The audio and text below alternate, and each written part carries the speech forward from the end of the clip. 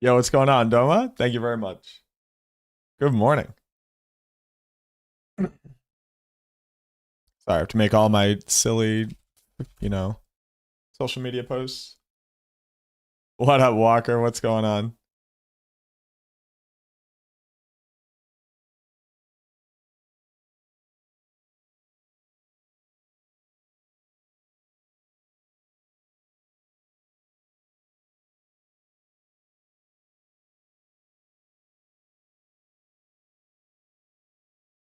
What's going on, Animal?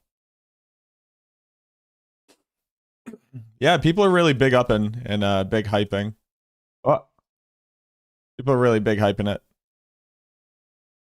Do do do do do do.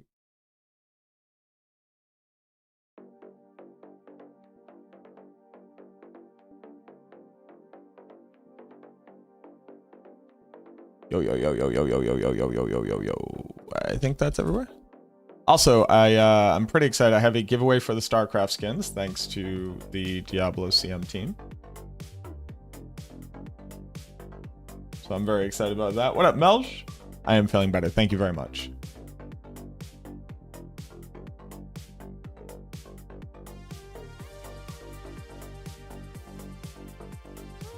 My average video length on YouTube is 209 minutes now. Huh. Oh shit, I'm in the top million channels on YouTube. That's pretty cool. We got 66.6k subscribers, big Diablo ups.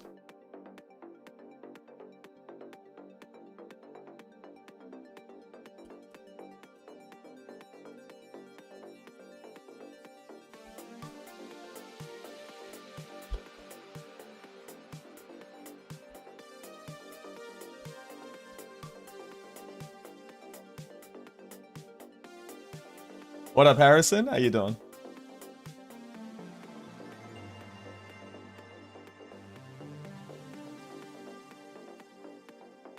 Thank you very much for becoming a real one. Go ahead and add some time to that timer. Thank you very much.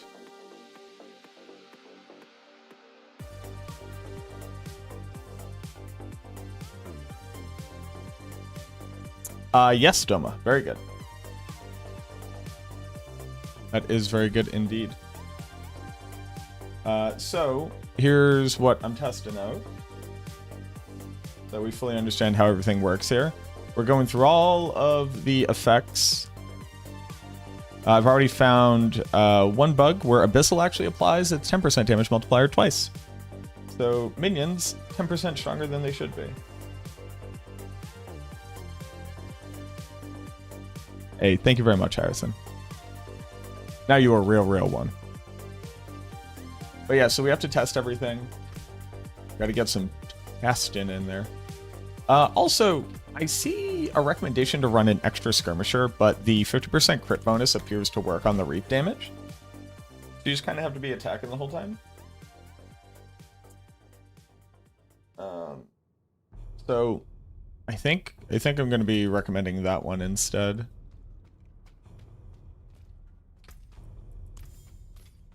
So it's disable. Also, the explosions on Decompose don't overpower. Just the truth. Just sucks. Is it all of them or mages? I'm talking about Reap skeletons currently. So Grim Reaper effect on skeletons. 4665. Oh, you know what? I wonder if Starcraft OST is on Spotify.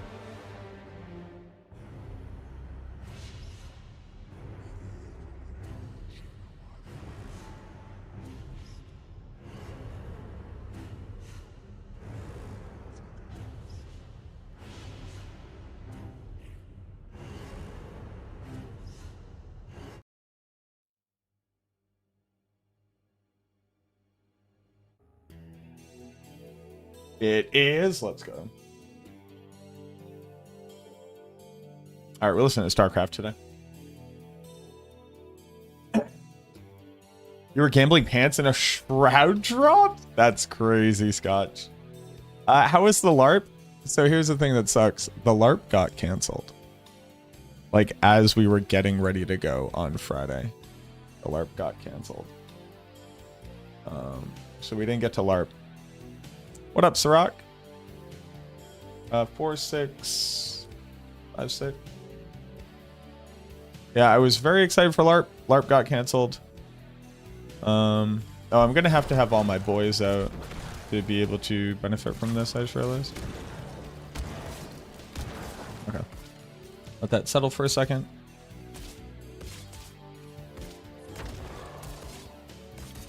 Nine, 3, 4, 6.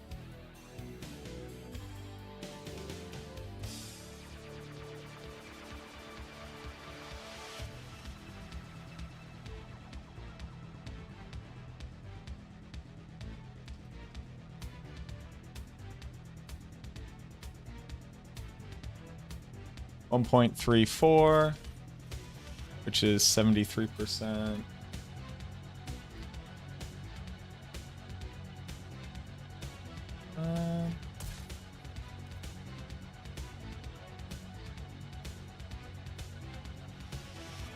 Hmm.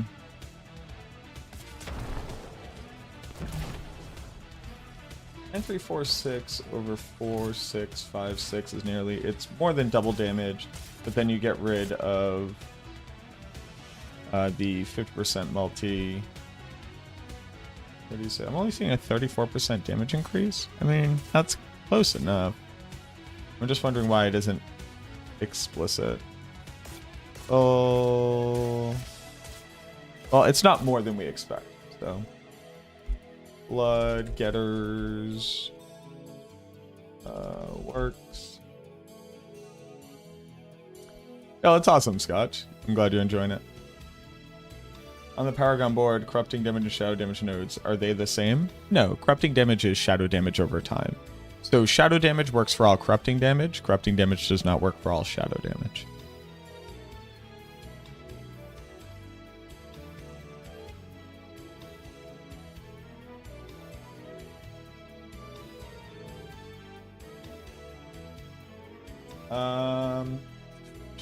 What else do we need to test? Also, I need to apply a thing to my face, I just realized. Hold on.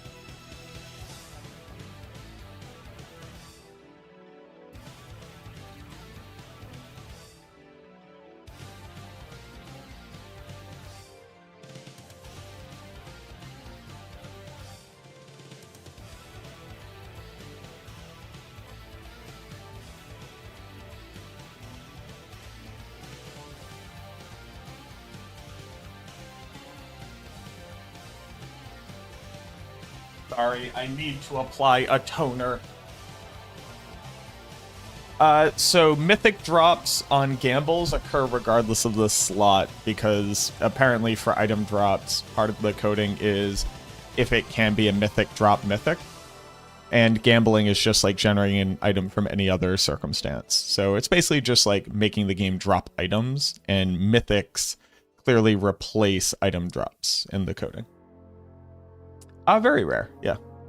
But it actually happens like a decent amount. It's kind of funny. Okay, so that was... Sorry, I had to apply a toner to my face, which is witch hazel, because I'm sick and tired of having giant Italian gross pores.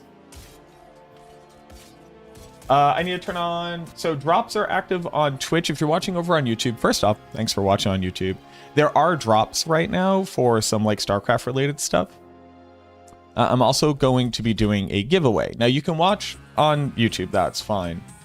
But to participate in the giveaway, you just have to hop over to Twitch and type in exclamation point raffle when I tell everybody to do so. I'm going to be starting a giveaway. We're going to run it for a couple hours. And it's for the full Starcraft skin pack.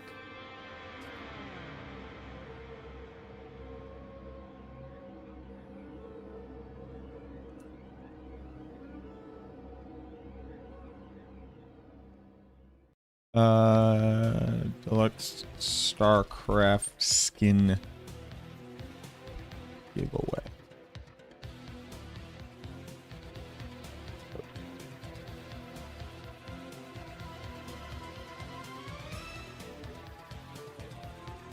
Yo, what up, Loathburger? What's going on? Yeah, so this is gonna run for a couple hours. Come on over to the Twitch, type in !raffle. I'll be giving away the full set of Starcraft skins. I should have them, I think.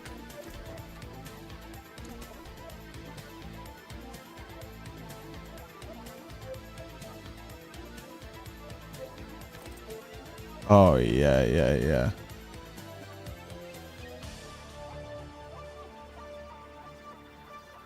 Oh, that's very good.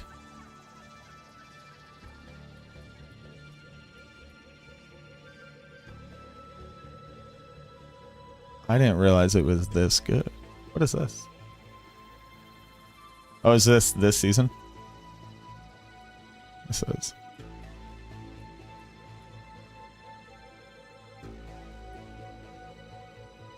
That's wild.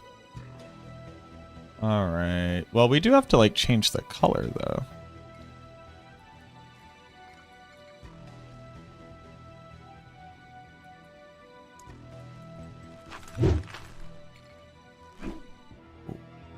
Yeah.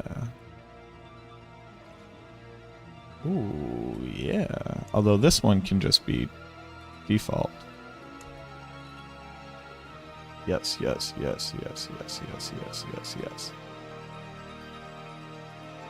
Little feeties? Thank you for the follows. Yeah, that'll be fine.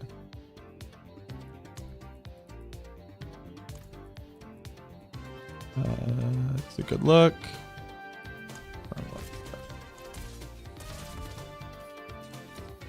Hell yeah, brother.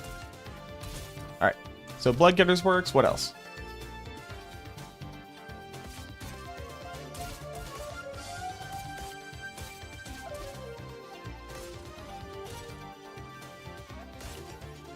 Reanimation. Yep, we have to try reanimation. Means I have to get intelligence off of this ring. Where'd you get that StarCraft music? The OST, and it's on Spotify. So the interesting thing about Pain Gorgers is that you will use them. They're actually not that good because the Reap that echoes is based on the Necromancer and not the minions, so it doesn't get all the damage multipliers, which is very weird.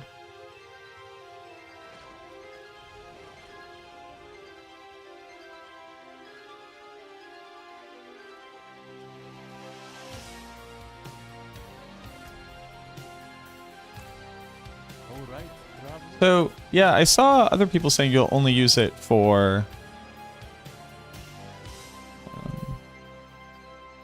you'll only use it for... what's it called? But, like, it still does make the attack that they do 2.5 damage.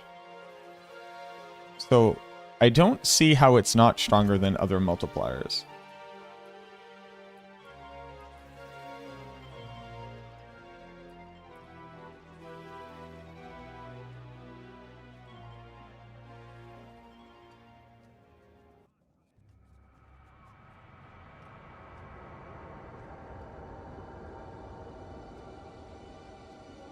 Unless the multi is applying to the reduced damage amount.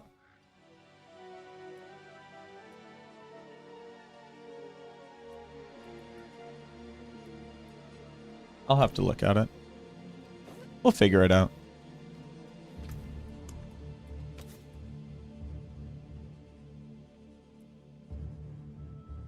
Oh yeah, Blood of the Scream is huge. There we go.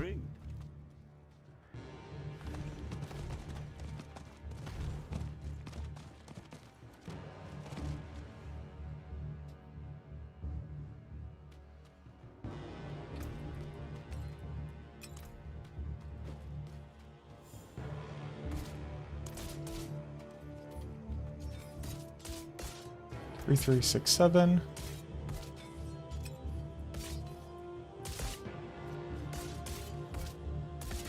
Three, six, seven.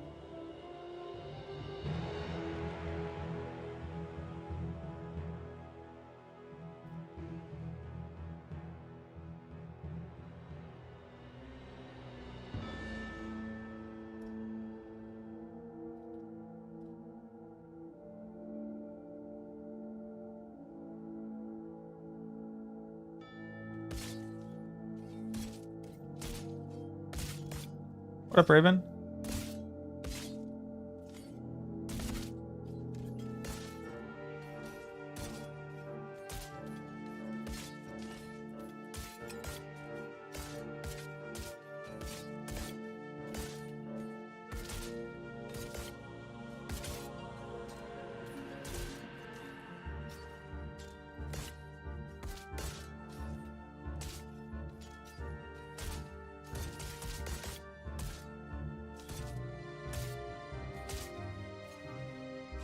Three, 367 with a ring that grants. Oh, it grants shadow damage. You stupid idiot, baby idiot. Stupid, stupid, stupid, stupid, stupid.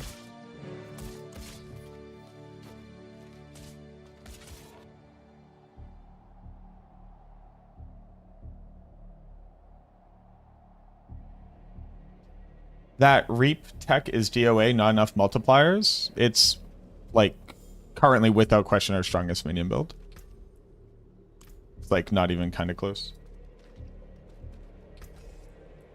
I think that you may be incorrect.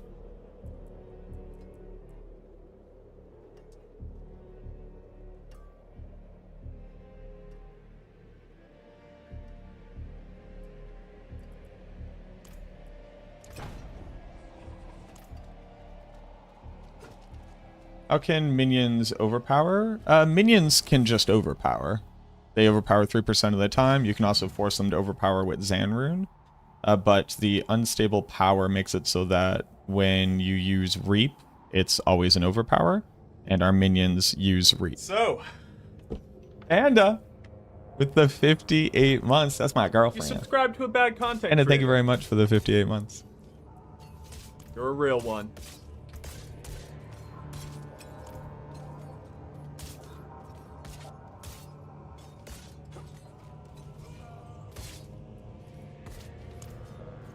And Excalibur, thank you very much for the new sub as well. Welcome on in. Thank you for the 6 minutes on the timer. Appreciate you. Is there a build guide? Yes, Rock is working on it. And I'm going to be putting out one to hold people over until we have the guide all set up. 3367. Is it okay if you can't post max roll? You can't post links on YouTube, sorry. But yeah, the minion build guide will be out in a couple hours. 5387. But I'm going to be covering it all here. Alright, so it's 60%, so that's working like we think. Reanimation.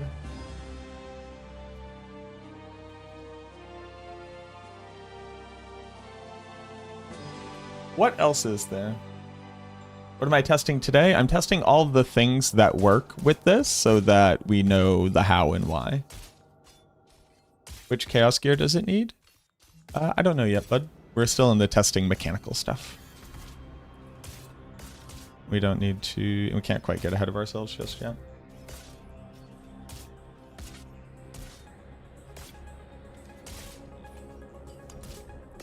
You are currently watching the finding out how things work portion, and then we put the build together, and then we put out the build. So you are in the beginning stages.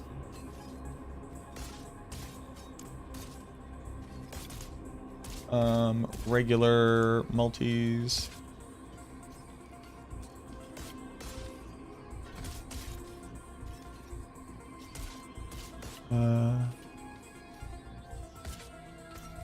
Oh, whenever I change something, reanimation is going to be weird.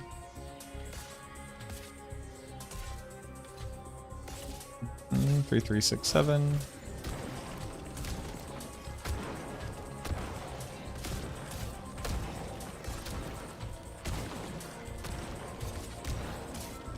4040. 4040. Vulnerable. Works.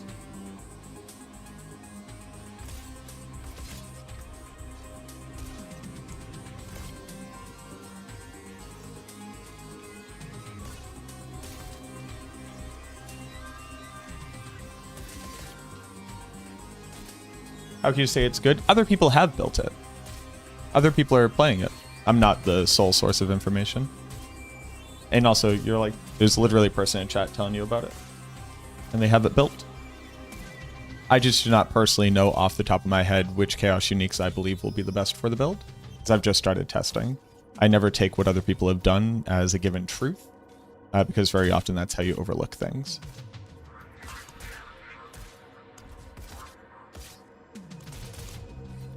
So two things can be simultaneously true. The thing can be very good. It can be shown that other people have done it. I cannot know what the best Chaos Uniques are for it. 6, 7. 4, 8, 4, 8.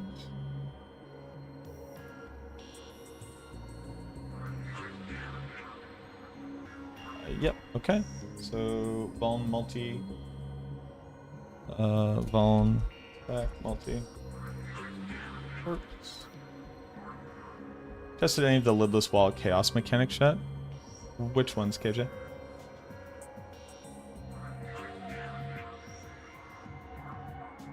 You look tired? I'm not tired. And also, while I do appreciate it, I never really want to be told that I look tired, because it just generally means you look shitty.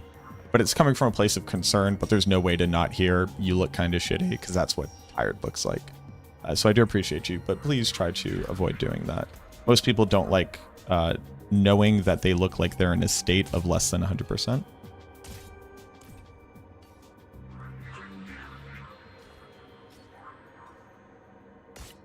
Uh, 4, 5, 4, 5. 35% crit multi works.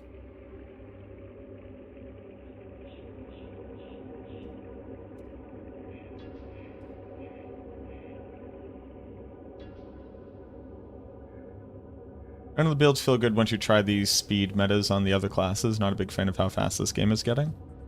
The game isn't getting fast. The game has been fast since the Sorceress existed. After, like, season 2, I would say.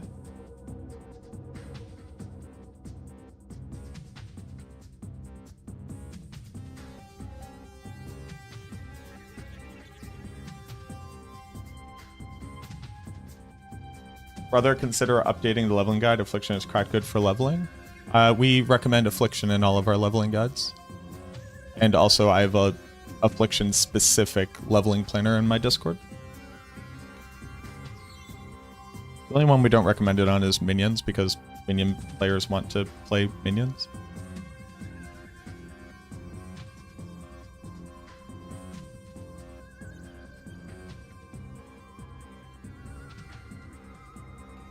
It has been a few days, yeah.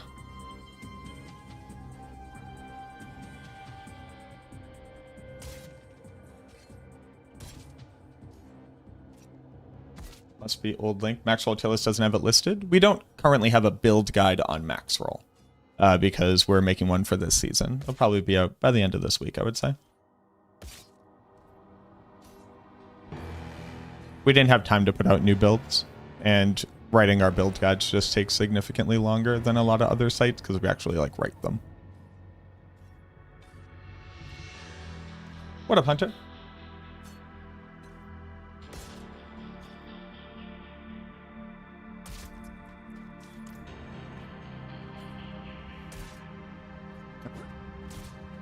That all works.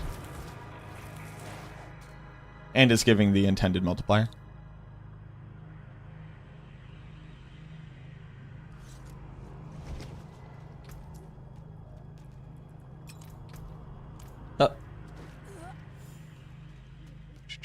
Magic is neither good nor evil. I may have we know Moonrise works. I don't know if the multiplier granted from it is appropriate. I need another shitty ring. So I can test more things simultaneously. Yep. Let's take another shitty ring.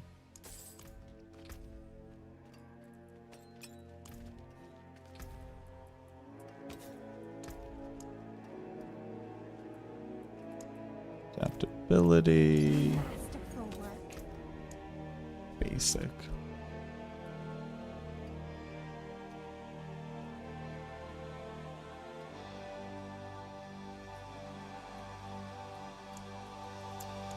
Basic. Obviously, Reap doesn't have anything.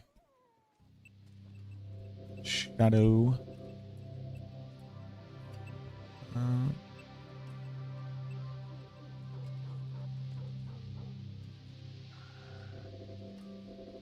I mean, I should just test everything. Which sucks. I really don't like having to test everything, but you might as well. Which is better, Moonrise or Adaptability? You should already be at attack speed cap. So I think that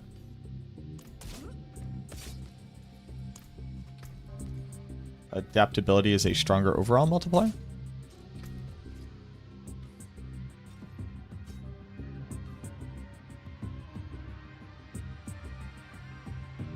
Or 5, 4, 5, because they're both 60 multis. Oh, hold on. What was that?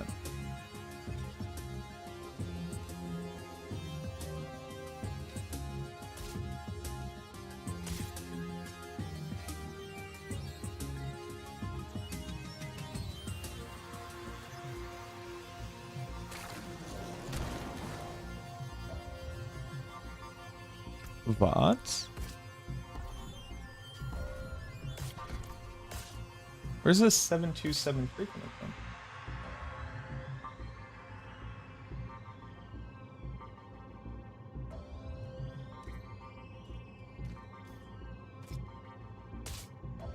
Where's this 7? And why is it now just 4545?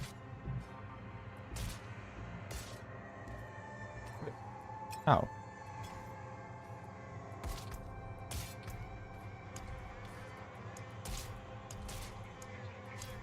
Let's back up. Let's get a new 3367. Oh, okay, because I had okay. I understand now.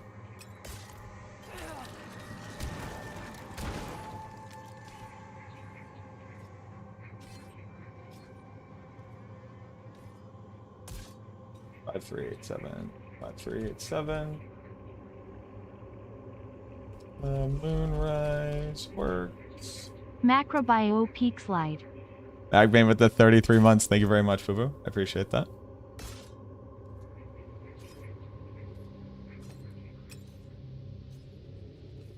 Okay. 0.59 multiplied by 110.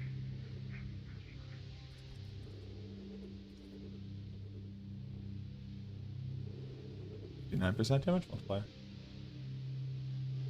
Oh no, but I have 110.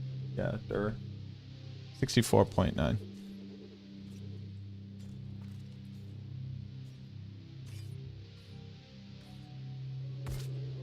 5552. Okay.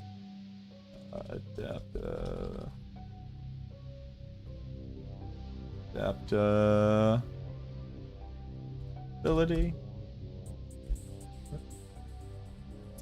Cursor not being affected by temper, intended or bugged, been away for a while, so maybe the company's stance on that. Cursed aura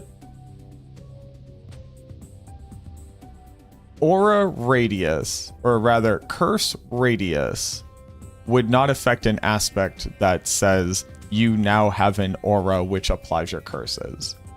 So intended, but probably not the most intuitive.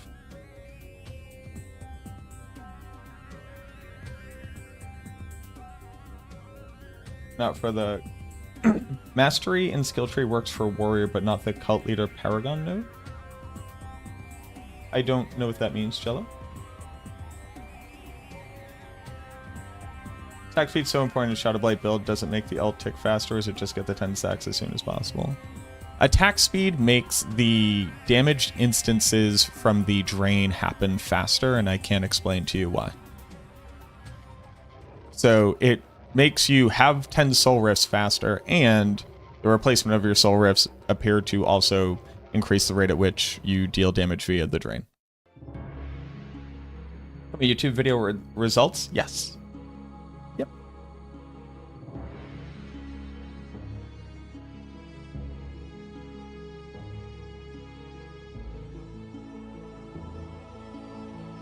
Yep, Reap minions. We're going to be doing warrior minions this season. Elements. So I currently have Shadow 4478.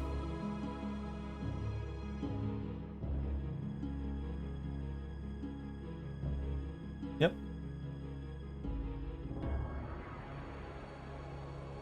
Elements works. Yeah, no problem, Hakma. Is that the D4 Collector's Edition box? It is. Yes. That boy. Yeah. It's got a bunch of cool stuff in it. I was kind of blown away when I got it. Thank you for noticing the drip. What else? Have I been working out? No, I just have kind of decent looking shoulders, and I normally don't wear a tank top. Yeah, it seems like it makes it trigger faster. Can't tell you why. It shouldn't.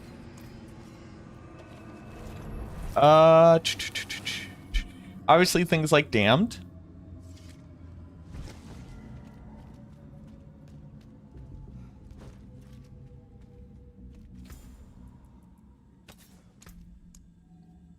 Damned.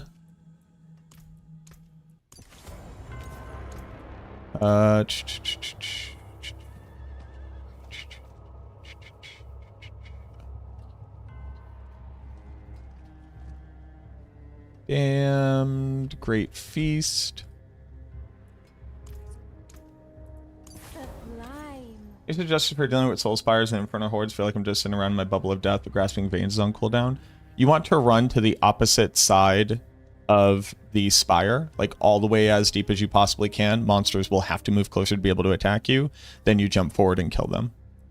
And also just don't do spires unless you have the spires pulls people in. Quite literally just ignore them even if they pop up, unless you like spawn a bunch of enemies on top of it.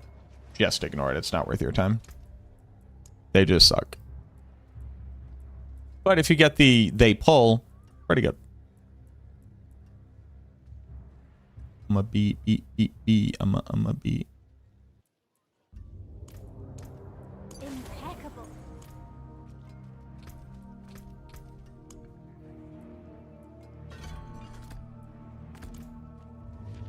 No problem. Yeah, they suck.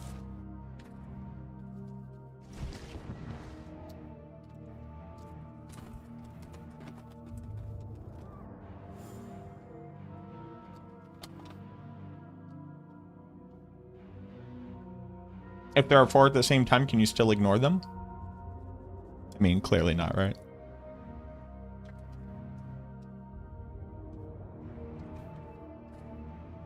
But I will legit leave 3 spires up.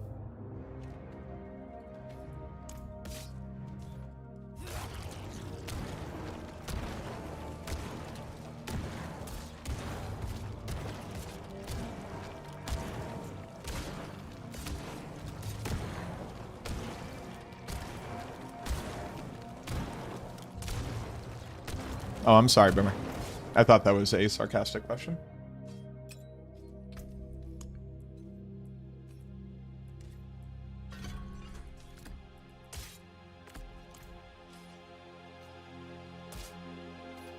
The Minion's Reap decreases Blood Mist cooldown.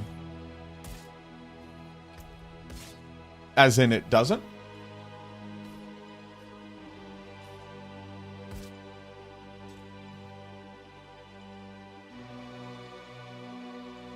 The Devotee multi worked for me.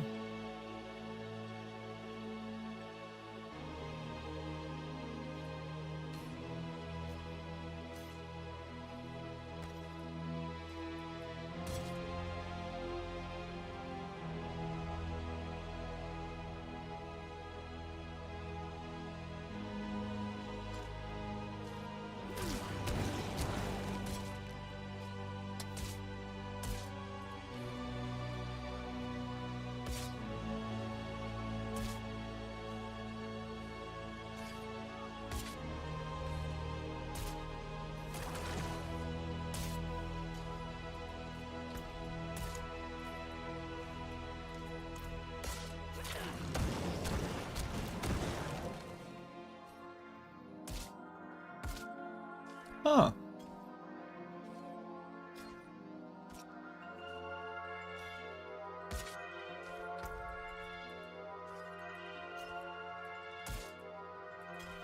I guess it doesn't.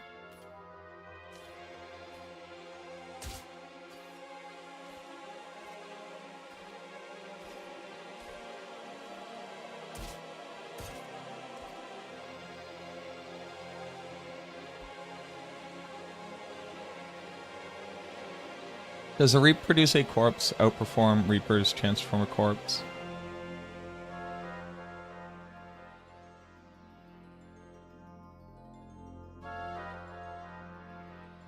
I guess I'm confused by the question.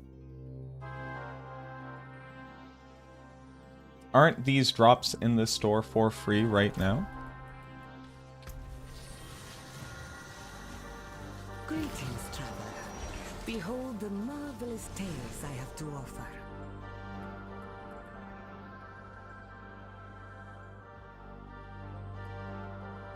No.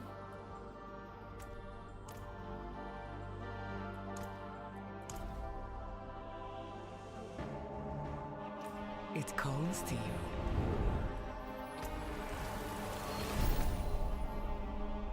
Let me show you more, traveler. That's a bold choice. Yeah. No, they're like Calls to you. different.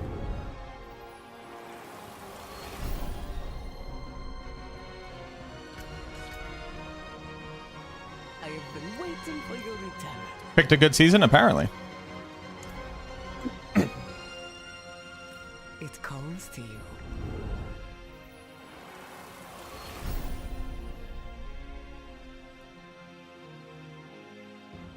Blood Mist tooltip. First to your casts. Well, we know that these are... So, these are us casting these skills, mechanically. We know that. Like, that is the expected behavior, I guess, is a better way to put it. That's why Moonrise It works. calls to you.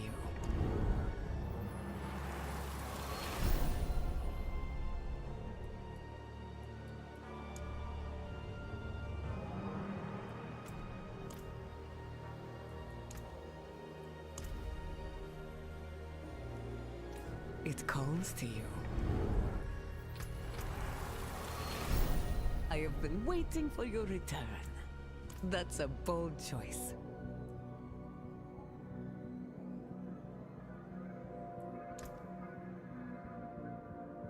Reads damaging an enemy with a basic skill.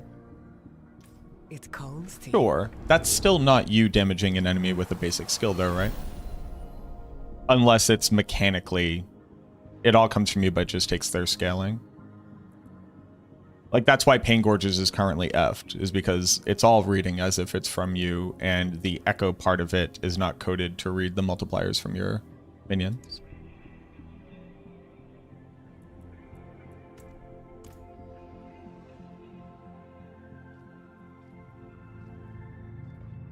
Oh, I want this little guy. I don't 2,500 platinum want this guy. I do want that little guy.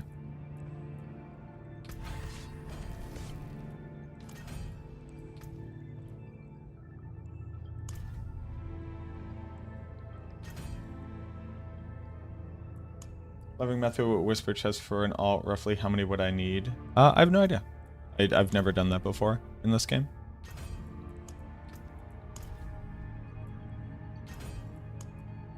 Read it and weep. We're the only class who can use this.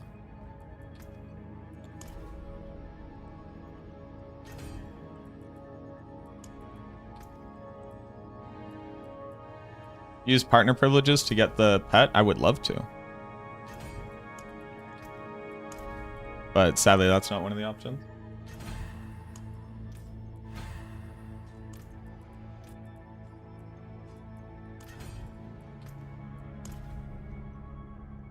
Send that email.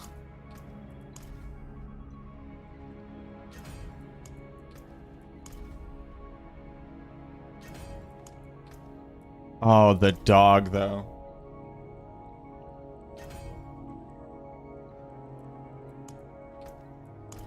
I was more of a Zerg player in Starcraft.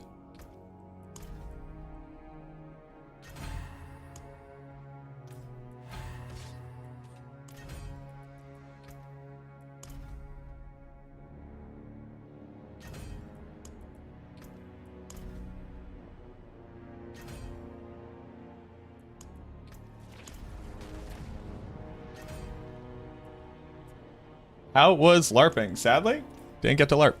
I did get some, though. I got to do manual labor on my house. Okay. Curse. Make sure... Yeah, it's out here. Where's my 336 whatever? 336. I did not get to LARP this weekend. The LARP got canceled, sadly. 5219. Damned. Works. Is the altar balance needed to play Shadowblade?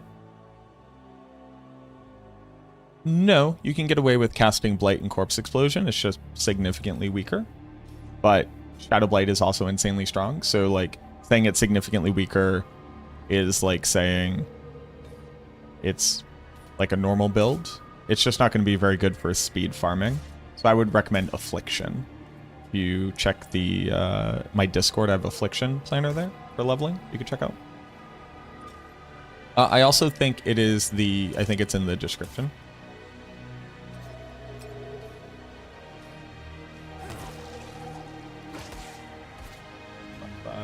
Five zero.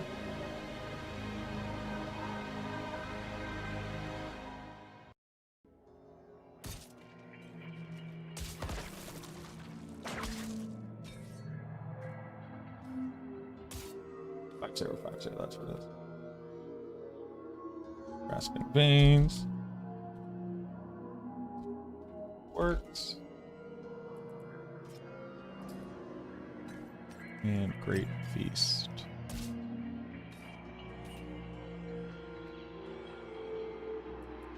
Great Feast. Feast works. Reap attack is shadow damage? Yeah, it's just like you casting Reap. It's not a Reap-like attack. It is, they do Reap. They use Reap as an attack.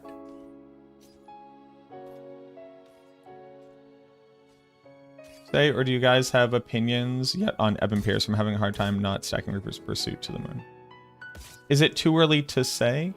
About what, Platypus? You want Ebon Piercer on a Shadowblade build. You just want it as a Chaos unique, and you don't really care about casting Blight.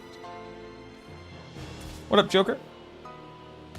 Is it too early to say Ebon Piercer for Reap Skellies? You should want it, unless we don't have space for it. But yeah, it's a very good item. It'll probably be on there.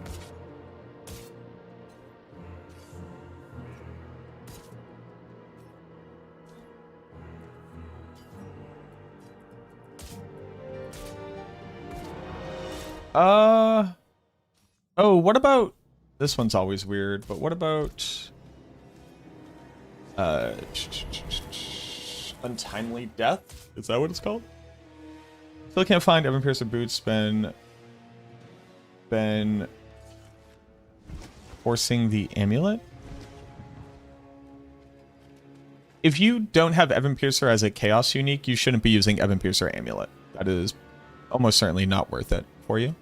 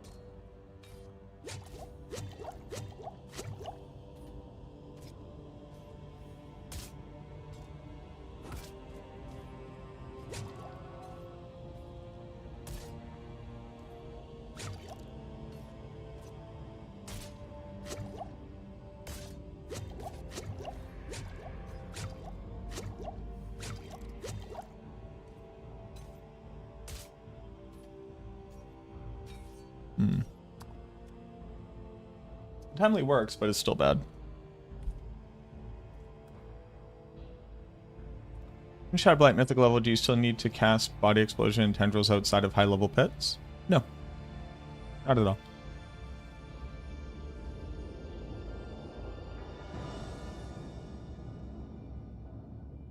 What up, John? How we doing?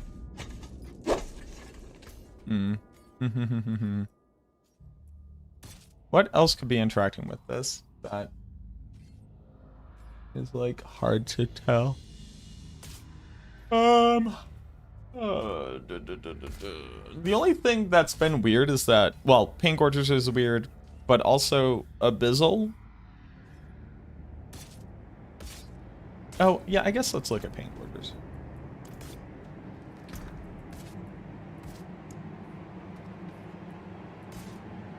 Pain Georgia. Georgia. Georgia. Georgia. We on our grind in Georgia all the time. It ain't nothing on my mind but Georgia. Alright, so let's see. So 3367. 3367. 3367, but at rank Reap is 80%. And then when I go up 3, it goes up to 95. So this is equal to 95 divided by 80, which is equal to this multiplied by this. So I should go up to 3998, and then I get the... but then I get the explosion.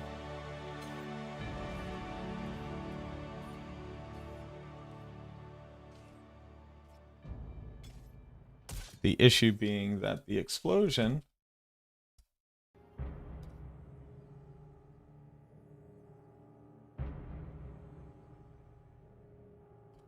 is not the full damage multiplier, but is instead based off of if I was casting Reap. So it's already missing. Already missing the 50% from the Reapers. And then it starts getting weird, right? Where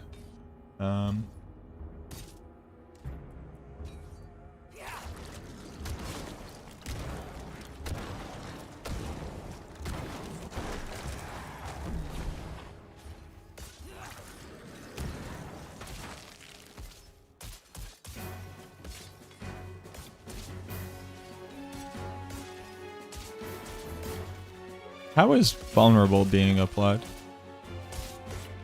Where are we getting vulnerable? I swap 10 watt for the teleport, or is it decrepified too important at that level? You do not need Tam Watt if you are not doing the pit. Where am I getting vulnerable from?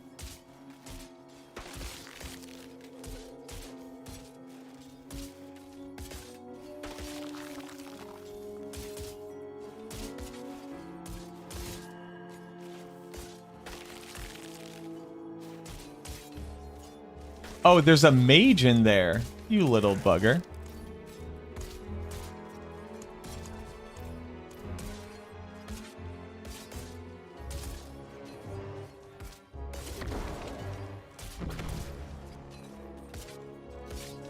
Eight.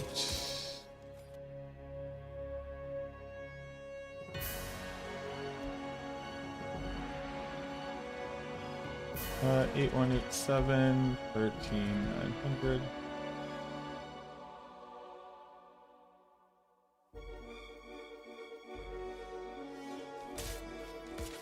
But the really important question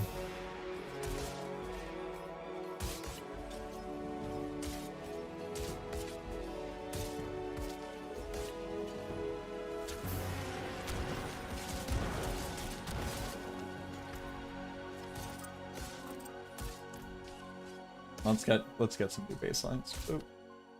Oop. Oop. This is 3602 and 6004. Okay. Do a little eat. And it becomes 54006. This is equal to this divided by this.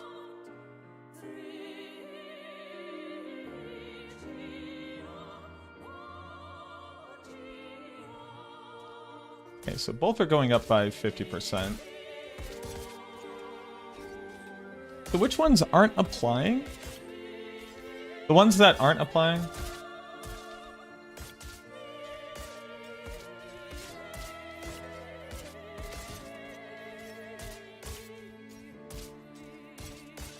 Manually in high-level pit should be fine then. In high-level pits, Jaw is a bad rune word to use. You shouldn't look to add Jaw rune word to a high-level pit, because that won't increase the effectiveness of your pit clearing speed more than doing more damage. The best rune to add to Jaw when speed farming is Zan rune. You could also use Bach if you want to use Zan for something else.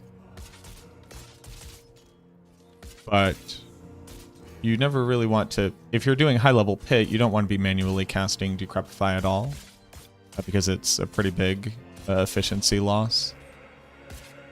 You really don't want to be casting any other skills other than weaving in a Corpse Tendrils and weaving in a Corpse Explosion on endgame Shadow Blight, because you want to be spending the entire time casting Shadow Blight, because it's significantly higher damage output.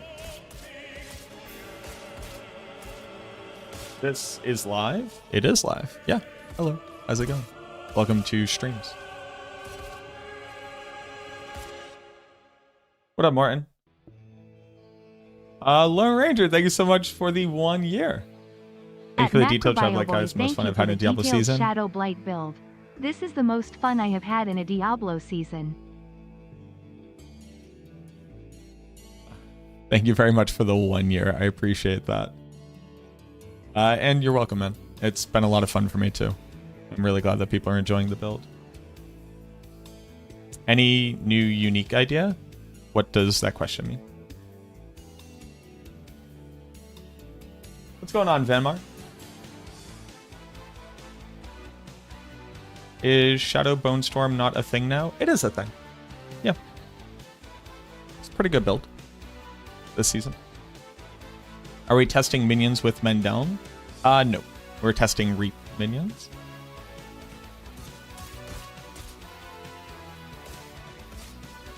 The things that don't work are summoning, additive damage, mastery ranks. That was another thing that people were saying do not work.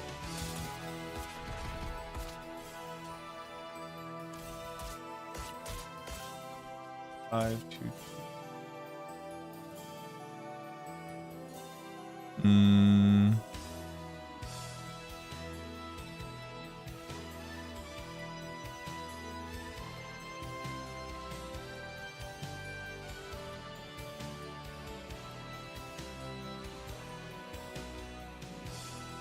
If I do a high level pit, I'll cast Explosion, Tendrils, Decrepify manually if needed. Don't need to have it in the runes for farming. Right, so if you're doing high level pit, you do not want to be manually casting Decrepify. So you can. It's just a DPS loss. You would rather your rune word be doing that for you. Content creator. You can do it. You can always manually cast everything. At Shadow Blight build, I rep-cased the basic skill rep with Decompose, and I see better results. What up, nerd?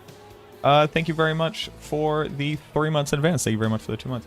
Shadow Blight build, I respect the basic skill Reap with Decompose, and I see better results. Cool. I don't know what that means, but I'm glad it works for you.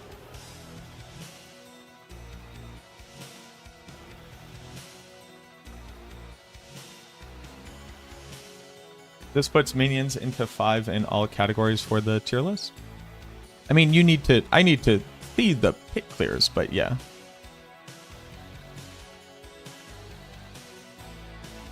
Five for pit. I haven't seen it on bossing personally. I imagine it's pretty good. Hearing.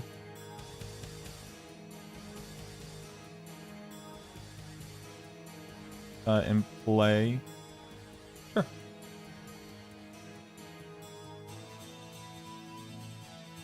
I have a question. Is anything such thing as all unique build? I mean, every item is a unique? You can do that. It's generally not. I mean, it depends on the build, but like this season especially, it's just not good. But like if you were to take a very strong build and do that with it, it would still be kind of fine. But there isn't like a build that is the all unique build. I see better results in bossing on a Shadow Blight build by casting Decompose ever. What would Decompose? You shouldn't even be casting Reap if you're bossing. You should just be casting Soul Rift. I don't know what having Decompose... Like, you shouldn't be clicking any other skill other than just holding down Soul Rift. And, like, making sure you have Grasping Veins up. Maybe you can expand on what you think was lacking and what better results means, but in bossing, that makes even less sense, I would say. Bloodwave still S tier? Shadow Bloodwave is... It should be S tier, or it's in the top of A tier right now. Is Minion Shadow Blight a thing? Not really. Not even Blight or Corpse Explosion? For bossing? Not really. You just hold down Soul Rift.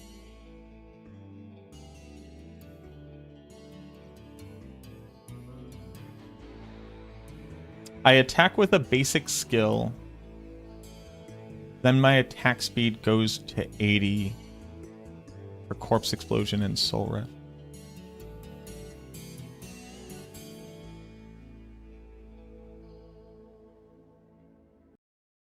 I guess I still don't know what that means. I don't know why you're casting a basic skill on Soul Rift against a boss. How was my weekend? My weekend was very good. The LARP was canceled.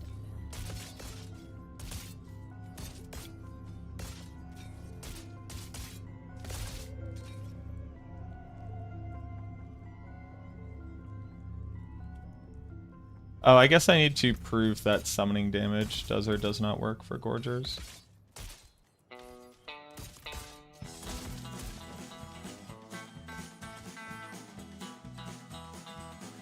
No, but what are you triggering, Nerdstone? You have to explain to me what casting the basic skill is doing.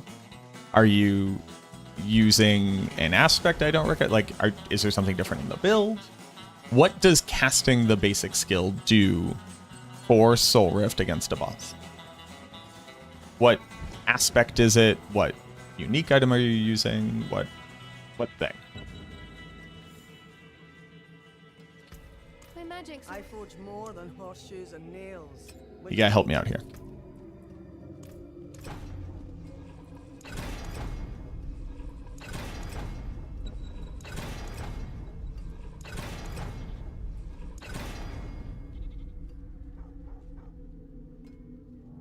For no, Zan. Zan is the best.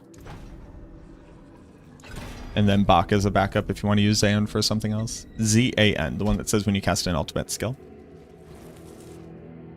You were so prepared? I know. I'm very upset. Season I'm trying to use Frost Mage with Blizzard talent. I would not recommend that, but you can if you'd like to. It's not good. You can't really scale its damage in a meaningful way.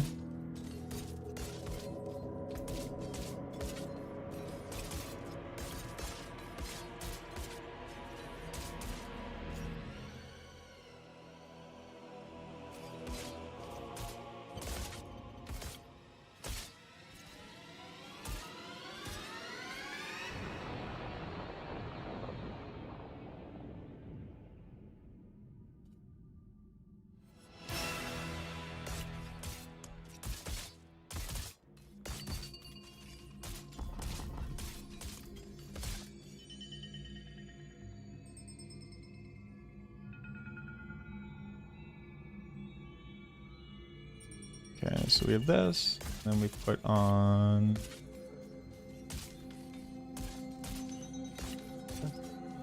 Is the Treasure Goblin Treasure Vault coming from Diablo 3? No? Have they said anything about that? I wouldn't assume so.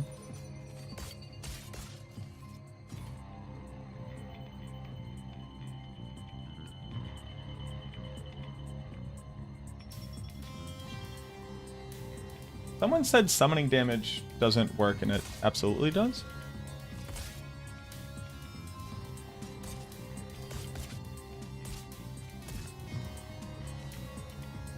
You're just asking? Oh, okay. No. But like, so like, let's say, so let's talk about like the universes that we live inside of. Just shot in the dark random concept is this thing I just thought of coming back. Can you tell me? You probably would have heard of it. But also, if I knew about it, but you hadn't heard of it, I wouldn't be able to tell you anyways.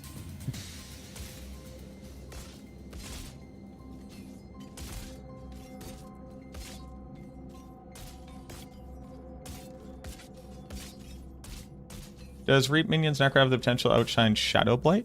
I don't know. I haven't seen the top end of what the build is capable of. Sirach sure thinks so, but Sirach also gets very excited about things. I hope he's here so he hears me ribbing him.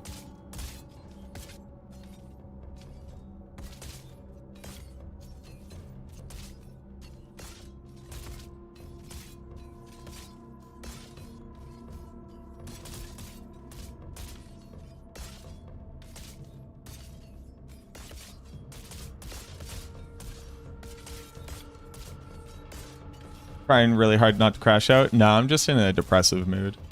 That's why I wasn't streaming yesterday. It really got to me. What up, Kilbrew?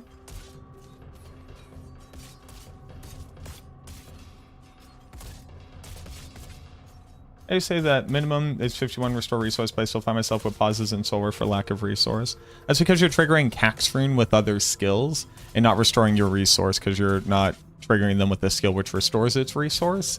Whenever that happens, click Blight or Sever to regenerate your resource.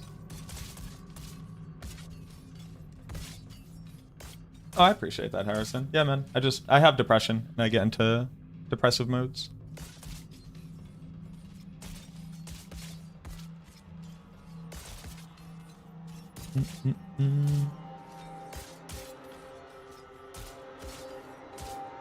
If you end up watching for long enough, you'll be able to pick up on it. Which, like, sucks because that's the parasocial part about it, right? It makes me talk in a very flat monotone. And I generally just sound like I'm pissed off. I'm just not. It just turns out if you take all the tone out of my voice, I kind of sound like a cunt.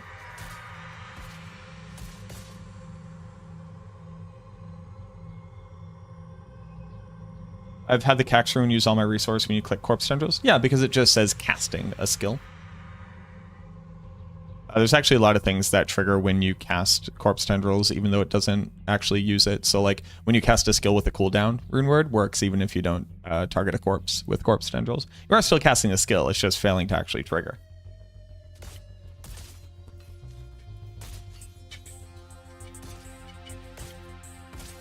Yeah, so summoning damage absolutely works for Pain Gorgers. I don't know, maybe...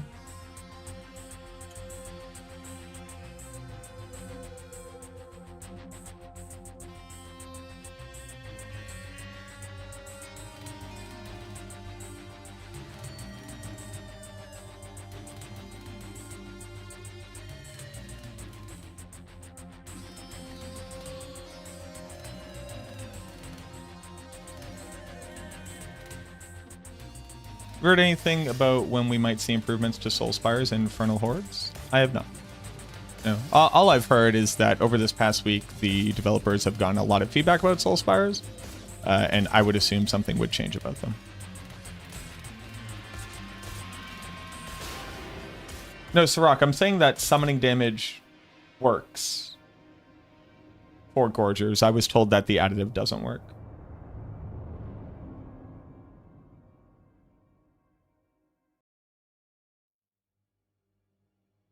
Yeah, so like right now, 4656 and 7761 versus 3602 and 6004. They both increase, and they increase by the same amount that you would expect them to.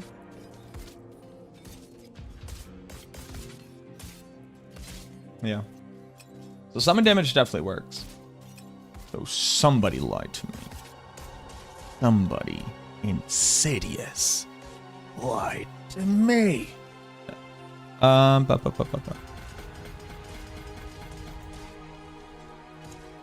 Obviously, we gotta go check the old cult leader.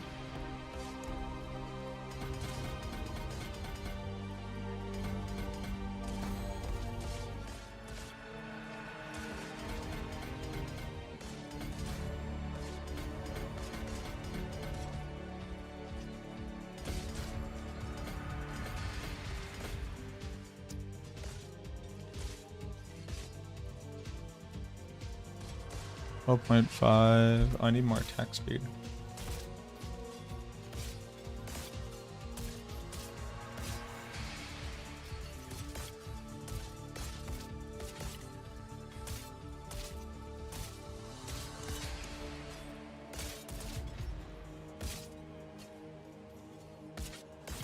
Four 9 0 5 and 8175. And now I have 15 attack speed, or 25 attack speed, and summoning attack speed. Oh, I have attack. Where do I have attack speed from? Oh, I have attack speed from Pain Gorgers. Okay. So I don't actually need the summon attack speed. It can stay there though. 37.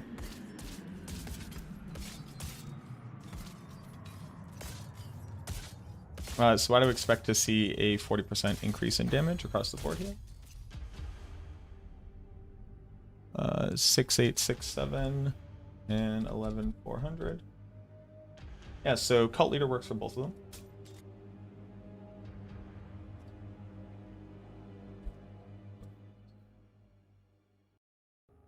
So the only thing I've come across that doesn't work is skeleton mage mastery for both of them.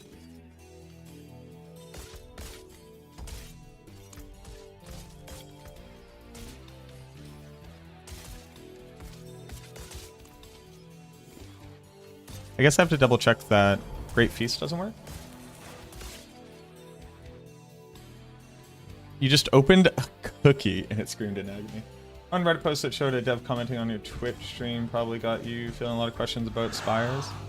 That one Reddit post that showed a dev commenting on my Twitch stream. Is there a Reddit post about somebody commenting on my...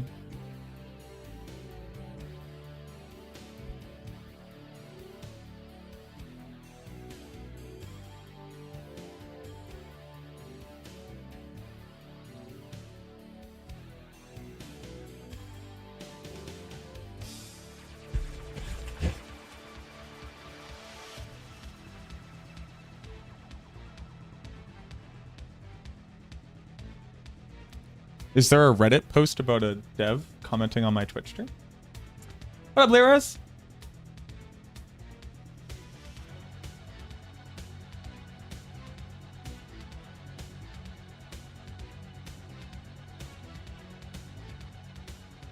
It was me.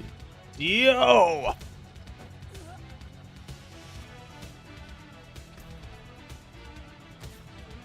Because I do have a couple different devs that like to watch my stream. Oh. But I don't have context. Alright, thank you very much for the raid. Welcome in, everybody. Hi, my name is MacroBioBoi. We're at the end of a subathon. The stream's not going to end. This is from last week, and I had to put the streamathon on hold. But technically, I am in a subathon. Thank you very much for the raid, man. Hope you had a good stream. If you don't know me, I'm just Lyra's friend, and I just play video games. Those are two things that you get to know about me. Everything else is secret.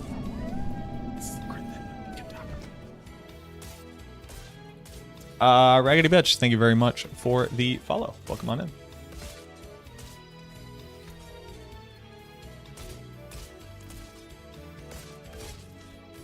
Seven, 4.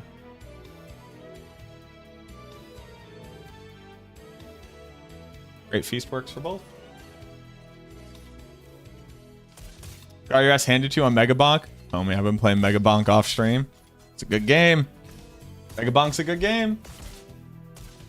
This post where one of them said they were thinking about how to improve so it wasn't anything made, but made news articles on one of the RPG websites. Oh, really? uh...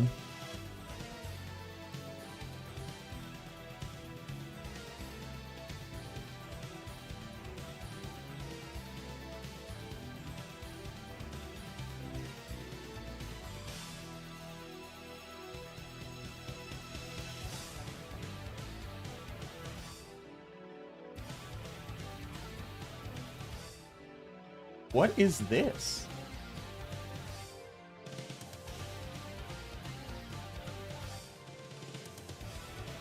What is this?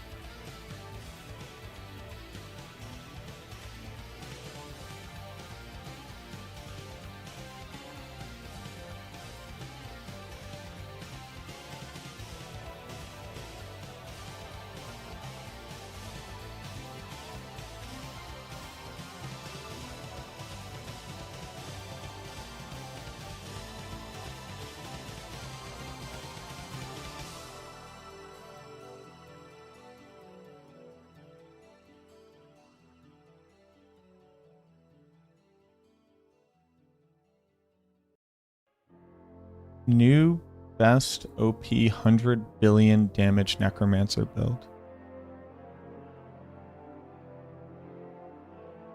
These builds do 1 trillion damage.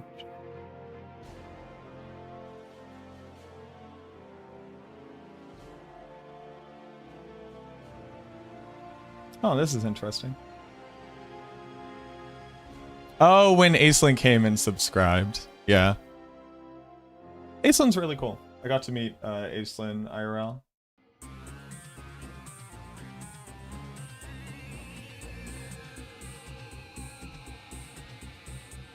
Yeah.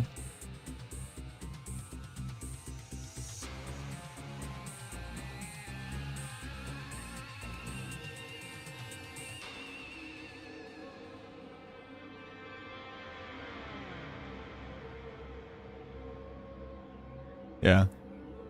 This. Yeah, she came through during the subathon.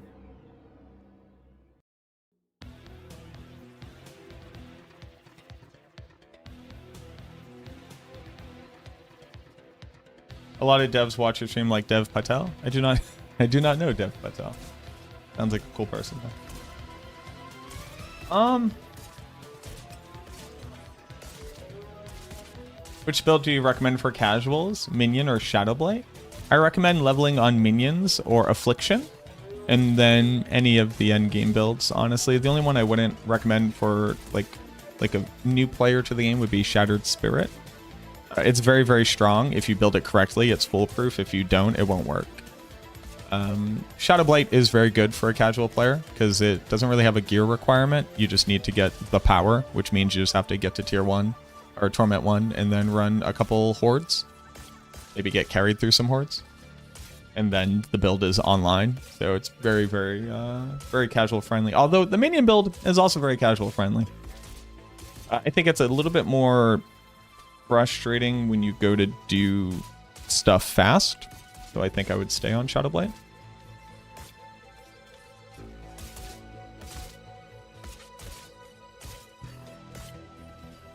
Wonder if my build for Blood Surge as a corpse consumption driver? Not particularly. You would just run out of corpses very quickly. Because Blood Surge has like absolutely shit lucky hit chance, so you just really wouldn't make a lot of them.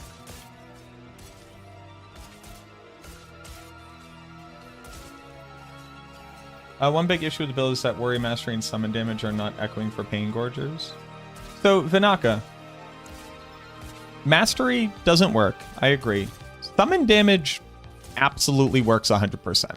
So I'm very confused by that statement. So let me show you.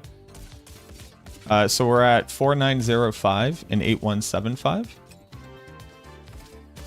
Both increase by the amount that they should. And then I have Great Feast. And both increase by how much they should. So, or I'm sorry, Great Feast. Oop. and both increase by how much they should. So mastery doesn't work, but summon damage absolutely does. So I'm a little bit confused.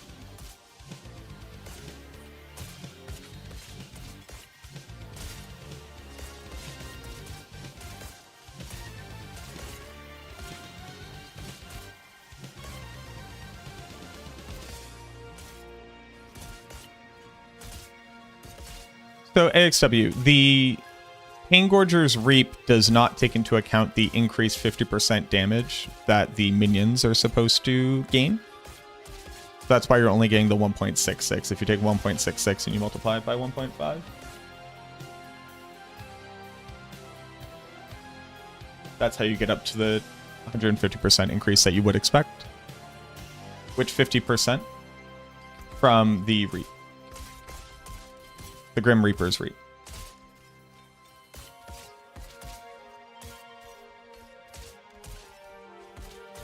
Do you have to have Reap on your bar? No.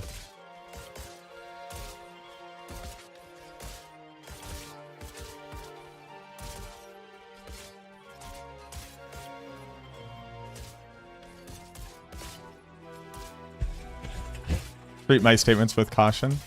Yeah, I don't know how Great Feast slipped by, but that is okay. I'm showing that it works. Like, this thing says summoning damage. I currently have 50 additive here. So if you take this number, 49, if you take 4905 and you take 8175 and you divide each of these by 1.5, which would give you your base without additive damage. And then you were to take each of these and multiply them by 2.1, which is how much you would get up to. Because I have 61, so I would have 111 additive damage. You get 6 whatever, and the 10. Sorry, hold on. 50 additive, 61. And obviously there's a bit of a rounding issue here. But you get the damage increase.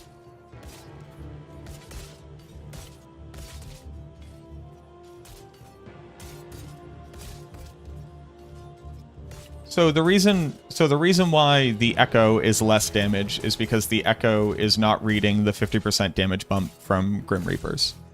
So if you take your 66%, you multiply it by 1.5, that's how you get up to 100% of the expected damage.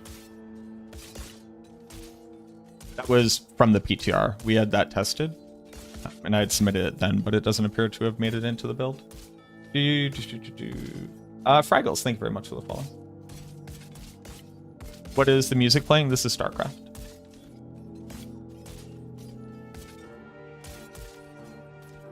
Oh, and the subathon is done in a minute. Hell yeah, let's go. I want to see this thing hit 0. Hold on.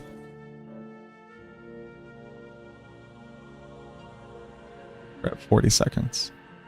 I'm going to keep streaming. I'm not going to end the stream. This is just leftover time from the other day. And if people wanted to be absolutely like psychos and donate, I would keep the stream going past when I normally would.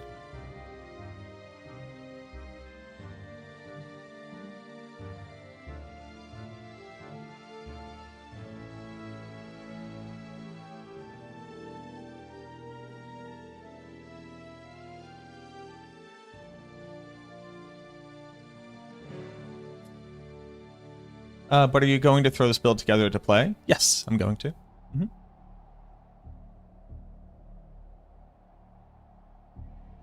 It sure would suck if somebody were to donate. Hexagram, thank you very much for the new Prime. Thank you very much. I appreciate it. Thank you for the 6 minutes on the clock. Thank you. Thank you. Welcome on in. So it's the 150 and then the Warrior Mastery. So yeah, so this doesn't work.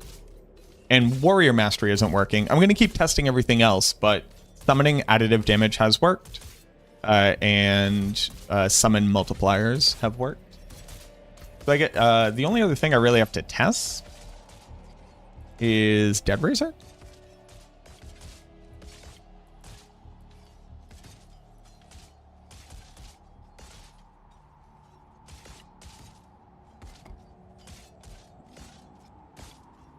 Old Bracelet and Raggedy So- Bitch, thank you very much for the primes as well. Thank you, thank you, thank you. Welcome on in. You subscribe to a bad Appreciate content that. creator. We're back up to 17 minutes, just like that. Easy game. You're a real one. Thank you. That is kind of you. So, So I need these. you subscribe let's to a bad see. content creator. New damage value. You're a real one. 7202.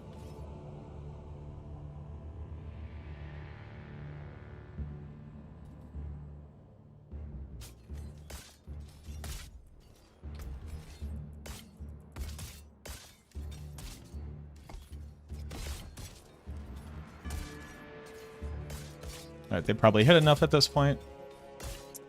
82, 83, and 13,800. 15% increase in damage. Dead Razor works. I got $4. Is that life changing? To some people, it is for sure. I don't believe that $4 would be life changing to me, but I can take that $4 and give it to somebody who doesn't have it. Hexagram, Old Bracelet, and Raggedy Bitch, thank you very much for the support. Appreciate that. It sure would suck if somebody were to donate a life-changing amount of money. What's 50 grand to a motherfucker like me? Can you please remind me? A lot. 50 grand is a lot, like a life-changing amount. Oh, that was it. I had additional summoning damage here. That's why the number wasn't exactly what I was expecting. Hoot to know, hoot to know.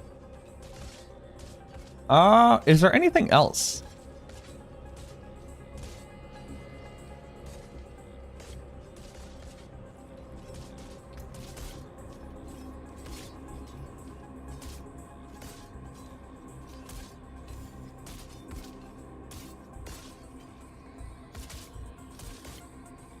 But like, this is my thing. Like, Pain Gorgers.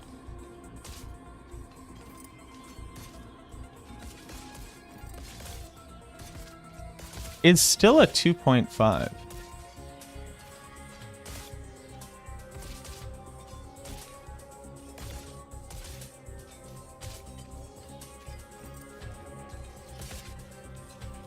How? Hold on.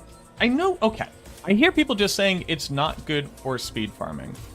It makes their base damage be 2.5. And then also you get basically a half damage, or even like maybe like a 10th damage proc on top of that.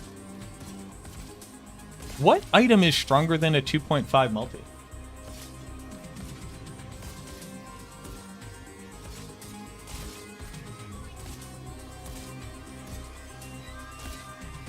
No, again, I think people might be missing what I'm saying here. Their normal reap damage is 69.75.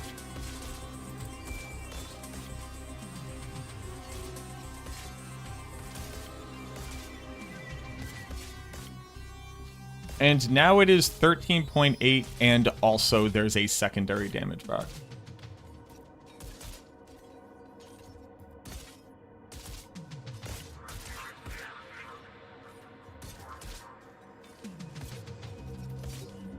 Like, the way that Pain Gorgers works is your damage has a 2.5 multi, and you get an echo of that damage.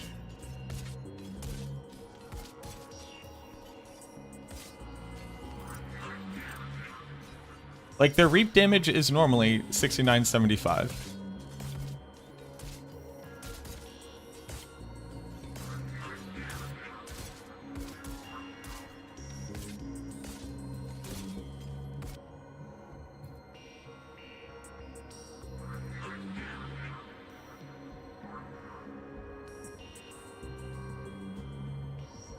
And then it's the difference here.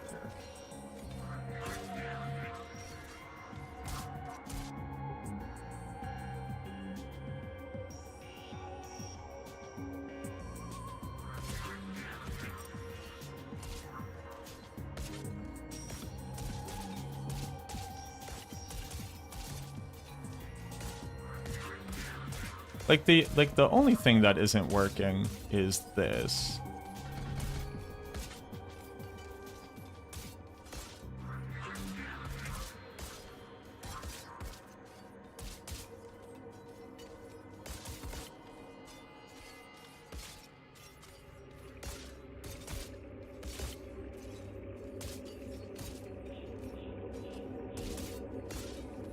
Okay, maybe. Oh, I have to. I guess I have to check like Hellbent Commander. See if that one's not working. I need a cult.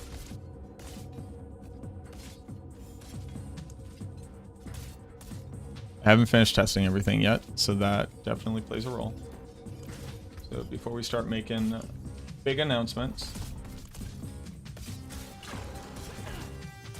What's going on, Cal?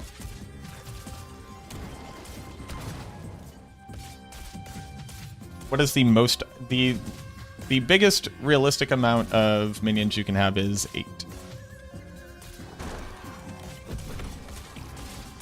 Well, for your warriors.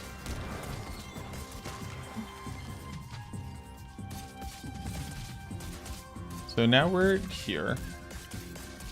That's with... Let's get rid of stuff. So we're doing 7605 and 12600. Man, I wish I could see all the numbers. Wouldn't that be cool? Do minion builds work this season? Yeah, they're incredibly strong.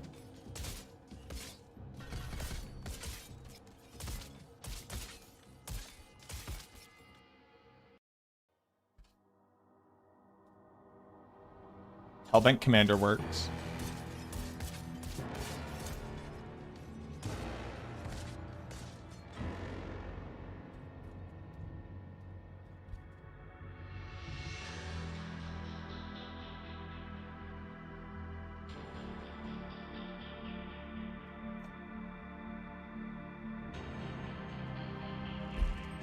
Like what else is it?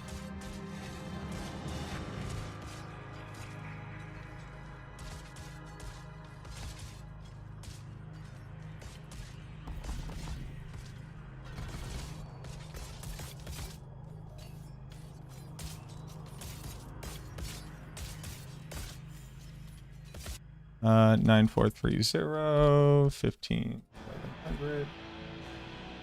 Same amount. So Gloom works.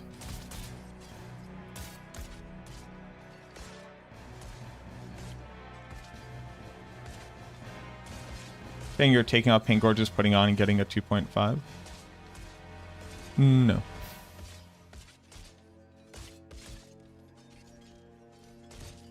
I'm saying that if I continue testing things and this is the only thing not working, the difference between Pain Gorger's damage and the Skeleton Warrior Mastery's damage is just going to be the difference in Skeleton Warrior Mastery.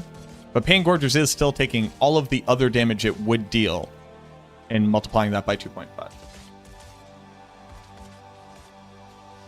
So it's missing the 50% from the Reaper's multi, right? And then the difference in Warrior Mastery. Because summoning additive damage has worked, Hellbent Commander has worked, Great Feast has worked, Cult Leader has worked, every other aspect I've tried has worked.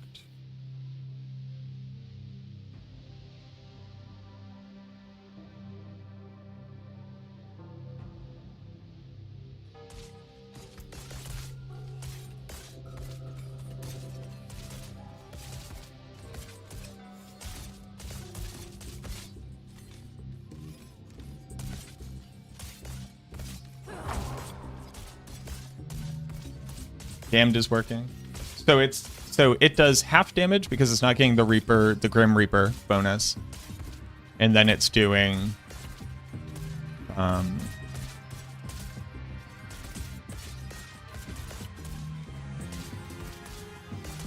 whatever a Skeleton Mage Mastery will be. So I'm not sure how many you get up to.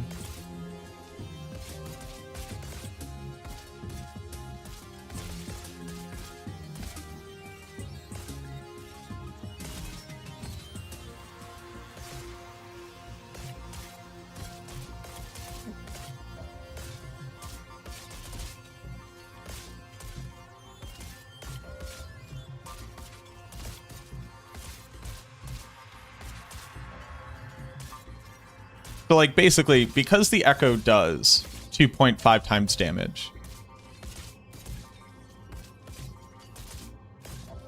and it's not getting 50% of the damage, And then it's the difference in mastery. The Echo should be doing like 80% damage. How many ranks of skeleton mastery do you get up to on the build?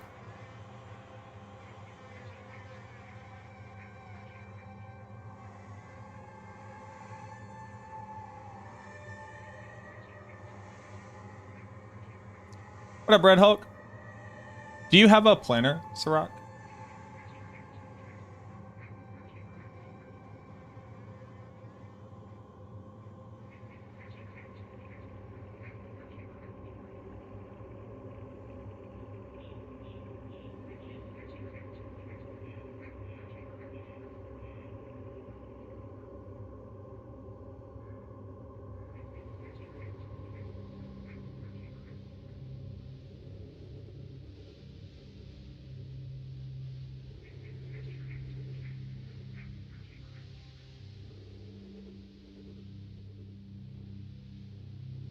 Not much, just annoyed with farming.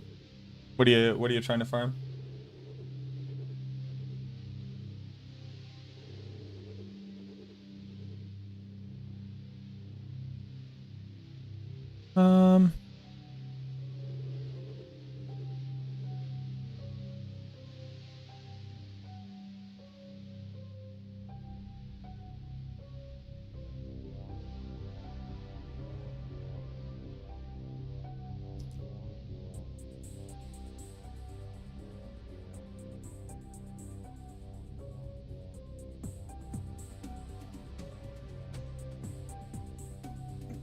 All right, so 18 ranks is 270% damage, right?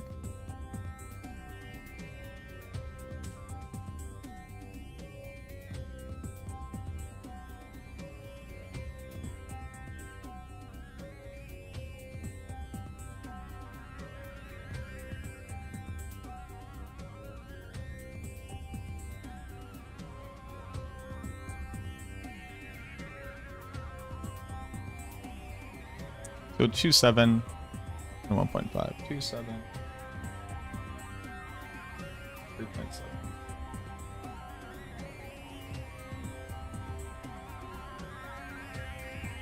So it is 3.7 divided by 1.4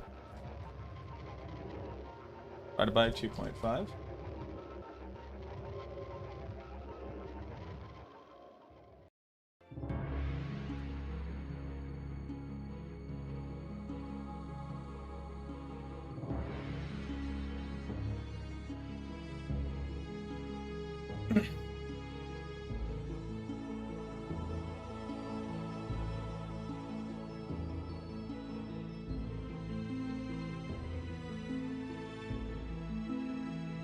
Well, no, because it's more than a 2.5 times multi. So it is, you have 100 damage, you do 100 damage again, and that 100 damage is multiplied by 2.5.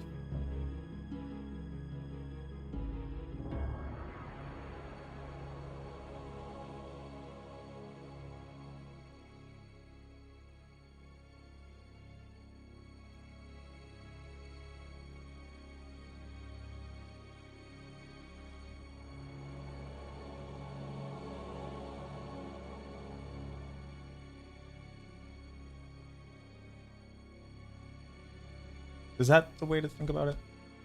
Let's try to model this.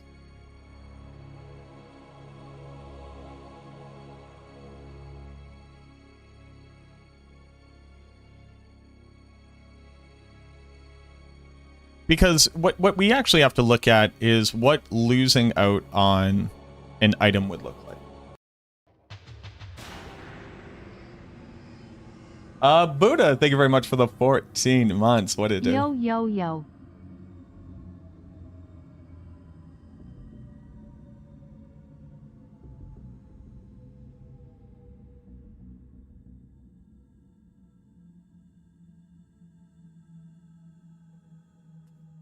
Because it's the difference in...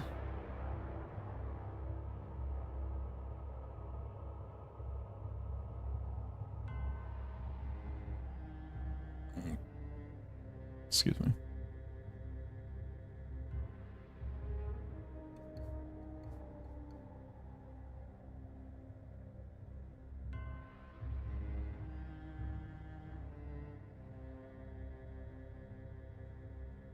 Hmm. Hmm.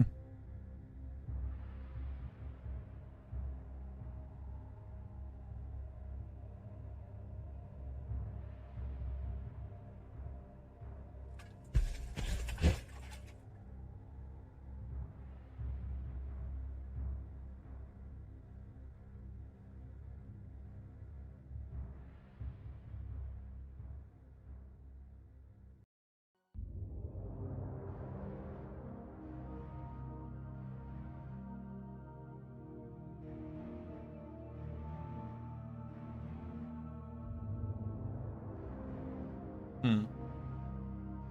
Cervezas, thank you very much for the follow.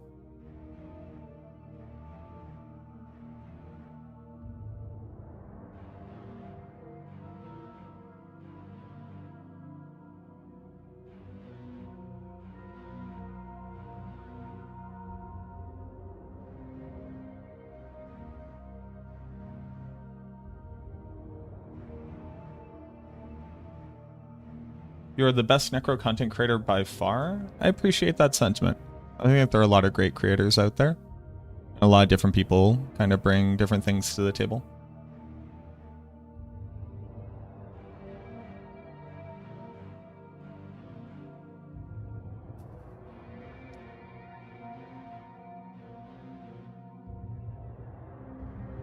Sure.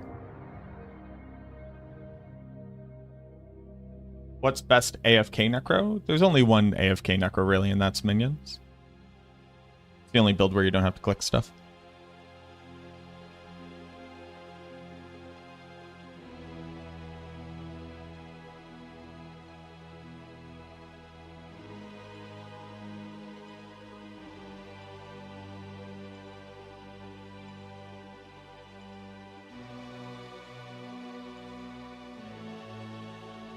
Yeah, but which details? I don't know what that question means.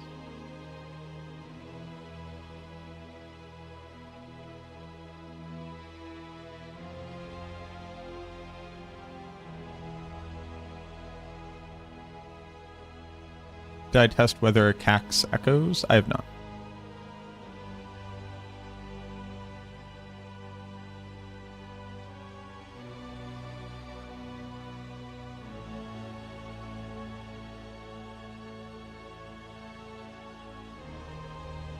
Is there a way to make Shadow Blight be just cast Soul Rift? Yeah, there's not even like ways to make it happen. You just run the build but only cast Soul Rift, but that's not AFK.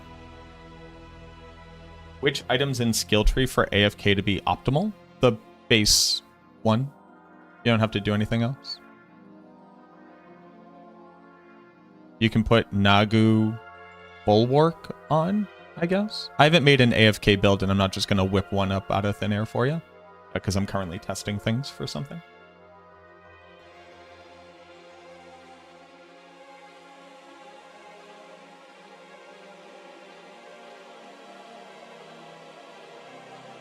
Well, I'm trying to do the math, Vinaka, to figure out what does it really look like.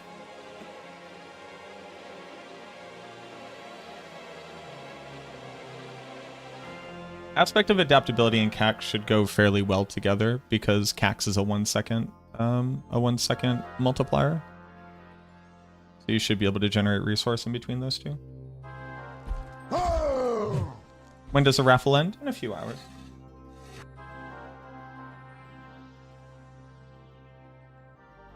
Meet the Monster, thank you very much for the follow. And I'm liked myself, thank you very much for the follow. So...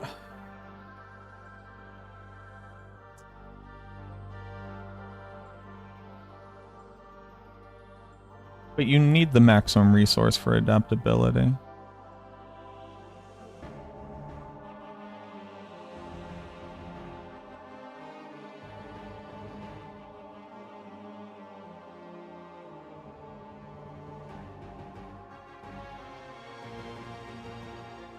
Igni what? Yeah. I don't know why I seem so confused. That makes sense. And you would never move these over to here.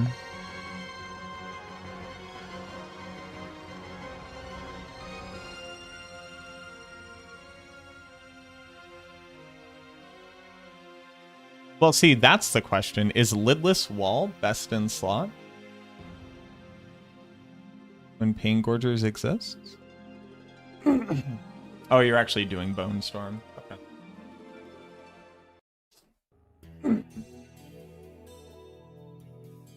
Yeah. Okay.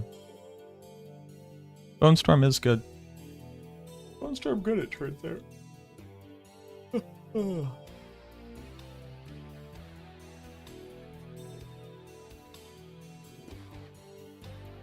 My brain is telling me to just, like, move on. Yeah, no problem, Xeno.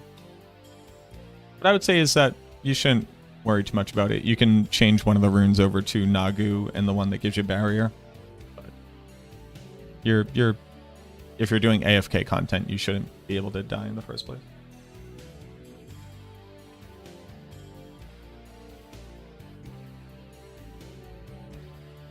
Lidless works with offhand too.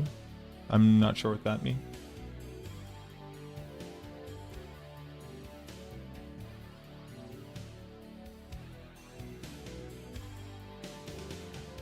Oh, wait a minute. Where is Devotee?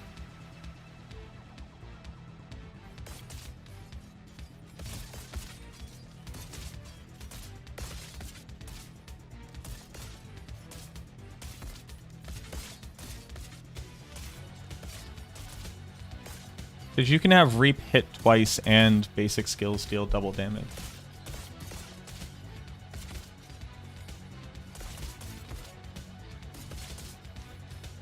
Applies to both main hand and offhand. Oh, if you're just explaining to me that Lidless Wall is an 80% damage multiplier, I'm aware. That's why my first question was, is Lidless Wall even best in slot? Because if it's only an 80% multiplier, then other things could be considered better than that. And that doesn't have the same issue of running into not having resource and also not having mastery ranks on it. Because you're using Bone Storm, you're also gaining a 100% damage multiplier. That's what my statement was.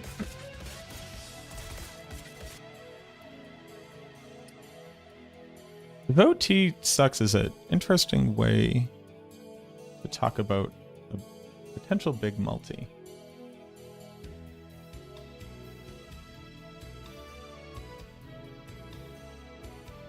What does it get up to? Oh, wow. It's only a 47%. Why is that number so low?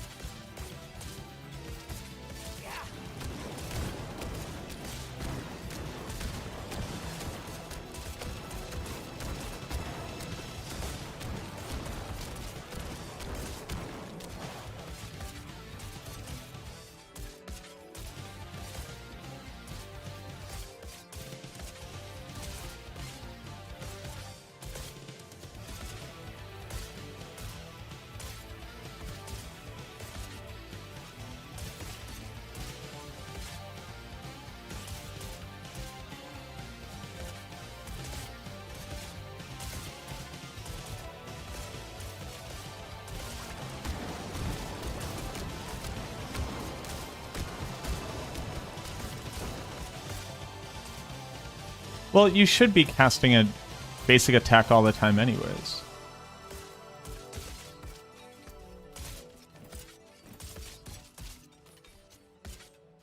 So it's a 40% and another 40%.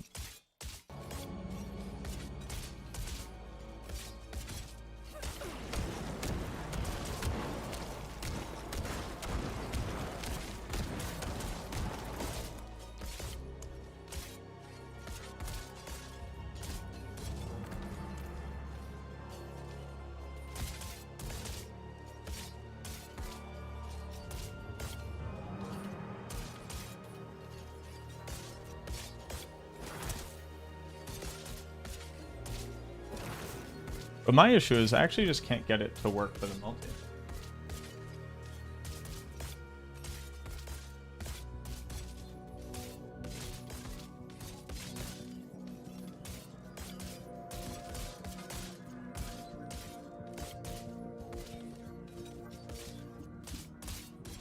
So let's back up. Chance for basic skills to deal double damage absolutely works. No question, 100% works on their reap. You can watch it work right now. The multi is the thing that we can't get to trigger. But if it was a 40% multi and a 40% multi, that is a lot of bonus damage.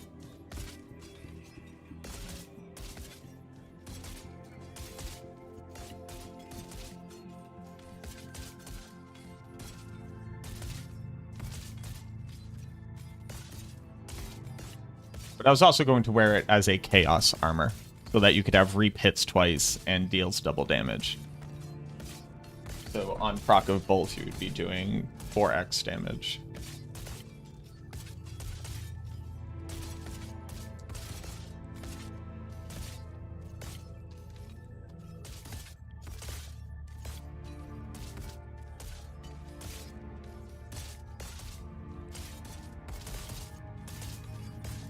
But the interesting part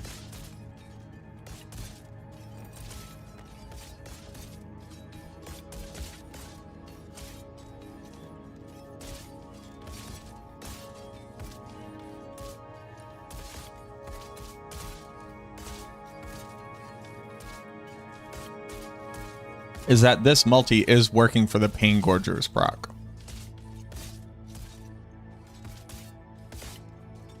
Because the Pain Gorger's proc is based off of us. So you'll see this is still doing 1800, but the Pain Gorger's is now doing 50.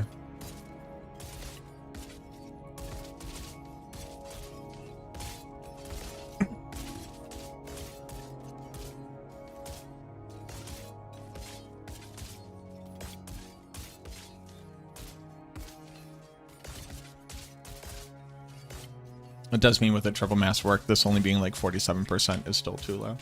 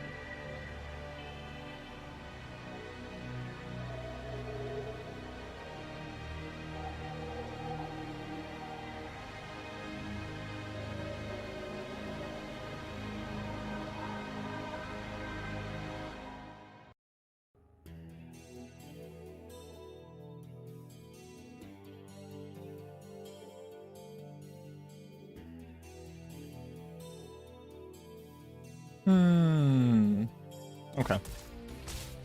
So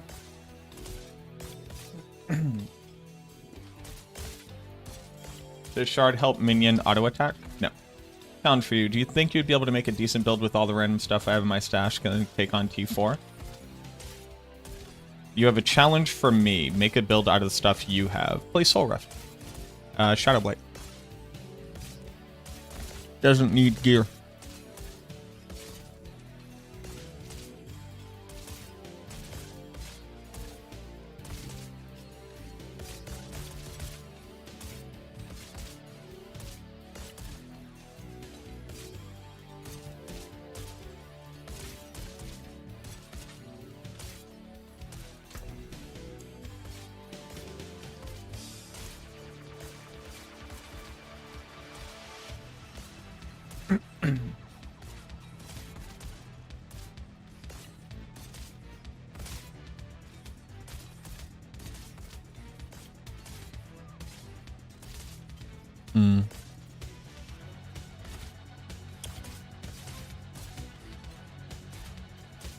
And just to double, like, just in case something wild is happening.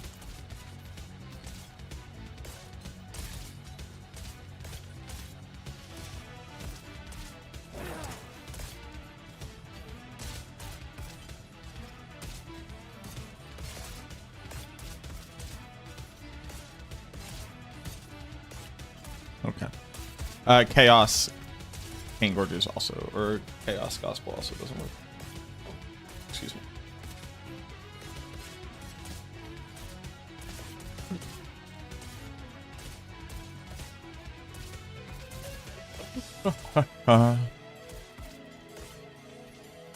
So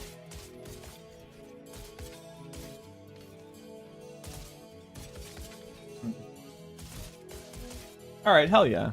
And the sub-thon is over. Thank you all very much. I appreciate it. Thank you for the support. What did we get up to? 534 subscribers, which is insane. Thank you very much, everybody. The stream's not ending. That was just left over from last week. So it's Skeleton Warrior Mastery in the inherent 50% multi.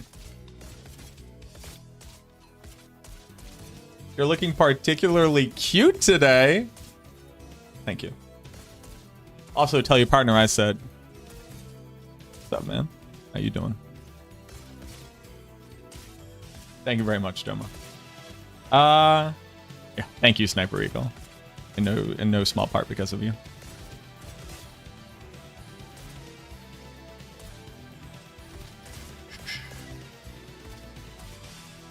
You get a second damage proc. It does 2.5. So it doubles your damage. And it's a little bit more than that. But it doesn't double all of your damage.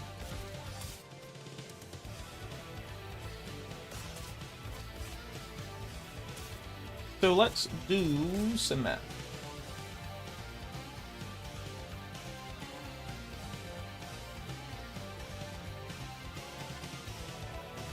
This can clear pit 120. It seems like it can. Yeah.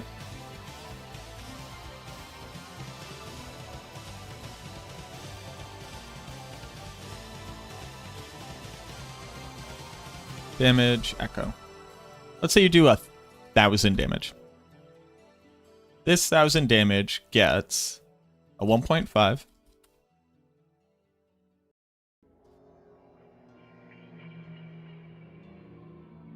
And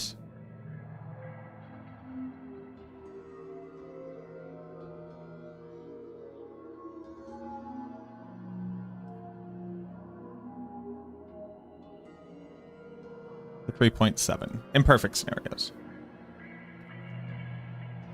The echo is equal to this 2.5. So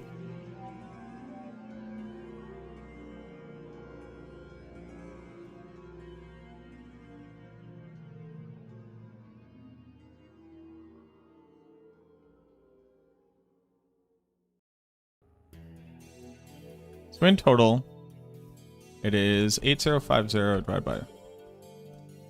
Pain Gorges is a 45% damage increase. Gotta include the shoulder shots when you make the video. Have you tried Ringman down Chaos Armor yet? Not on the current build. It's very good for mage minions, but with Reap minions, since we're back to like the effect that they do being the majority of their damage, it wouldn't be particularly useful. Rapid aspect works. It would, but it's not particularly good. Too early to stop. Is it too early to stop playing this season when you've done the whole season's journey, unlocked the reliquary, and after 34 hours, you didn't get a single chaos unique? It utterly crushed my will to farm further. Were you... Okay. Is it time for you to stop playing this game? I'm not going to I'm not going to give you your excuse, nor am I going to give you permission, other than you could just stop playing a game when it's not fun for you. I can't do an evaluation of what value you would get out of playing the game if you don't believe the game is fun to be playing it currently. I will say that a lot of time, people take time played and then arbitrarily apply this to, and I didn't get the thing. If you were farming Chaos Uniques specifically for 34 hours and didn't get one of the ones that's good for your build, I could understand that frustration. I would seek to disempower this statement to reroute it in as much like reality and truth as possible so that we can set realistic expectations for things. You didn't hyper efficient farm Chaos Armors for 34 hours. You've played for about 34 hours. And also, everybody, don't be weird. Don't drag this person. I'm just trying to help them to be able to better construct their, analysis of their experience.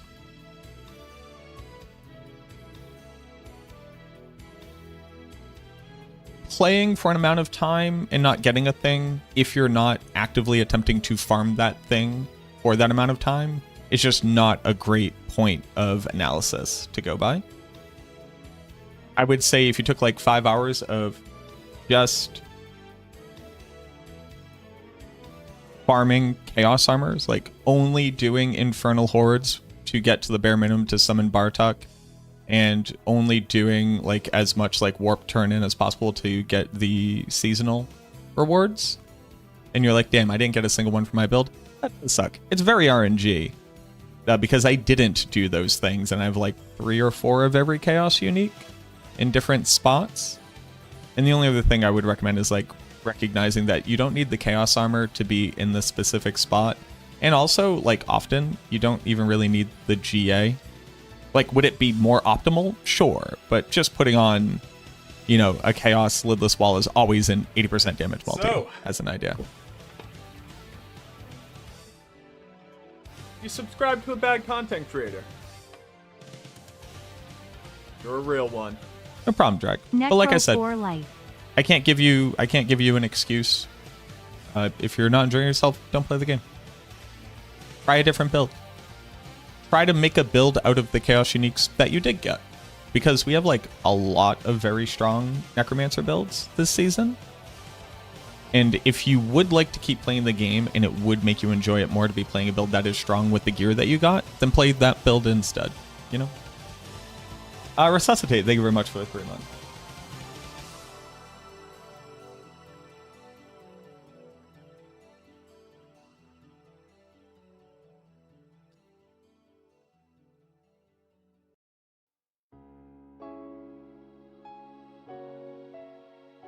Just sort of let God decide my build. Yeah, so like, I was playing Shadowblight regardless because I knew that Shadowblight would be a strong build. I didn't need Chaos Uniques for Shadowblight to be a strong build. Then I happened to get 2 of the Chaos Uniques that I would like, and that made the build stronger. But let's say you got like a bunch of the stuff like Bloodless Scream and all of that. Play a Darkness build. Play this Reap minion build.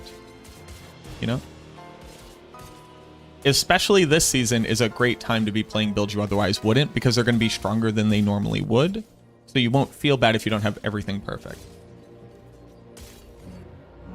So my napkin mat says that as long as its Skeleton Mage Mastery isn't working, and the 50% from Reap isn't working, Pain Gorgers is a 45% damage multiplier. And if you have less ranks to Skeleton Mage Mastery, this number becomes like less and less wild. Like, this is with GA Triple Master crit on 2 pieces.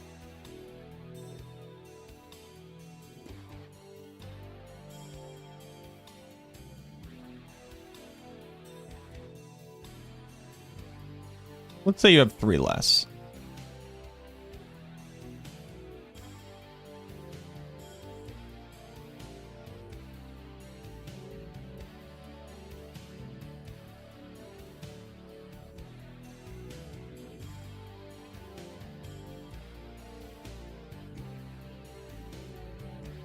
Then Pain Gorges is a 50% damage multiplier.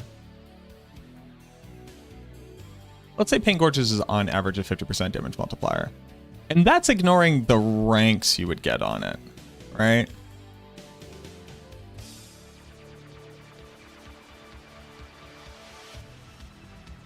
So if that is true, and we can't really move this, and we drop this, and then the difference in ranks makes up for it.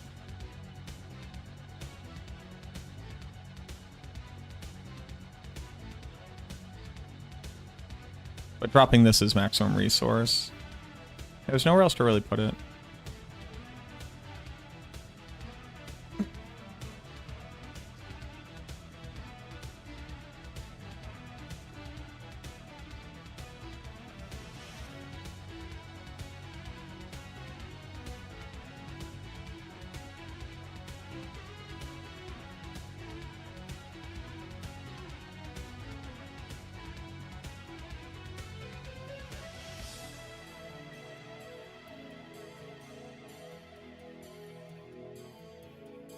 Okay.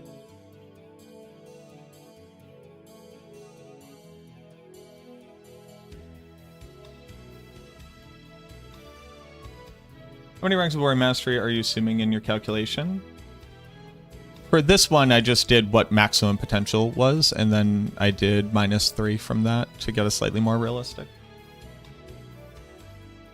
What up, Yule?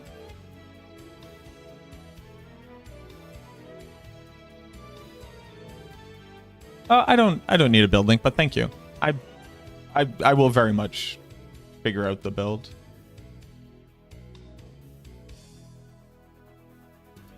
But thank you.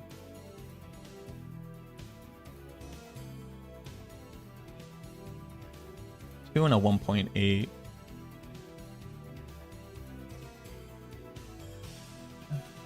It's like, it's kind of funny. It's Pain Gorgers. Now, if Pain Gorgers was just working at 100%, this would be an insane conversation to be having. Because it would, like, triple your damage. 14 to 15, yeah. Is what I was using here.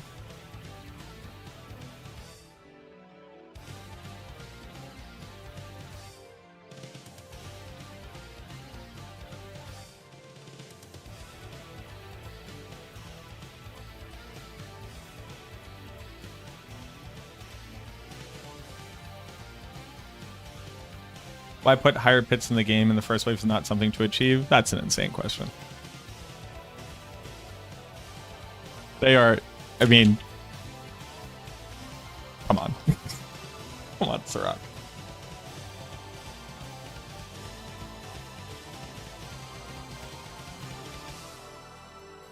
Sirach just be saying shit sometimes. You can vent about the gold, absolutely. Don't take shots at Pit for it.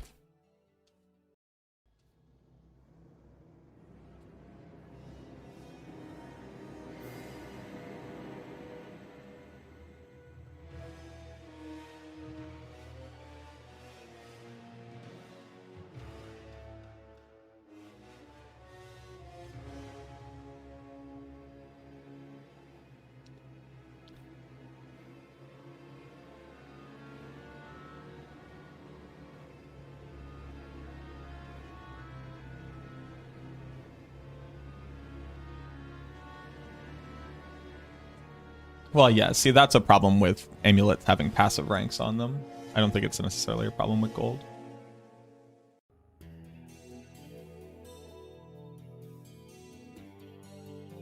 Hear me out. Amulets should have had passive ranks on them.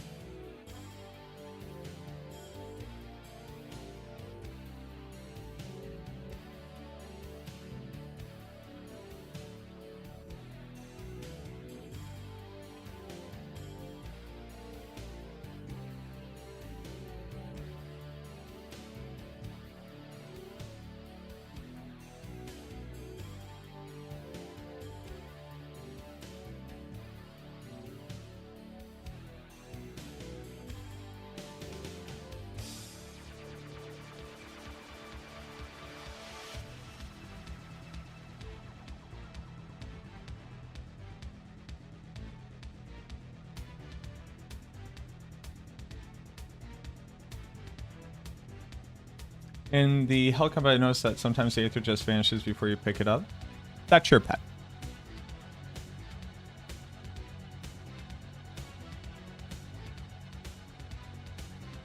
How many Necrom Premium skins do you own? I don't know. I've never bought one.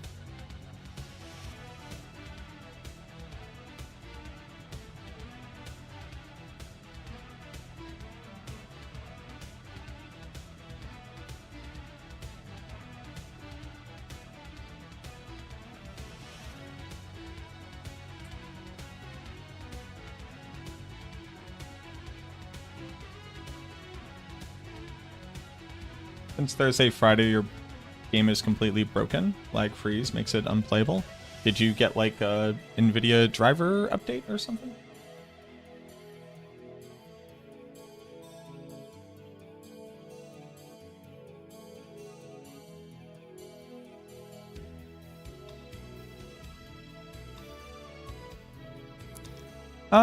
Okay. Now that we're here, I guess really what it comes down to is I'm not going to run paid and gorgers.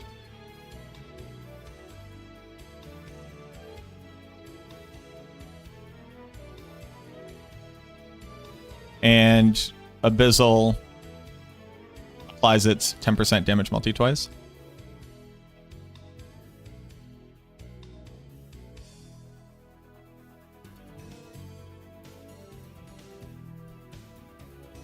And I think I'm going to run Skirmisher's Crit. Okay.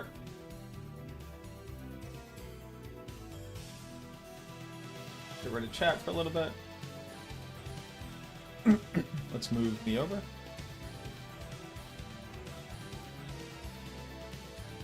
Now, what would be best, though?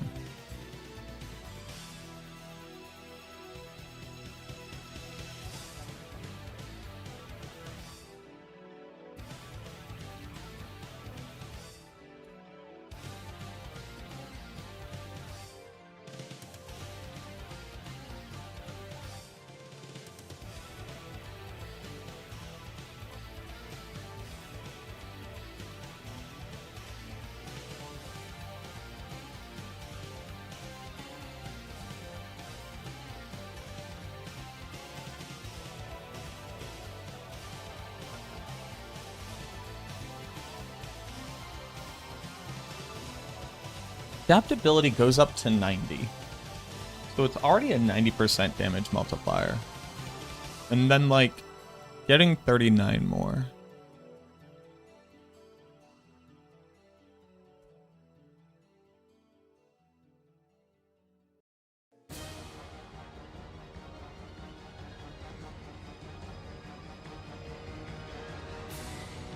Well, that was stupid because I'm at 100 for that.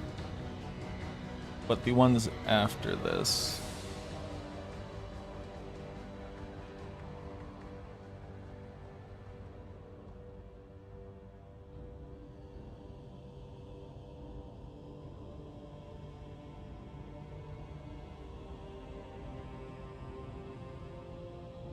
If Abyssal does it, would Darkness do it as well? Even if Darkness did it as well, it wouldn't be as good as Abyssal, which already has a secondary damage multiplier, which is higher than Darkness.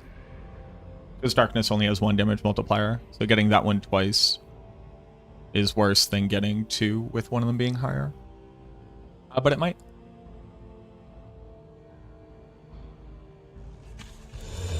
But then let's say I have...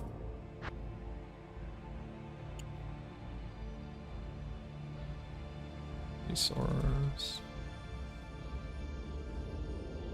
23 more.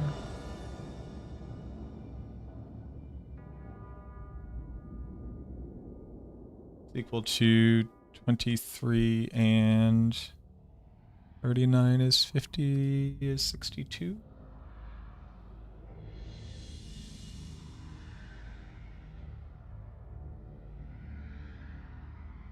This one stat being a 16% damage multiplier on your build is so insane. It's actually kind of crazy.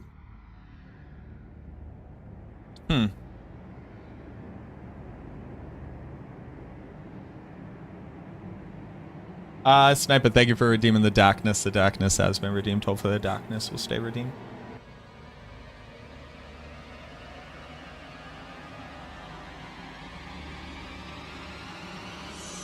Have a time now for playing new season Diablo. Necro, have any speed farm builds? Yep. Yep, so you can play minions. Well, okay. I'm going to recommend Shadow Blight. It's the easiest to get off the ground, very strong, very easy to get into speed farming mode with. Shattered Spirit, which is a Bone Spirit build, is technically better for speed farming. It's just a lot more gear dependent. And then Minions is really good because it's an AFK build. I recommend Shadow Blight. Very good build. Exclamation point build. You can check out the bottom link there. Also, the balance creates 3 bone spirits. Will everyone create bone splinters individually? No, it does not. It just generates bone splinters when you cast bone spirit.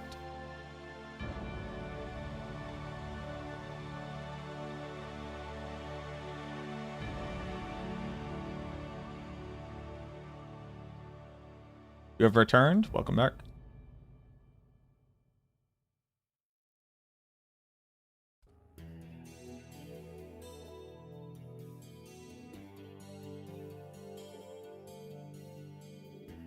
Is the bug with unyielding commander fixed? Oh, I don't know.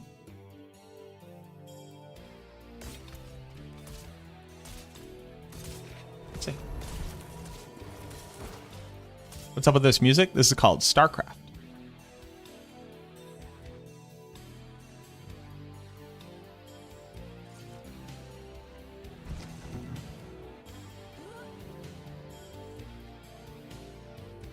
Magic is neither good nor evil.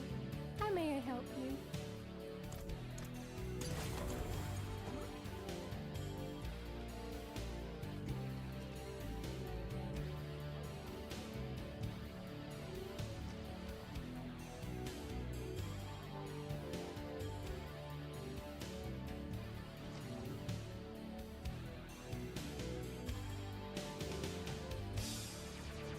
Speaking of StarCraft, you could rock a Queen of Blades cosplay.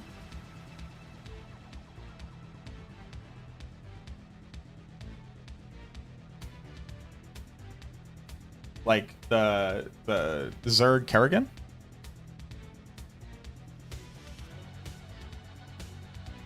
Yeah, somebody wants to make it for me. Raffle for StarCraft skins canceled? Nope, still going. Probably like 2 more hours, I would say.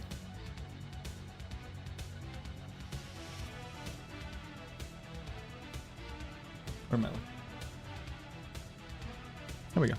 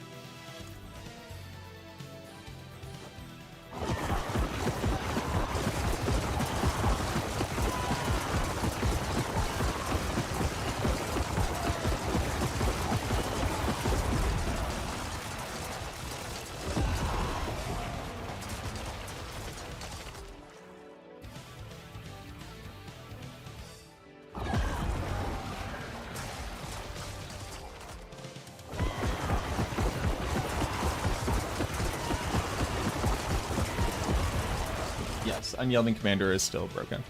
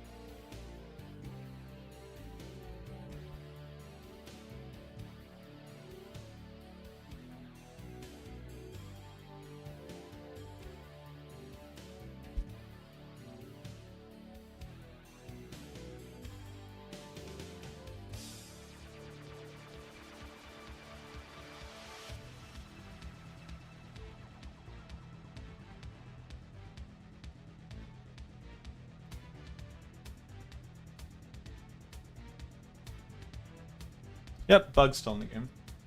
What can you do? What up, Red?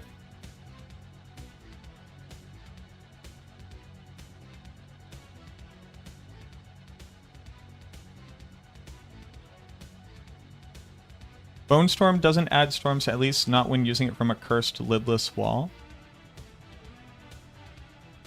You wouldn't expect lidless wall to add another Bone Storm to your golem, because you are not casting Bone Storm, and Bone Storm, the skill itself, is when you cast it. Lidless Wall is making Bone Storm area effects occur.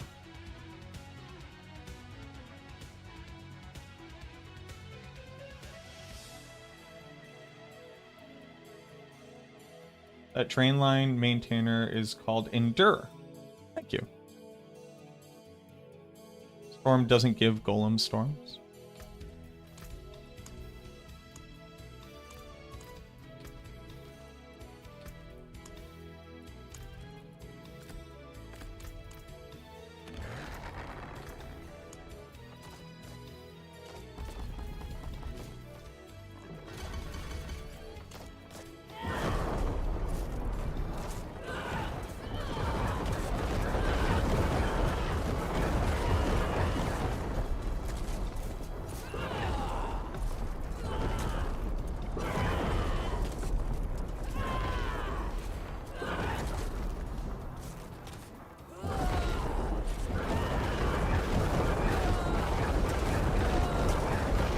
It gives him one storm. It doesn't give him double storms, though. And the PTR, no, it did. Yeah, these are all a bunch. Yeah, it absolutely does.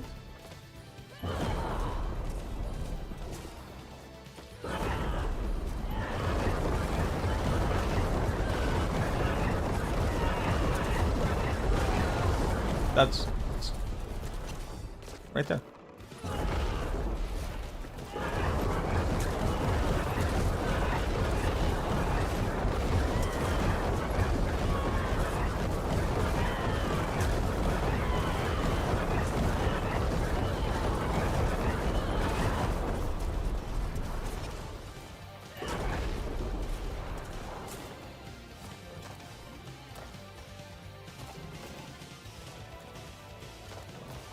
Yeah, have a good night, Drag. Thank you.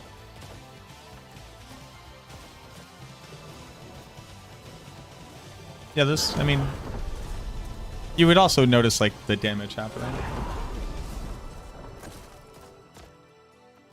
No resuscitate.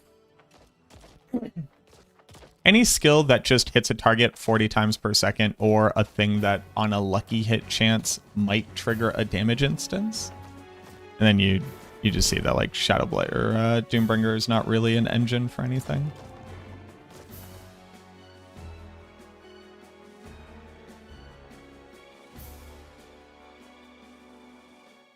Okay.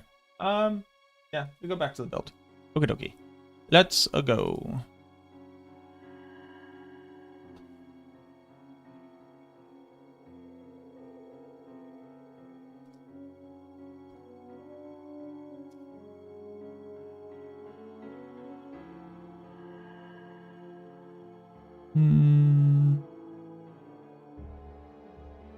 Doing Ahu Cat. Oh yeah, I guess for like normal builds you just do Ahu Cat, huh? Excuse me. And then you can also have Nagu. Does Nagu do anything for me?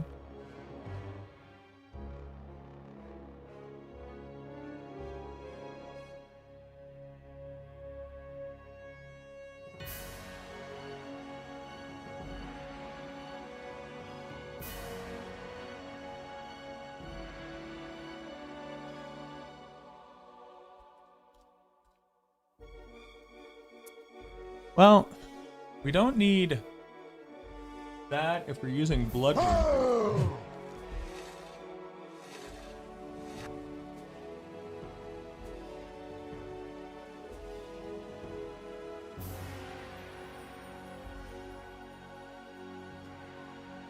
Bach plus Jaw.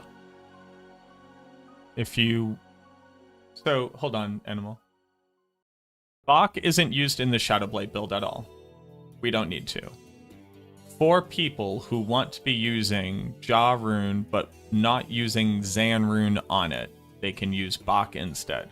I do not recommend Bach and Jaw. We have Zan and Jaw, which is just faster and better. Ampus, thank you for the follow.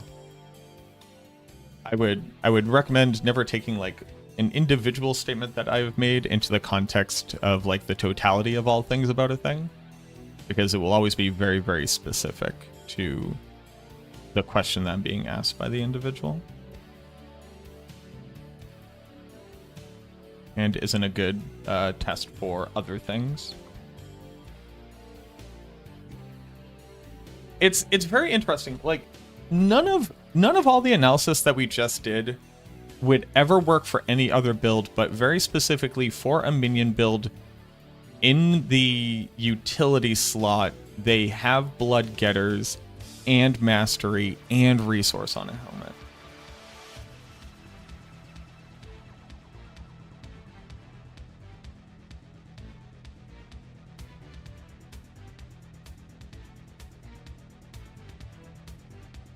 That's just interesting.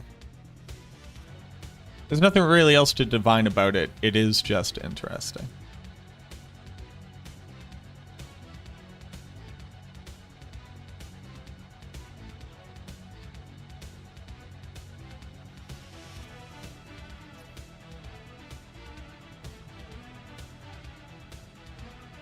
What if I moved? Because I'm going to have 4, 5, 6.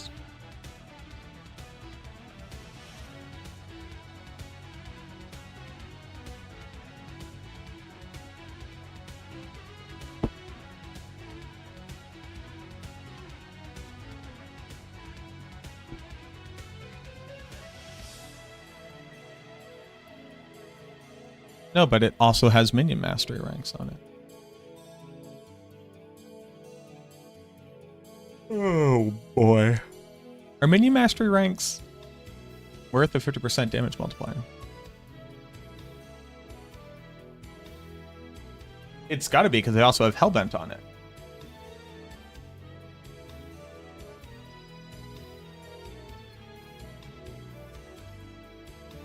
So is 50 plus Hellbent and a different rune. Hold on, do I even have Bloodless Scream Boots? I do. With GA Darkness skill too.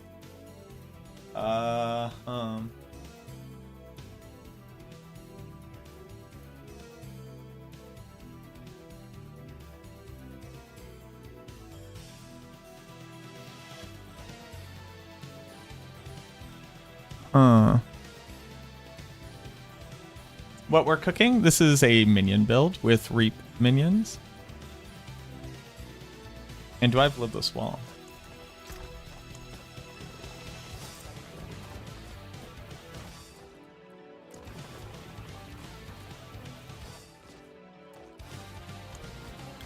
I don't.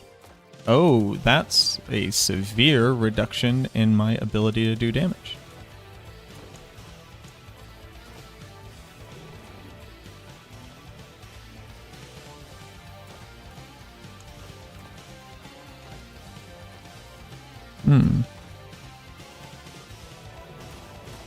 Since I don't have Lidless Wall,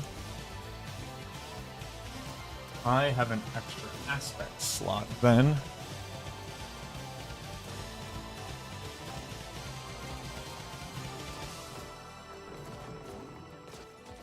+50 Hellbent Commander ranks is 50 plus Hellbent Commander ranks is stronger than a 60% damage multiplier.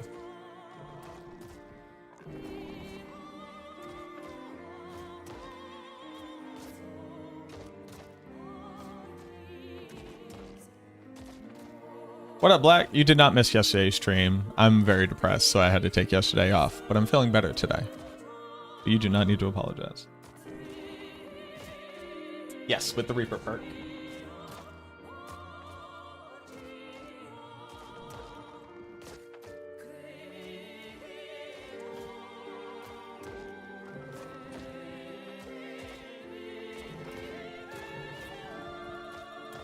All right, we're gonna run this a little bit interesante.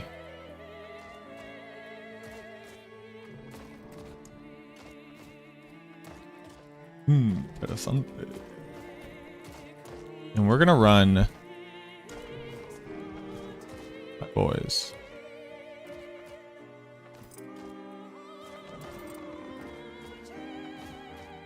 Is Hellborn bugged in Infernal Hordes? Not to my knowledge, but yeah, they don't spawn as much as they used to because all their spawn events are like more random.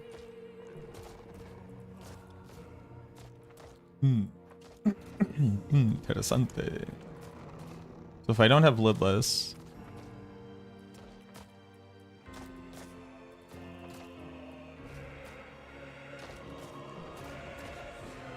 I run Ebon Piercer.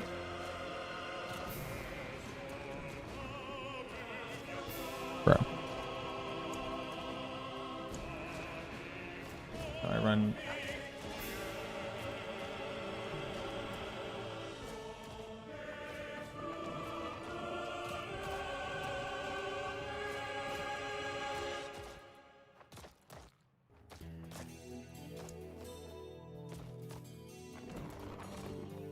Engorger boots.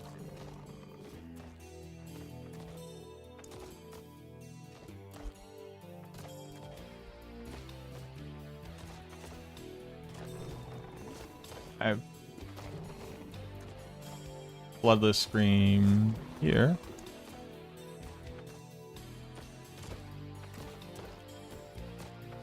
Here we go. Now we're cooking with gas.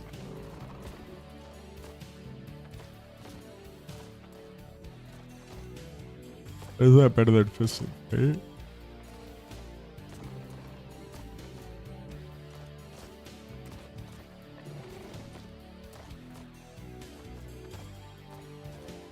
I don't know.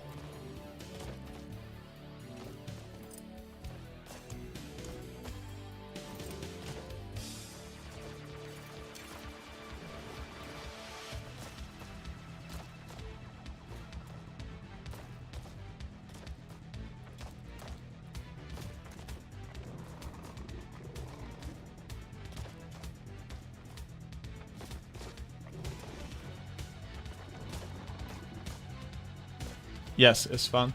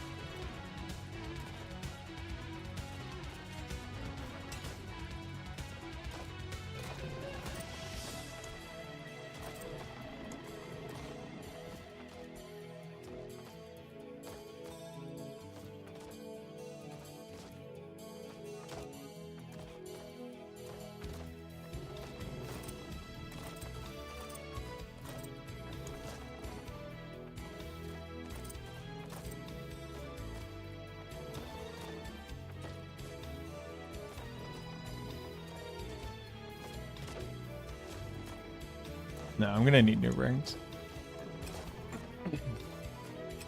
I might just use this amulet. Like, I'm not gonna get a better amulet. Well,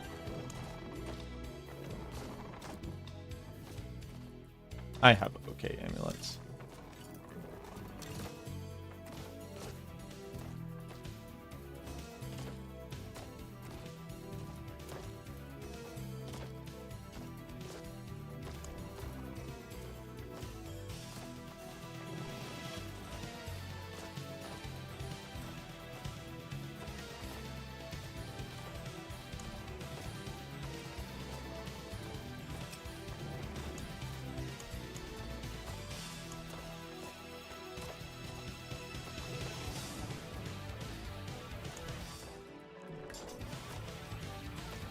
Which is your best minion for Hand of Naz? Shadow?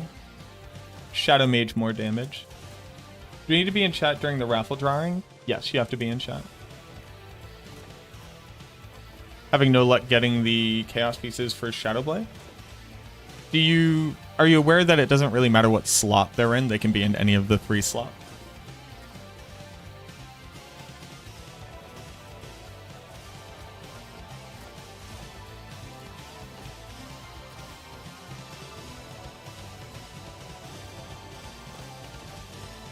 I'll use this ring for.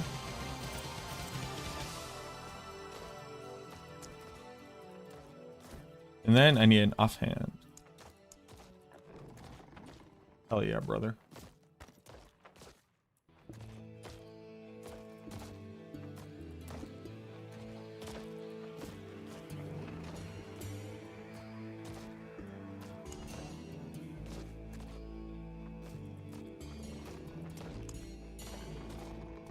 Okay. And then... Alright, so let's finish this up. Bloodless Scream. Yopas. Boop. Boop.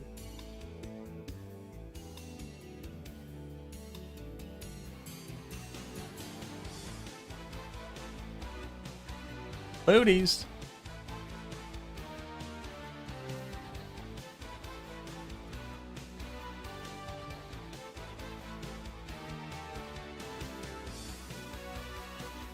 Probably armor? Maybe armor. Who knows? We'll put to max life for now.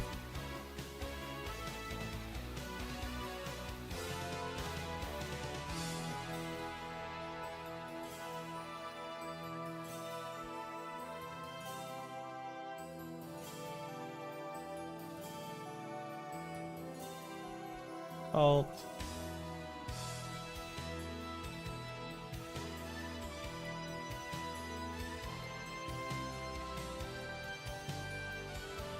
Minions now are better overpower builds than...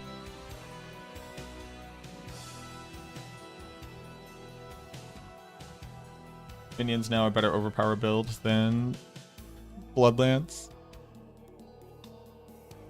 Insane. Cast Macabre restores resource? Really?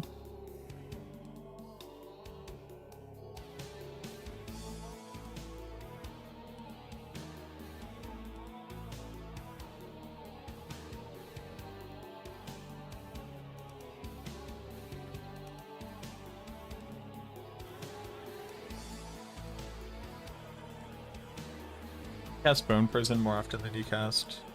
What's it called? Soul Rift? That makes sense.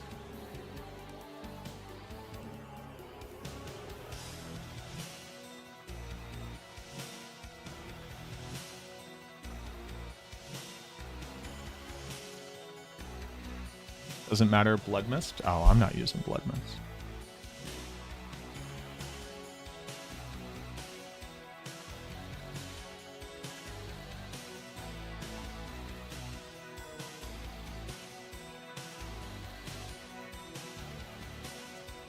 Where do we get all of our... Oh, they automatically crit and overpower, but I want to be critting. Hmm. Hmm.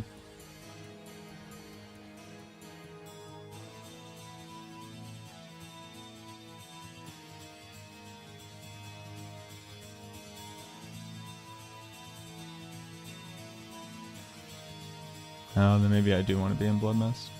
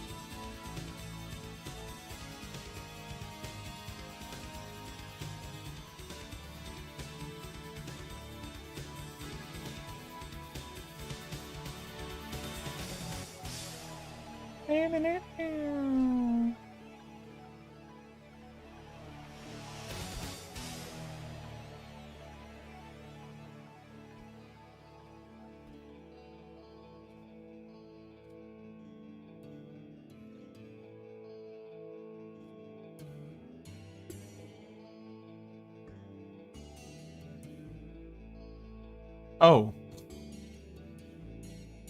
Hey, I just had a full-on panic attack where I was just like, what is happening?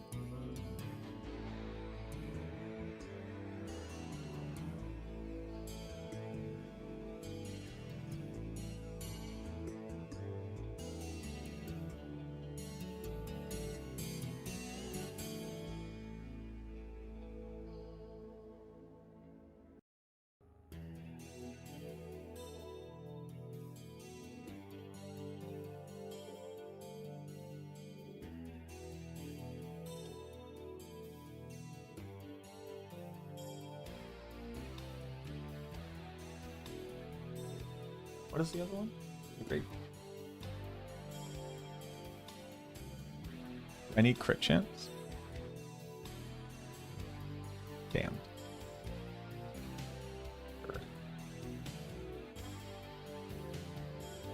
Damned.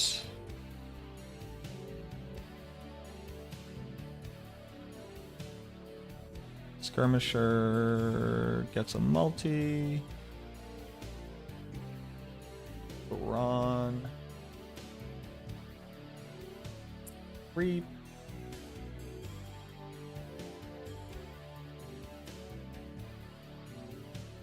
Unstable power. Crazy brew. Sure. You do not need crit chance? I need crit chance.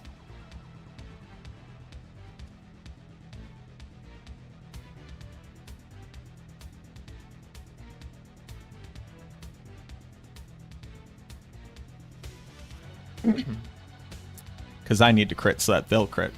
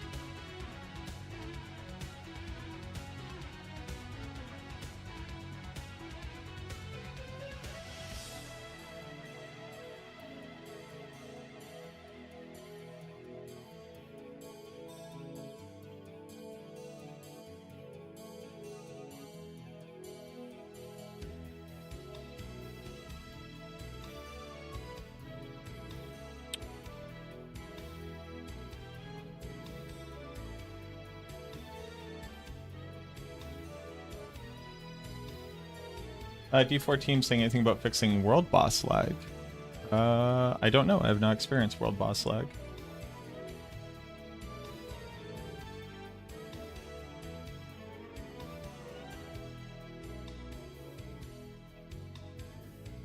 What is world boss lag?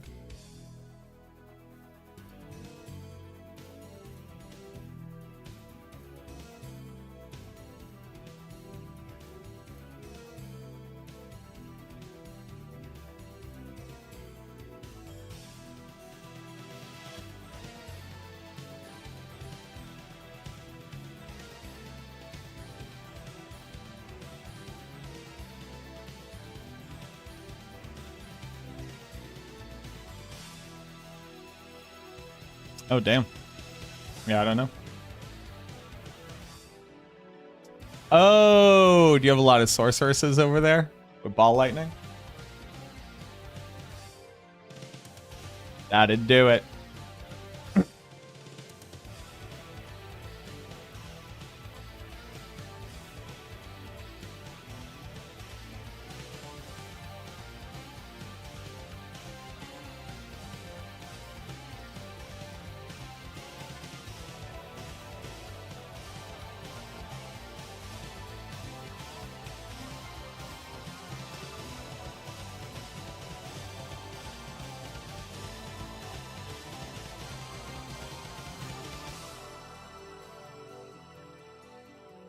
Hmm.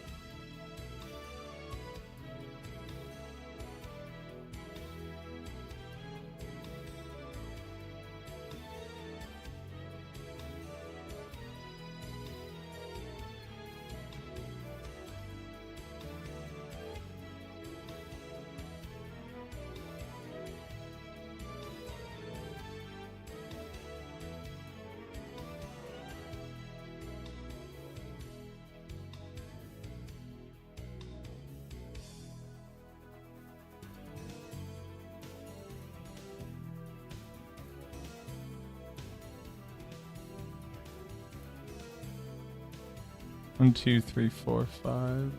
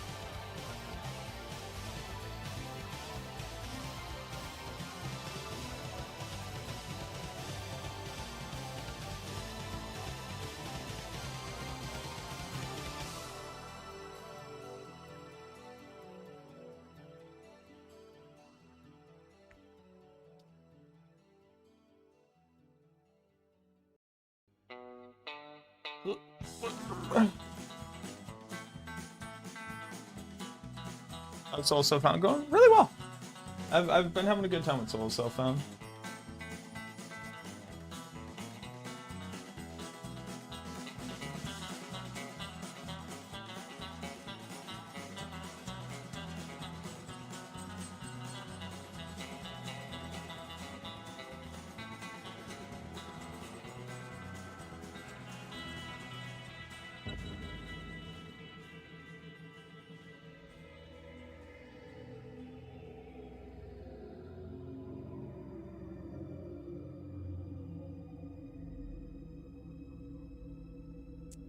Ba-da-ba-ba-da-ba-ba.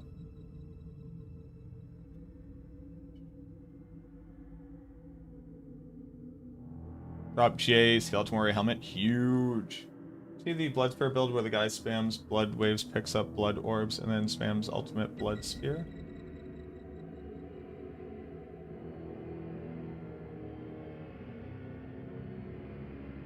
No. What's it doing?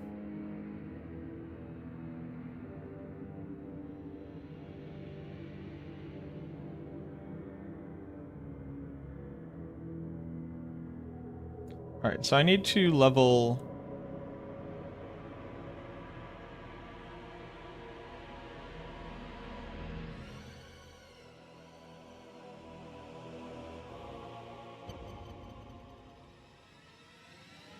I need to level Dominate.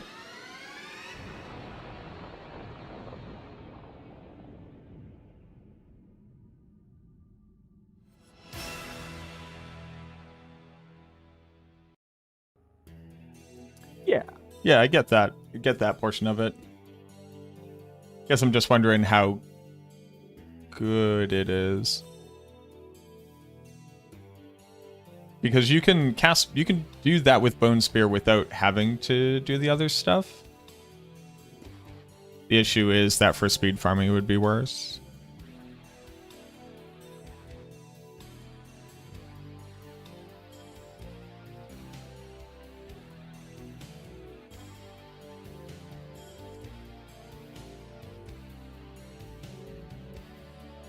After playing Spiritborn, I feel like the dungeon layouts and side events make more sense when you're high mobility.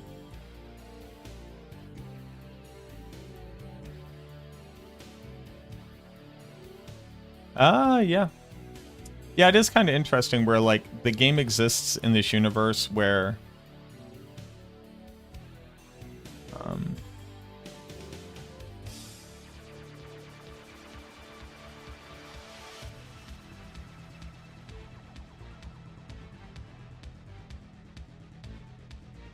Oh, where do I fit in Bone Prison?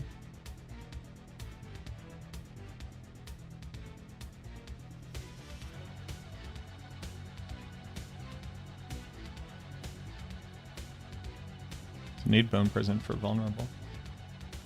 Oh, what I just said out loud sucks.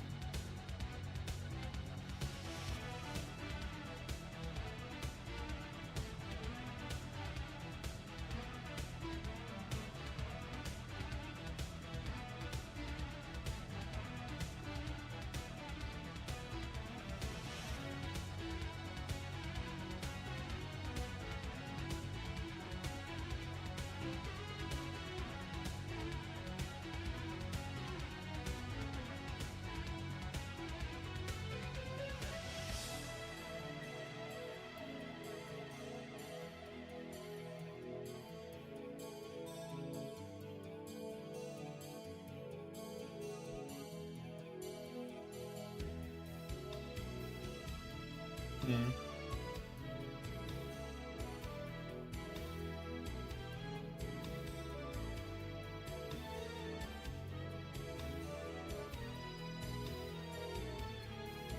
You're talking about Bloodlance? Oh. Yeah, Bloodlance is fine. It's pretty good for hordes. It's just very bad at everything else.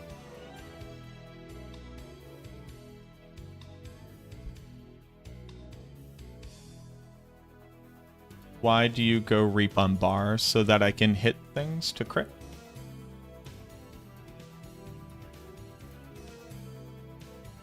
Why would I not have Reap on my bar?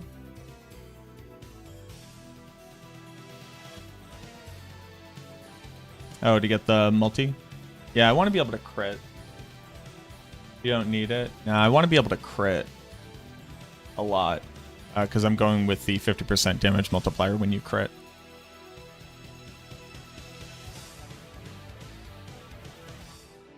And not the extra skeleton.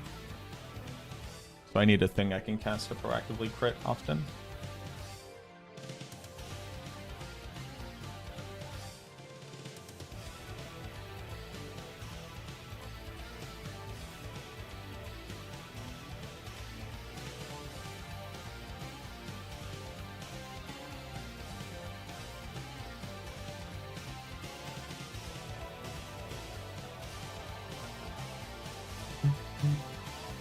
Oh, and by the way, if you're watching right now, I'm going to have a raffle going off in like another hour or two for the Starcraft skin bundle. So if you're looking for the Starcraft cosmetics, you don't have them already, type !raffle.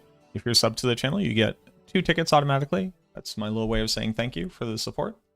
If you're watching on YouTube, if you hop over to Twitch real quick and type in !raffle, you won't, as long as you'll be able to hear me, you can come over and respond and I'll be able to whisper you. Okay, so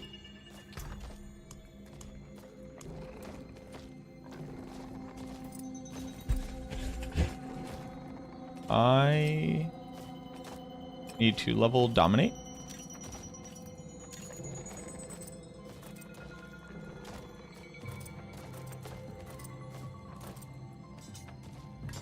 Let me go fix my character real quick.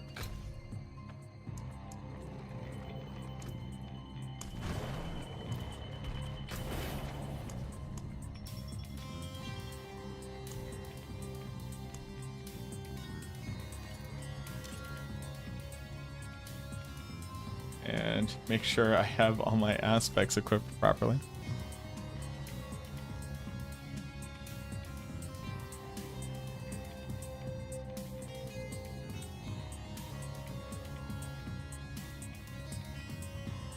What if I'm half listening while in a meeting and then I may be presenting in when you draw the raffle? Sucks to suck, dog.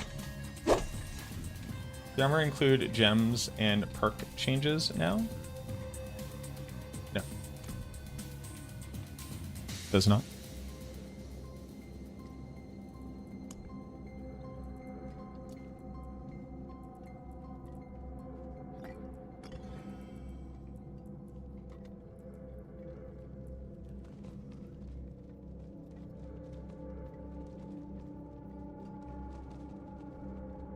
Shiba King, you just have to type that in over on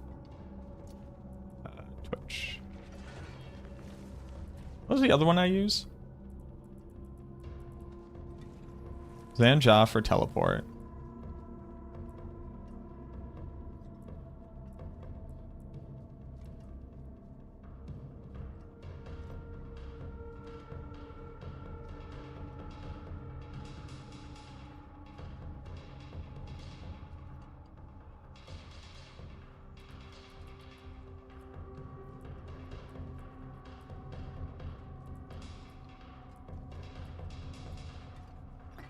And I don't know, Feo, Nur, I guess.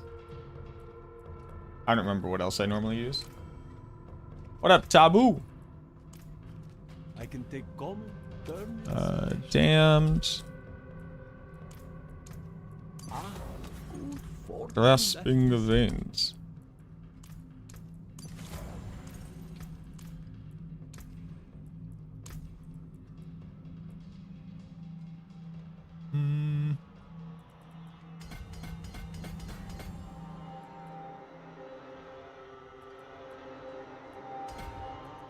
I'm not even recommending that anymore on the build. Not too bad.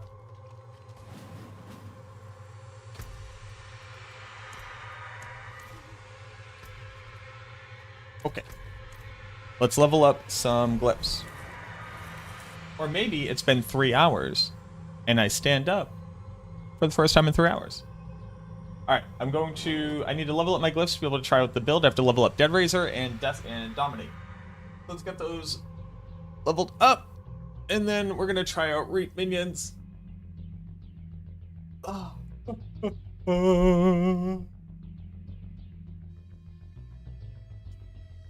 Any showcase of the build? Well, I'm about to level up on my Shadow Blight, and then we're going to put together Reap Minions and then play it. That's what I was just saying.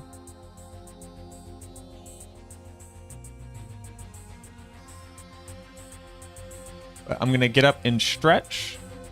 Use this opportunity to go get yourself some water and a snack and treat yourself. Look away from the screen, etc. Run ads now so we don't get interrupted later. Thank you very much for the likes on the YouTube stream as well. Thank you so much. I'll be right back.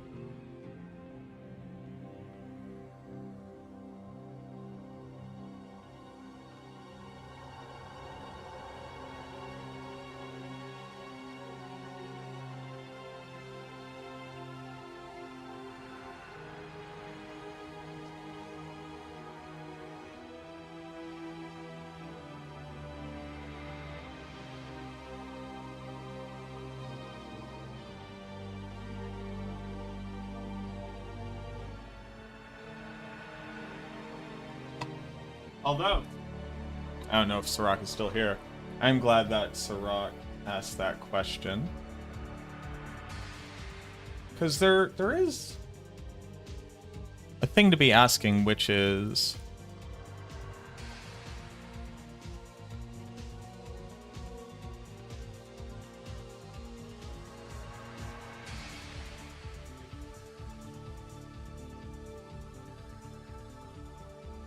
Because here's the thing.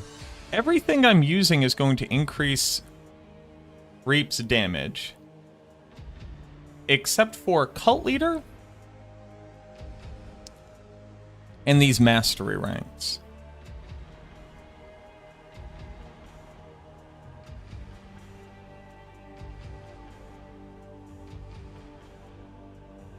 That makes it do like 1/8 of the damage.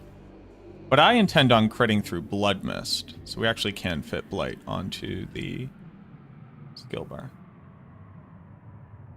Okay. Keep that. Also, have y'all ever done this? Have y'all ever buttered a Pop-Tart?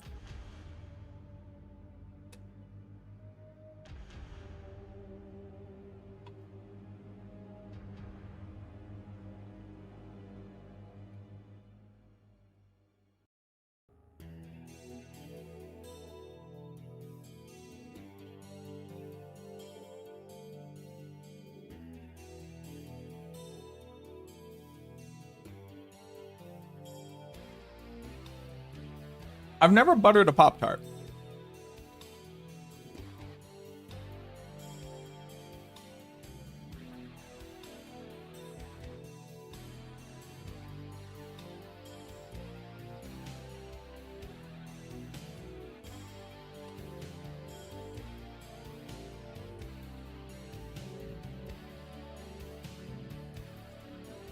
You don't normally heat up Pop-Tarts? Dog. S'mores Pop-Tart, heat up, heat up. Godly.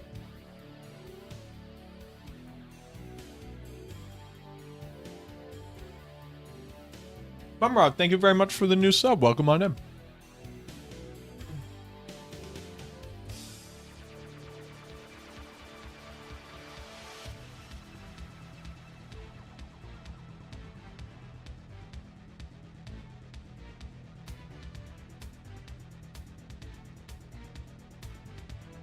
Frozen Pop-Tarts are good.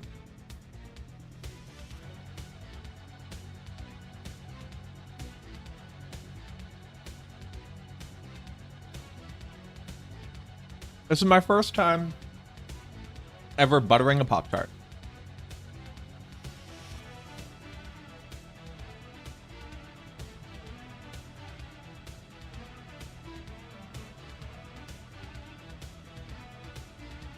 And like,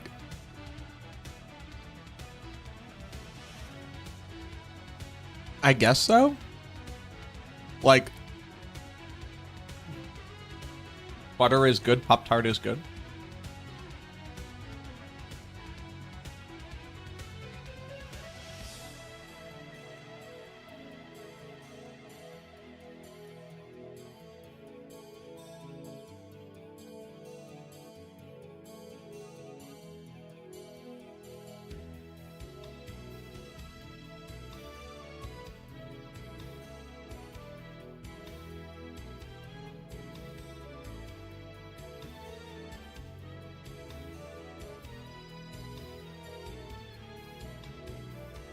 Oh, thanks, Twitch, for the scam train.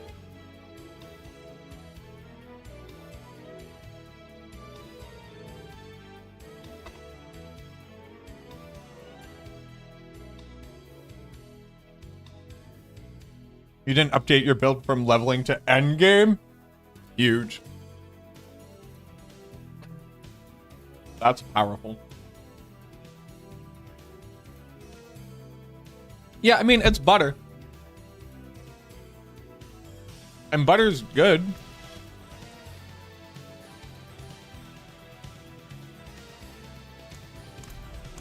So, like...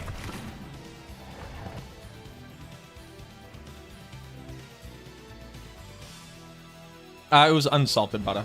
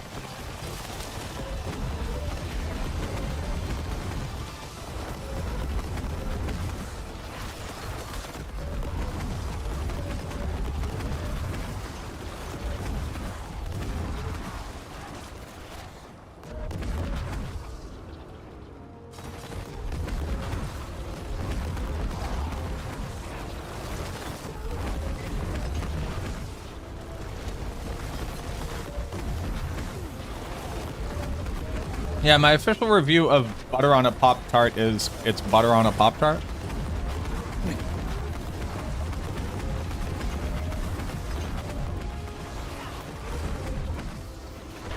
And like, butter is good. Oh, I don't have my powers on either. I just so happen to have Alter the Balance.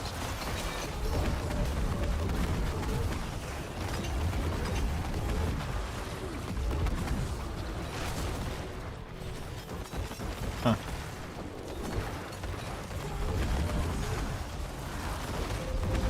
Have you ever tried Country Crock? Yeah, I've had Country Crock. I've been poor.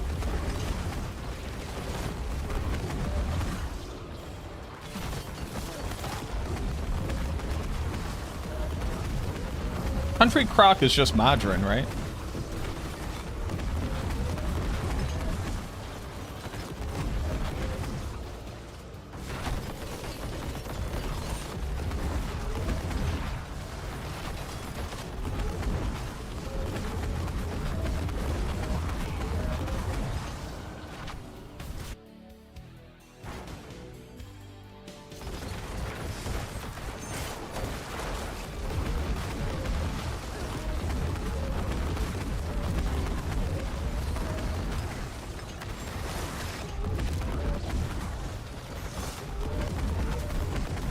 Oh, it's vegetable oil, right?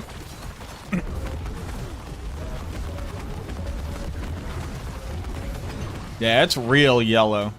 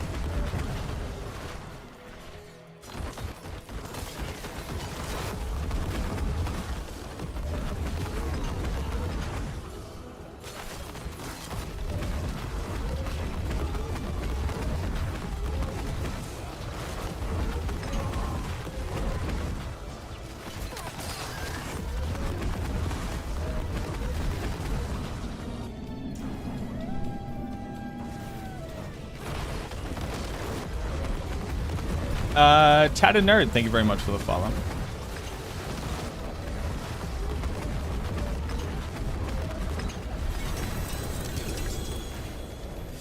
Two GA ring.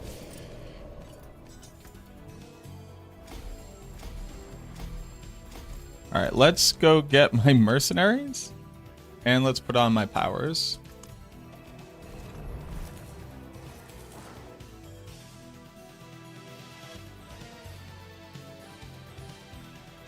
Bread, not toast. Sometimes you don't get all the way to toasted. Sometimes it's just hot. You never just had hot toast? Or a hot bread, rather?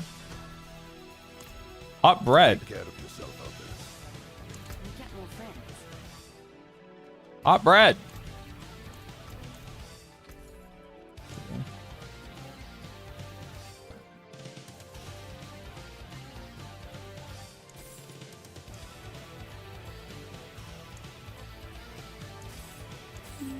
Did I count it out right? One day, you'll be able to get amulets from this. Actually, don't hate that. I do hate that, though.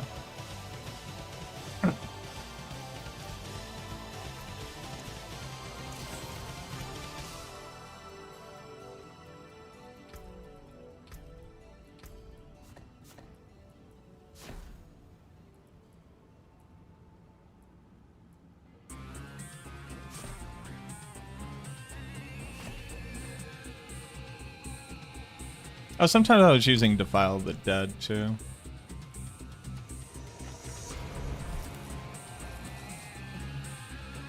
Spaghetti sandwich? I've had a spaghetti sandwich. If you ain't never had a spaghetti sandwich, you ain't understand those real struggle meals.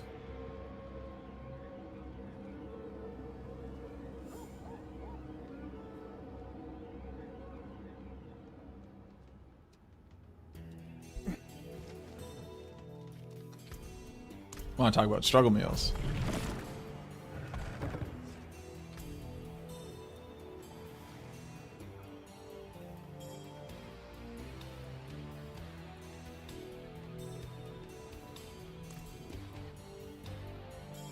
Do I listen to the Diablo 2 LOD soundtrack? Sometimes, yeah. What do you think is in here?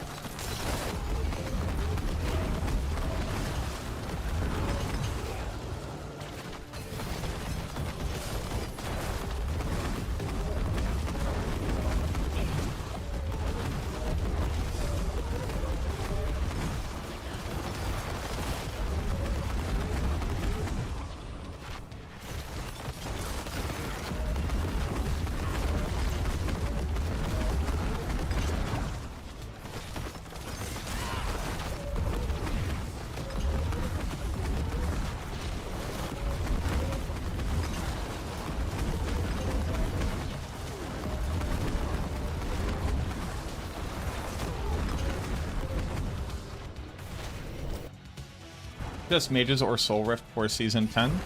Soul Rift. Although the Blight is Shadow Blight. It's not really a Soul Rift build.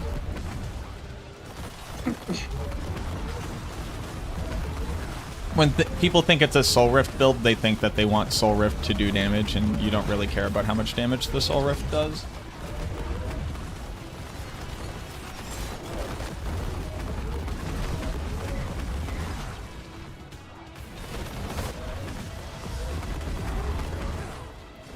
Like, I saw a build guide that somebody was comparing to my build guide, but it was using Unmaker and Bloodless Scream.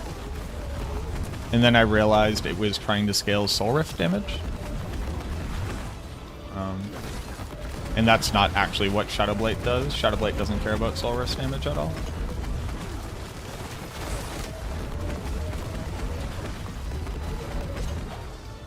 Dead ends are fun in this map. It's every time you run the map.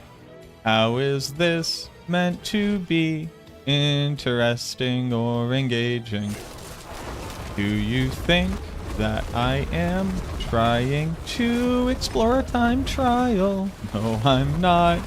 Please get rid of this templated bad map.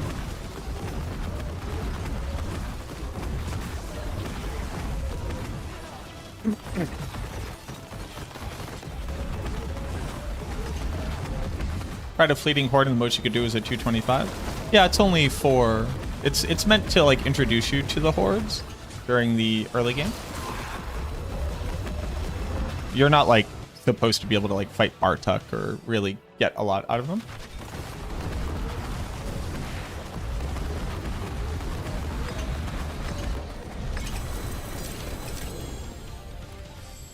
Mortal Kombat Shang Tsung, your soul is mine.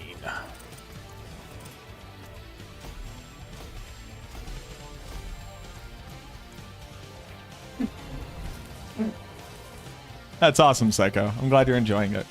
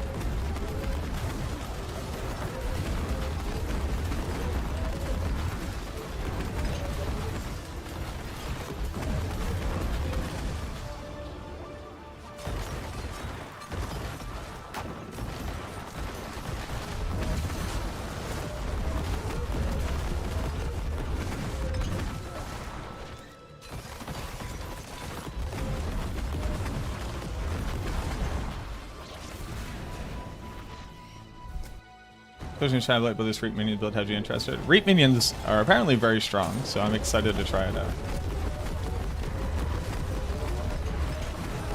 Played for a couple seasons. Could you tell me, sorry, is this what we're looking at? Gig expensive? Nope. Super cheap build to get into. Very, very cheap build to get started.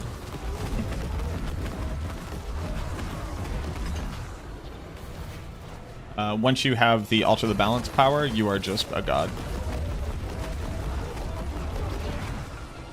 Like, my character now has good gear. I don't have perfect gear by any means. I'm not playing solo self-found, so I haven't been trading.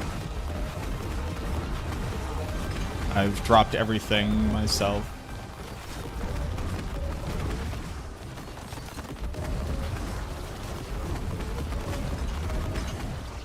This is just what Shadowblade does.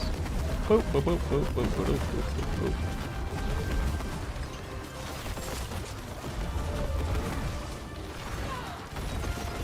I am playing the speed farm setup of it. So this is, you know, it goes faster. There's more mobility. Oh, dead ends here too? Holy bleeding. Use an axe for damage over time instead of the sword, or the critical damage is really necessary. The damage over time on the axe doesn't do anything at all. So the sword is necessary for optimizing, but if you don't have a good sword, you can use an axe. For now, I just wouldn't really masterwork it. And I would just gamble for some swords and get an ancestral sword. It's pretty easy to do that.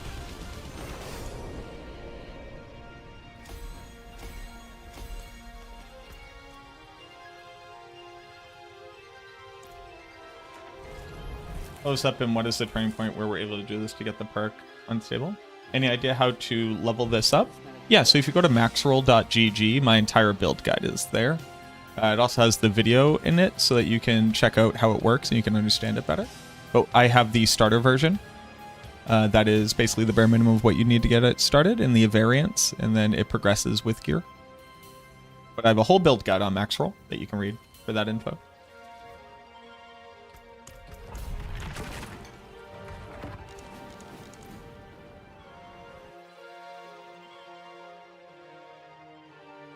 And for leveling, if you type in ! affliction, like literally if you don't have a level 60 necro yet, I would recommend that. It's basically like the little brother version of this build. That's even easier to play, actually.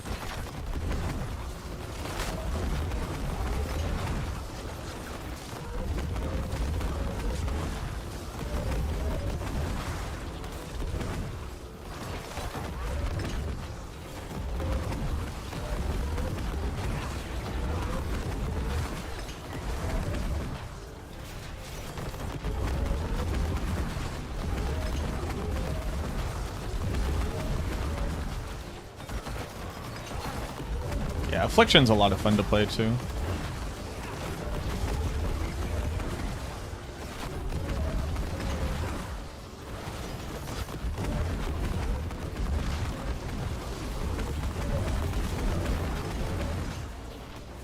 Forgot how good this build feels.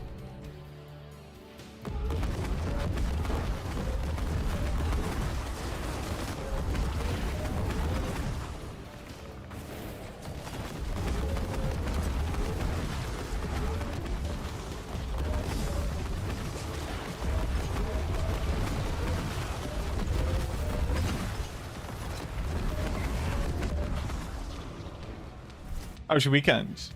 The weekend was good. We had a good weekend. Sadly, the LARP was actually canceled. We found out like as we were packed up and ready to go. Lightning struck the campsite and ruined the electrical on site, and it wasn't gonna be able to be fixed in time, and it was a safety hazard because they have like fire detector system that speaks to the fire department. And yeah, we're just down a game. It's okay. This game is it's twice in the spring, twice in the fall, and it was going to be like a 5 to 10 year campaign, and now it's basically going to run until until we're all tired of it. So, down a game, but it's all right. Plus, my buddy's just like hosted a barbecue, and most of the people who would have been at the LARP, well, a good amount of the people who would have been at the LARP were there, so still got to see them. This, you can't really reschedule for these because you have to like rent the campsites a year in advance.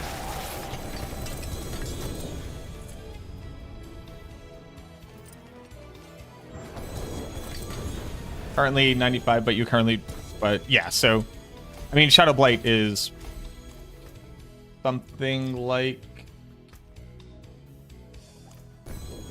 what would I even say? Shadow Blight is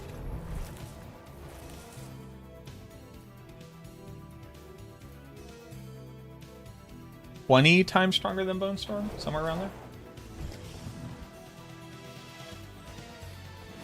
I was going to see how Soul Rift can go with Affliction passive and compare it to Shadow Blight. Nowhere. Soul Rift itself doesn't actually do damage. It's a very bad skill for applying damage. Also, the Unmaker doesn't trigger off of all 10 Soul Rifts. It only triggers off of one of them. So Soul Rift itself as like a build around skill, not actually viable. What's still got some good in it? Yeah, sadly no rescheduling, but that's okay. It would have been nice to be at the LARP, obviously.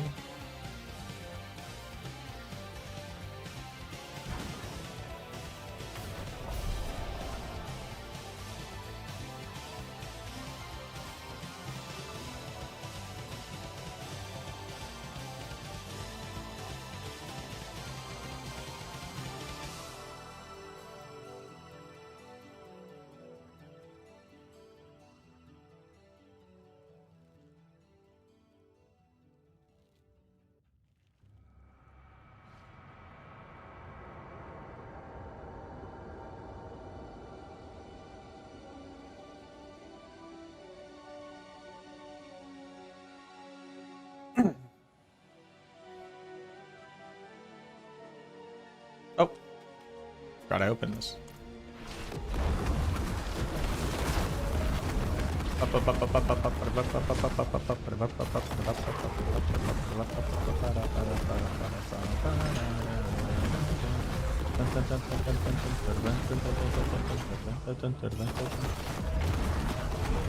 I think that worked. I did the Prime sub thing, but I didn't show the message. You're from YouTube? Hey, thank you very much. Got to go. I haven't seen it. You might want to hit Control F5, and it might load up. Thank you very much for the sub.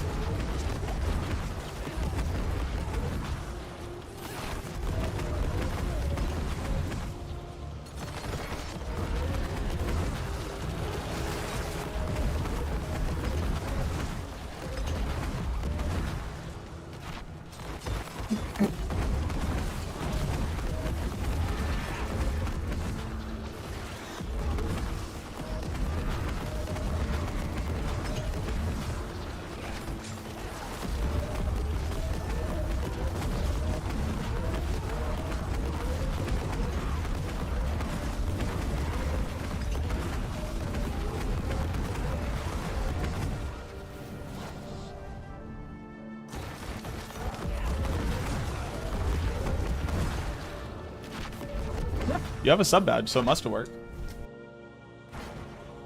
Good little I Spy there. I don't think I like this.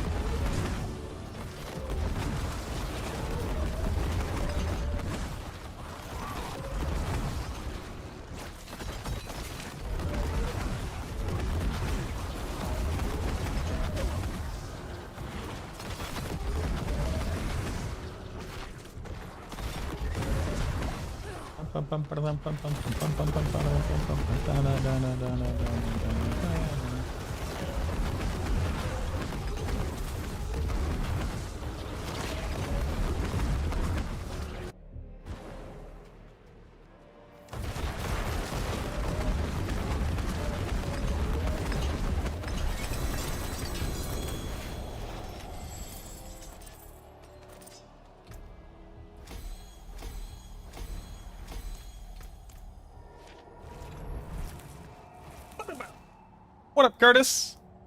My morning's going well. How are you doing? We just have to finish leveling up these glyphs. Thinking about getting them, I don't know, get them up to like 80 or something. Who's talking to me?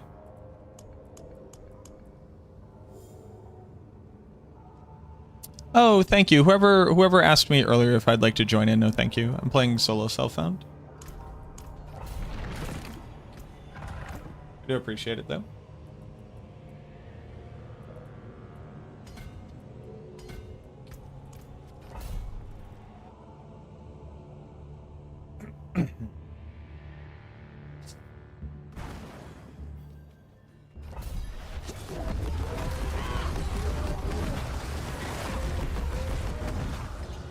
Noob?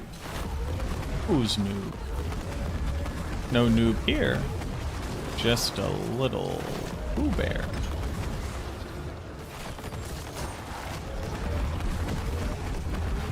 Who's noob? Oh. Answer my riddle.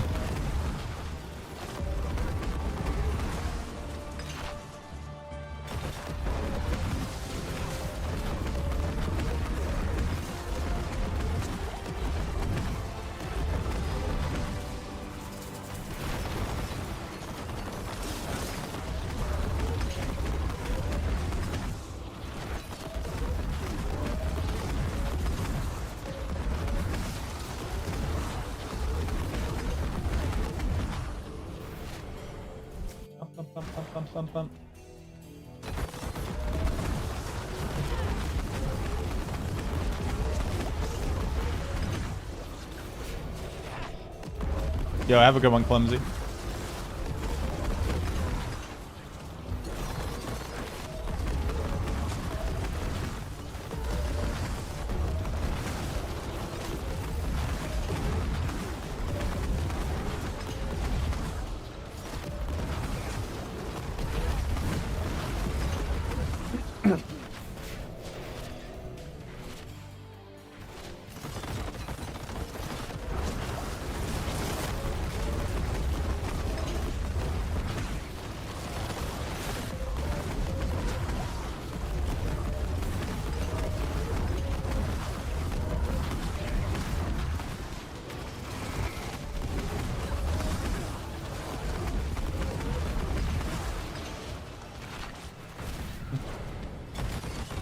Definitely noob, only bought the game in August. I've got to be a noob. I only just started playing this season.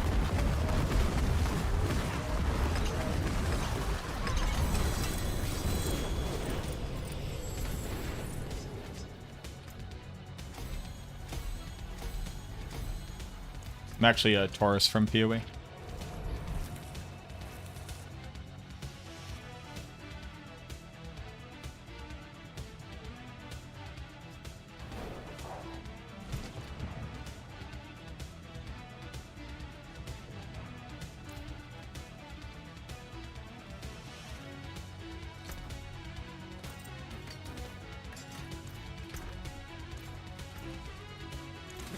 Starting from nothing. What do I need? Rings, kind of. Amulets, kind of. Rings. Hello? Not a hello, that's a ghost. Well, there's something. All finished, are you?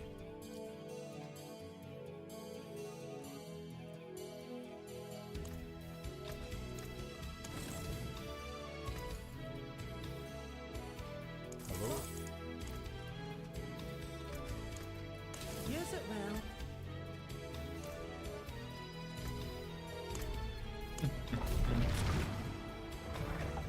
How many hours am I at? I'm only at like 5k hours. Like, all things sitting told, as far as like people who have too many hours in this game, I have a small amount of too many hours in this game. Because I don't really play off stream except for testing and making builds.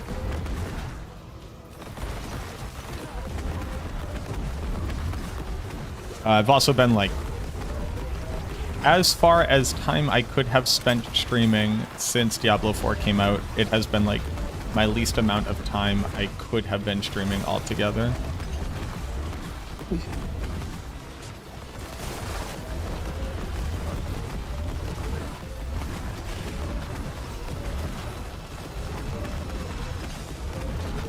I think I've streamed like over like 3K hours at this point. When we pop it on Star Wars Galaxies, probably like a month from now. There's so much to test and do.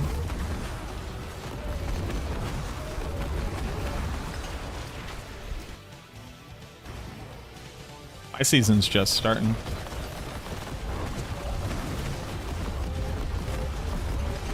Starcraft music is a super vibe.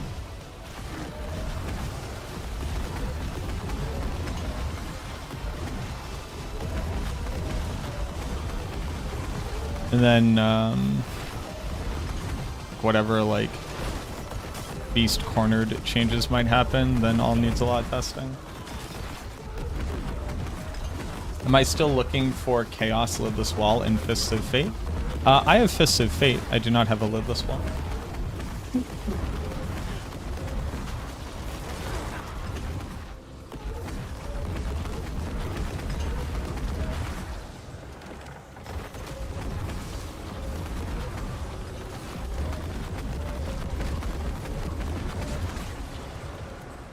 What server in Star Wars Galaxies? I don't know. I don't know what private servers are running. I don't think I like this.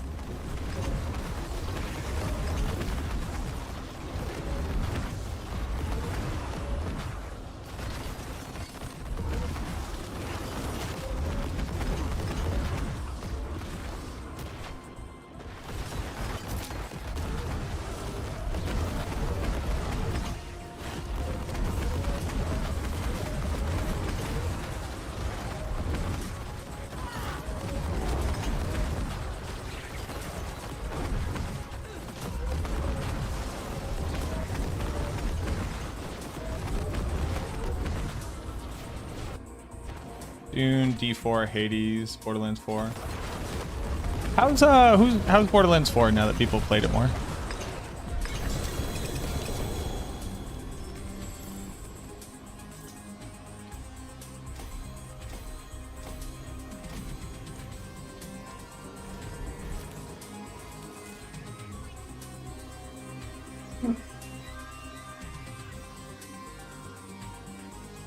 No, there's no shape of plan.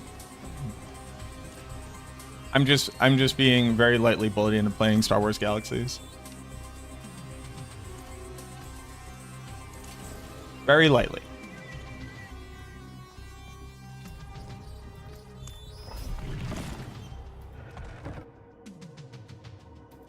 But Sirach's mind is like a bear trap. So I expect to get reminded about Star Wars Galaxies maybe once every like 3 or 4 days.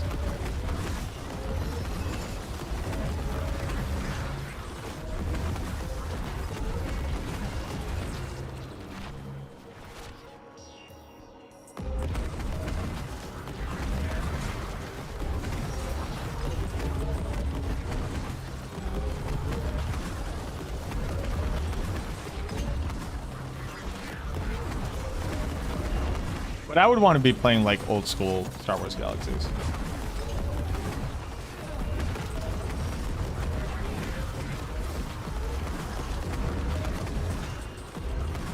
And that can't be commended enough.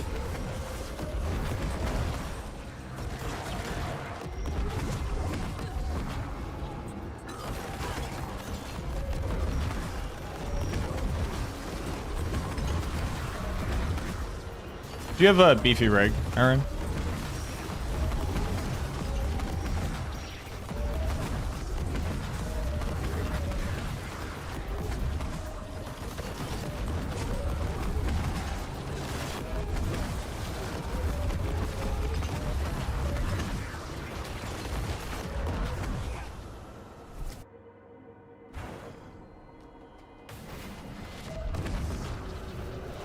You're getting medium bullied into playing it between seasons. Like, I'm not committing to anything, all right? I might go back to playing Star Wars Galaxies and then realize it was nothing but a couple-year fling in my childhood.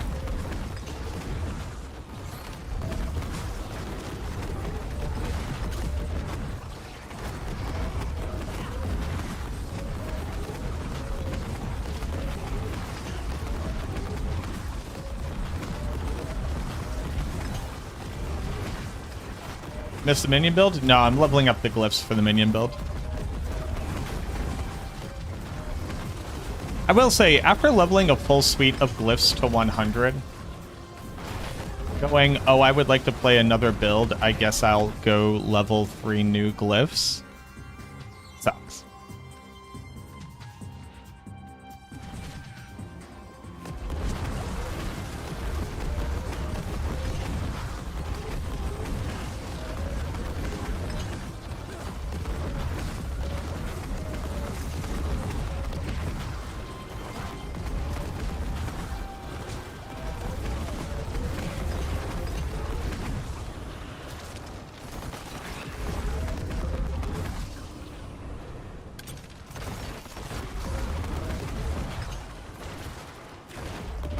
A good feeling gun is the exception than the rule. Interesting.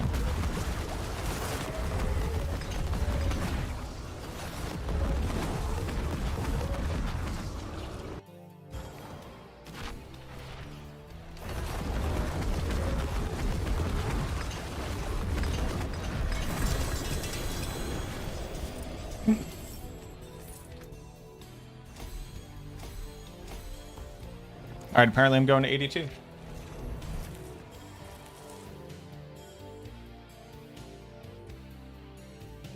Ba-da-ba-ba-ba.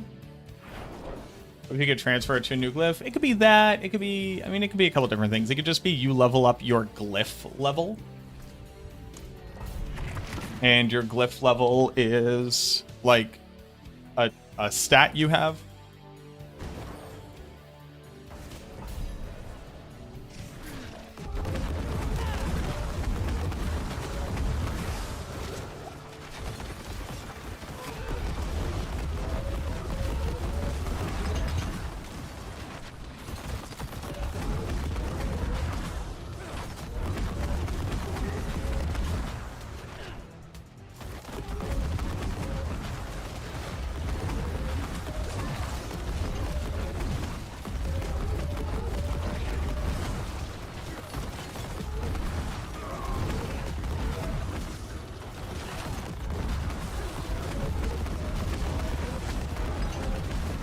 You could level up the Paragon boards.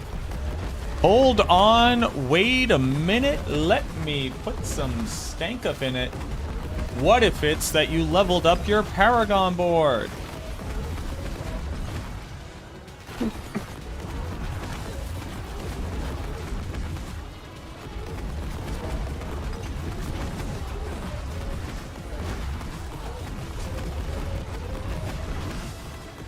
But when you socketed a glyph into it, it was the level of the Paragon board.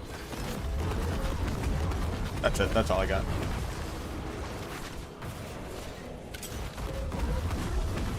I also just like the idea of like the Paragon boards being more of a thing that is progressed. I think I like this. It still is the thing of like, oh, I want to play a different build, I have to go level up a different board. It just minimizes the variables. A Goblin Horde Nightmare Dungeon Key? No, thank you. I'm playing solo Selfbound.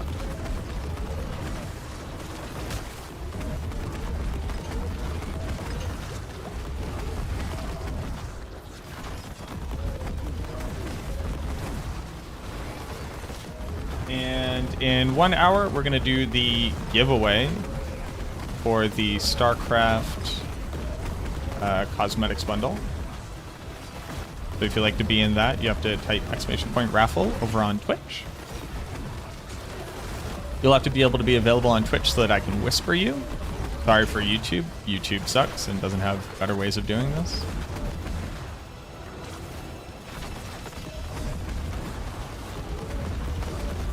If you are a sub to the channel, you get 2 tickets automatically. It's just my way of being able to say thank you for the people who support the channel.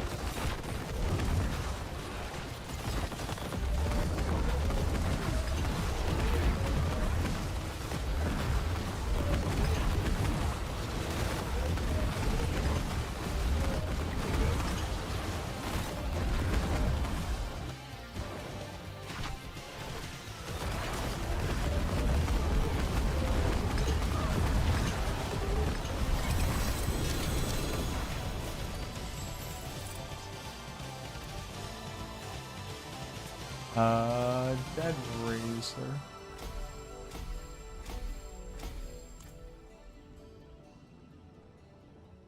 Or convert any sort of potter into glyph XP. Oh yeah.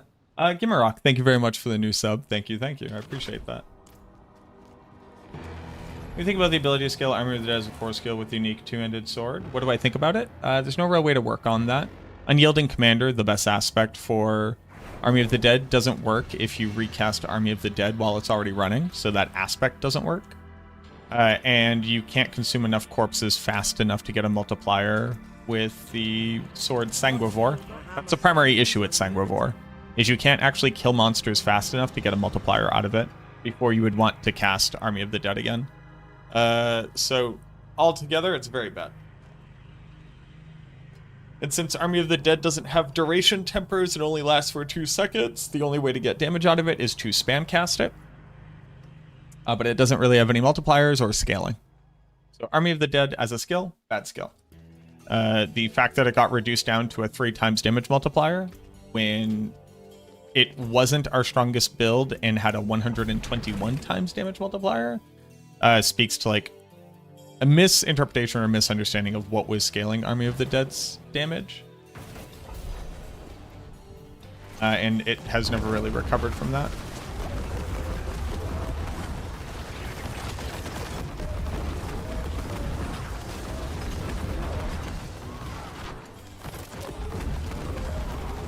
And the sword just has dead stats on it, because the best Army of the Dead build is one that sacrifices all of its minions. And since the majority of our multipliers are minion specific or individual minion specific, there isn't actually any overlap with Army of the Dead and minions. They're just kind of like across the board, Sanguivore is a failed execution on a concept. Now, if it gave minions and Army of the Dead a way to scale into being a blood skill, considering it's blood sword, sword of the blood god, for all intents and purposes, that would actually give it some interesting avenues. And if it was based off of either like blood orbs picked up or like healing received, then we might see something. And I get that's Lord Zir and he's the vampire, so it does the vampire curse thing. I do. But then why is it an Army of the Dead sword? We also don't have any ways of scaling summoning damage to a meaningful degree. So the little ghosties that pop out of it do absolutely 0 damage.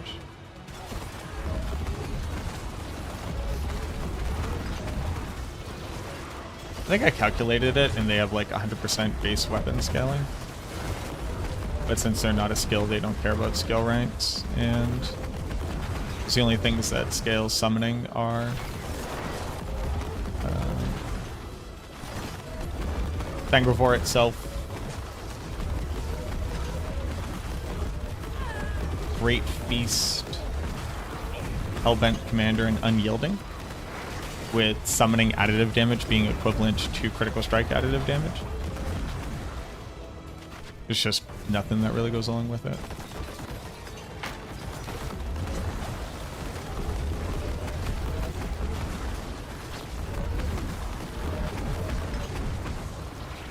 See, people might think that when I say I don't like something, it's just like a personal opinion. I just don't like it. That's because they don't think about stuff as much as I do. I don't like it on a deep, guttural level.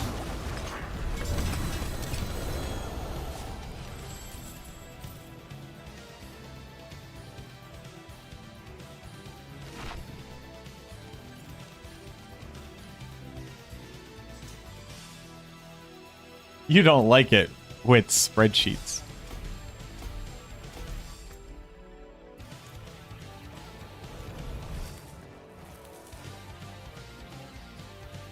I thought that there are stream bots for YouTube that could do raffles. There might be. I don't know. I go through Streamlabs, and it doesn't make that available as an option, but maybe it's something I haven't looked deep enough into. Have a good night, Morton.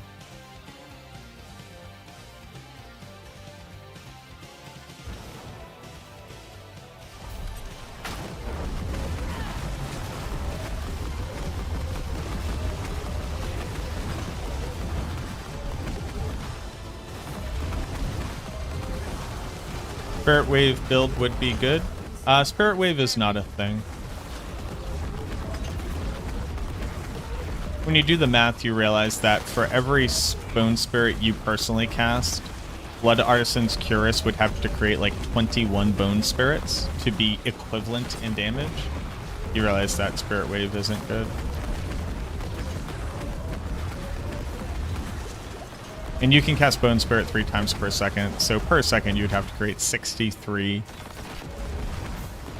Bone Spirits. Which means you would have to eat, what, 189 Blood Orbs per second? And there's nothing that will create that many Blood Orbs.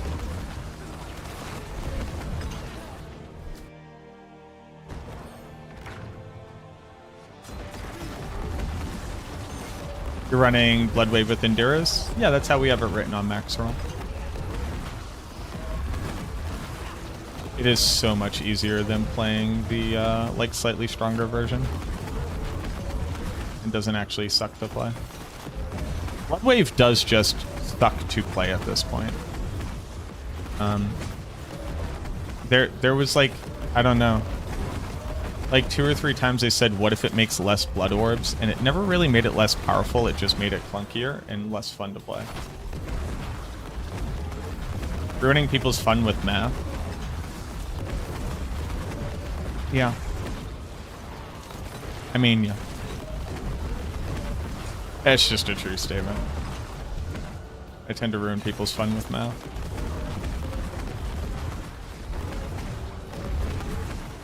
It wouldn't be ruining their fun if they didn't ask me about it. Like, ignorance is bliss.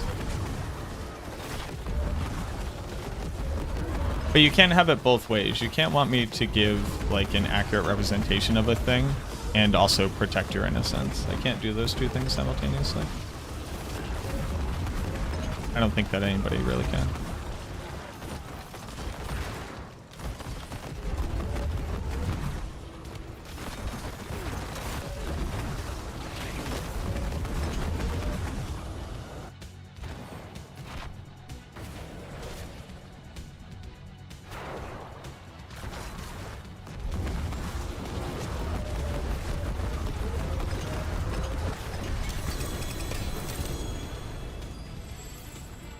But farming the dead damage is a core skill and now would increase the summon damage from the sword. It would not, no. So being able to scale it as a core skill does help, but very minorly. We actually don't have a lot of core skill scaling things either. We have imperfectly balanced. And that's the end. That's the end of the statement.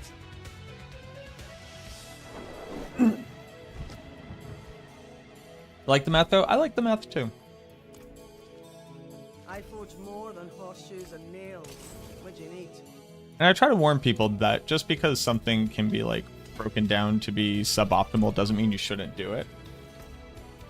Like the game is about fun, not about optimal, unless optimal is fun for you, but either way that still means that the game was about fun.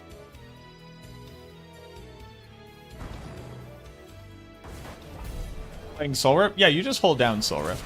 Boop, boop, boop, boop, and then bop, bop, bop, bop, bop. Although I'm playing on controller, so I don't know if that's different off of controller, but you just hold down Soul Rift.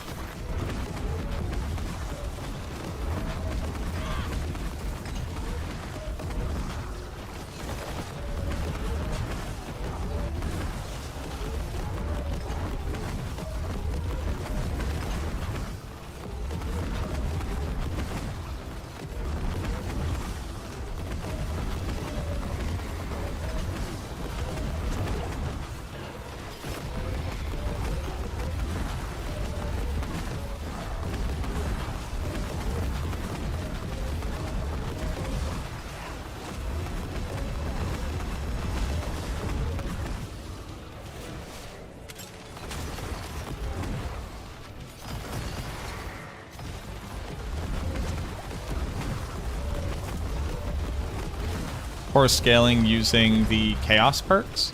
There's not really any core scaling in the chaos perks that matter, though.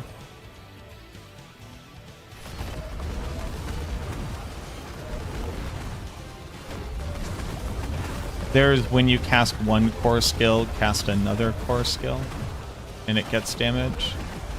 And there is casting a core skill increases your damage but reduces your resource. Neither of those really work.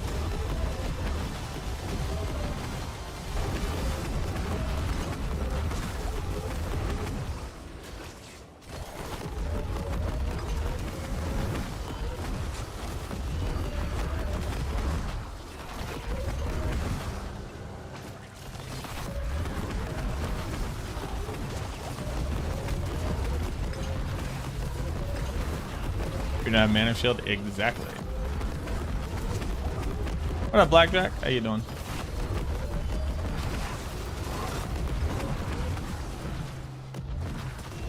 About the dodge aspect, you have the teleport. I cannot see that in the guide. What about the dodge aspect? The metamorphosis? That's in the speed farm setup. You're looking at the speed farm version of the build.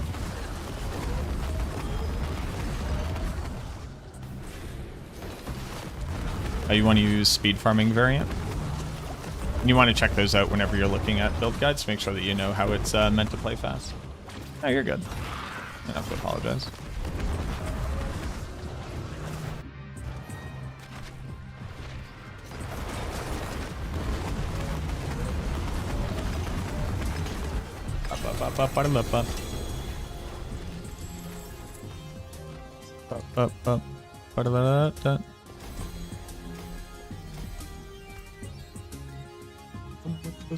You will see this time of Halloween.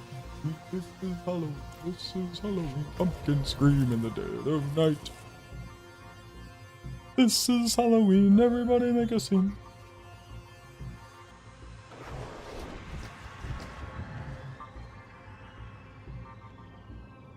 Oh, hell yeah.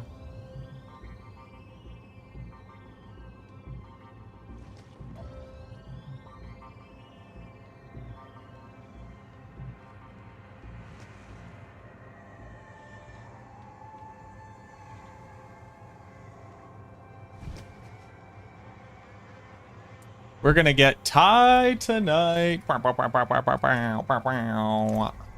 Huge. Oh, I love Thai. I would like to go back to Thailand. Thailand was a really, really awesome experience. What do you think is in here?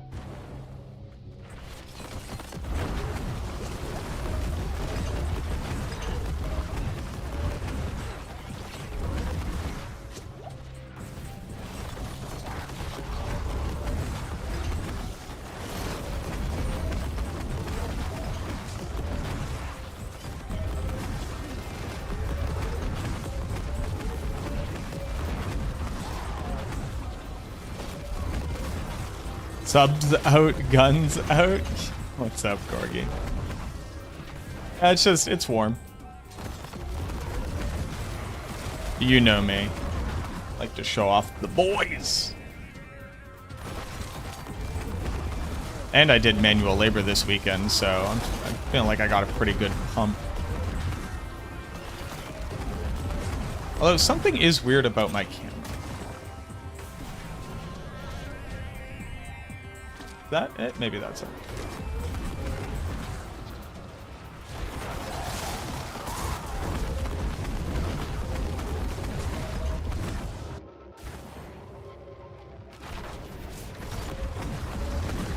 Here we go. 2 minute 20 second. That's a lot better.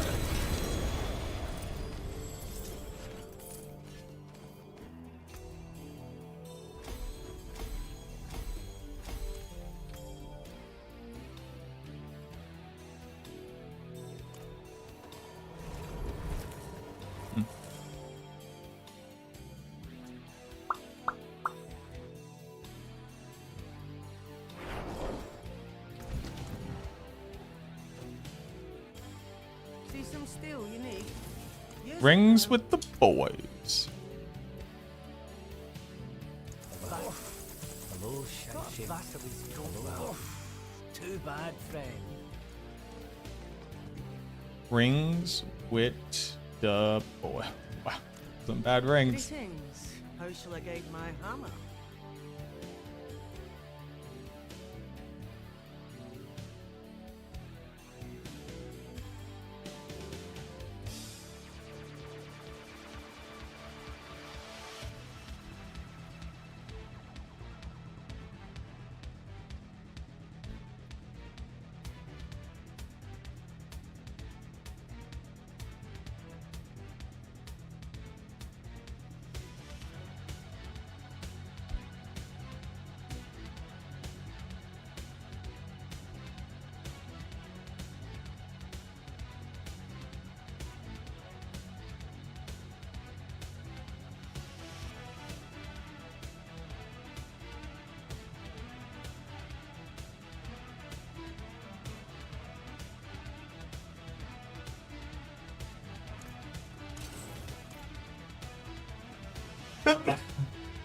It doesn't matter what slot the Chaos Armor is in.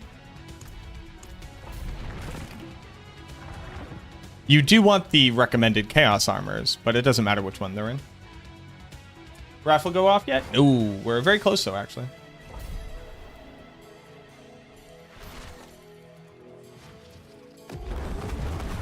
Basically, when I get Dead Razor up to, I don't know, like 80. It'll only be a few more runs. We will do the raffle. Doing a raffle for the Starcraft Cosmetics Pack, thanks to the Diablo Community Management Team. Shouts to Bloodshed. Thank you for the people. Exclamation point raffle here. If you're sub to the channel, you get 2 tickets, just as a way to say thank you for the people who support the channel. And obviously, just a little bit of nepotism. Just a little bit of favoritism.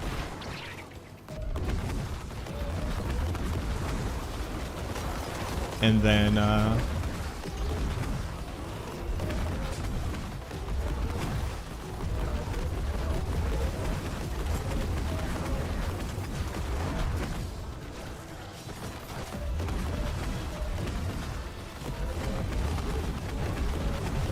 if you're watching on YouTube, you just have to pop over to Twitch for a little bit. I've been exclamation point raffle.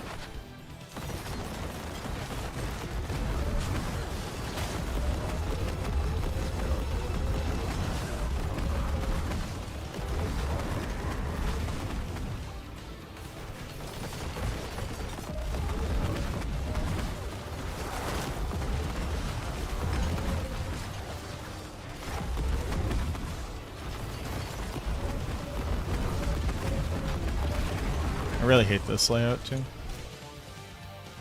Please show sword. That's my sword.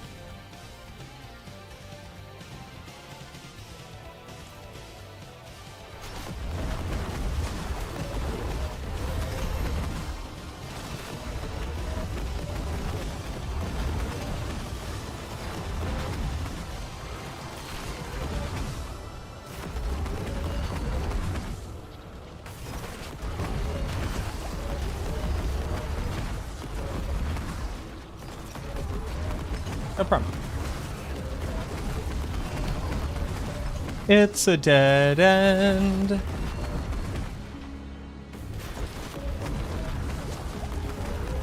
It's a big ol' double dead end. God, I fucking hate this map.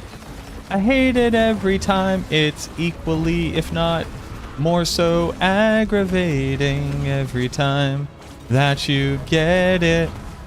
Add in the fucking Crusader people and you get pretty demented. Nobody likes to hit dead ends, especially me. And I don't think anybody likes dead ends.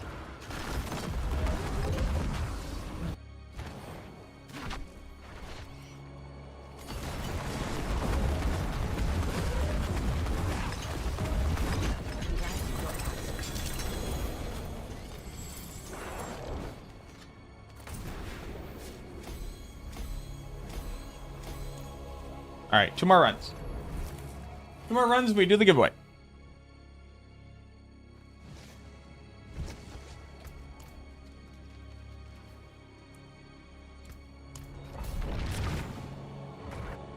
Ah. Big boy. I wish I was. Hopefully, I mean, heck, even maybe this week. I don't know. Hopefully we can start hitting the gym again.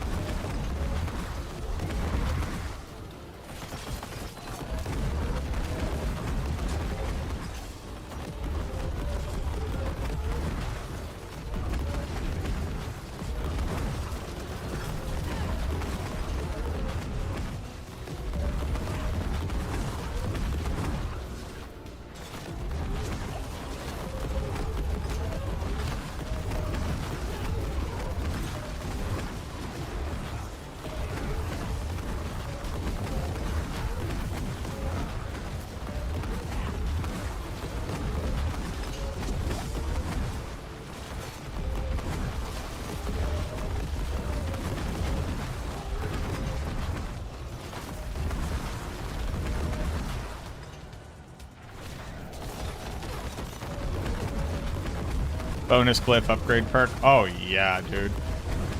That was peak.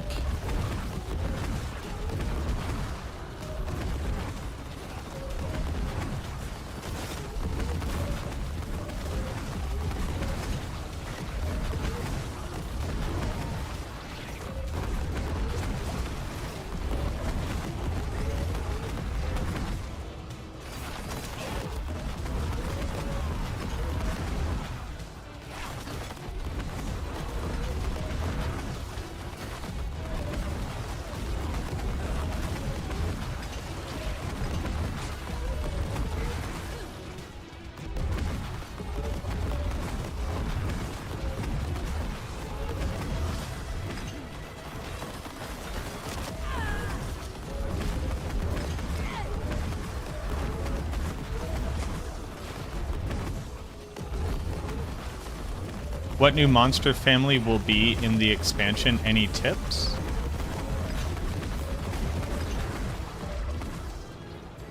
Gods. Just full gods.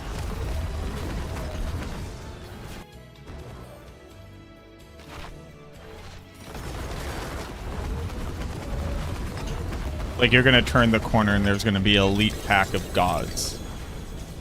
You'll have all the bangers. You'll have Anu, all the gods of the monk conclave or whatever that is. All gods. Oops, all gods. And then there's another one that's just regular goats. Like, not goat men. Just goats.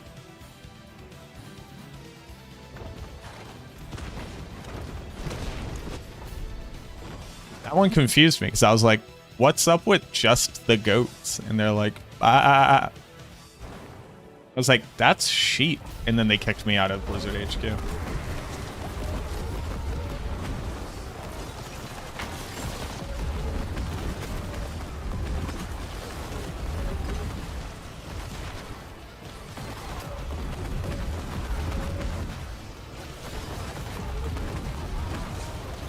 And they went, these goats are goated. And I was like, oh, because like the god family, so it's like, these are like the gods of goats. And they're like, no, they're the goatest goat of all time. Goated with 2 G's.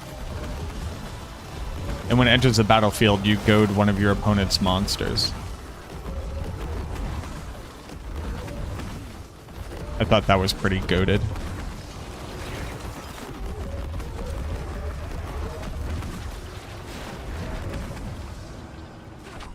Yeah, so they kicked me out.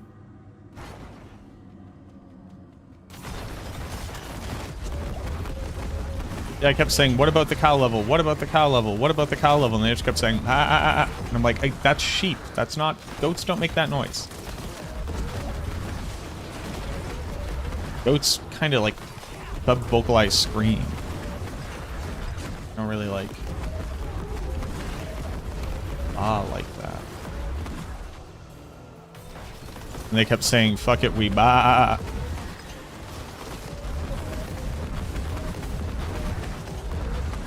I was like, all right, that one's actually pretty funny. And I'm not sure if when I flew out, I went to Blizzard HQ, or it was just like a goat's house.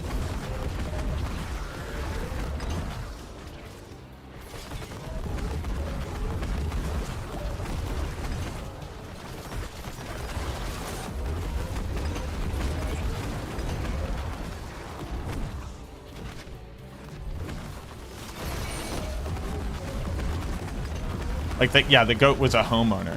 Especially in this economy, I was so surprised.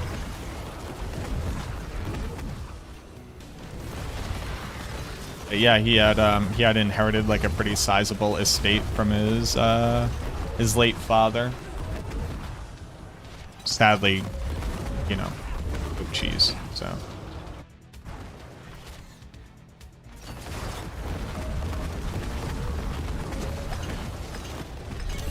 And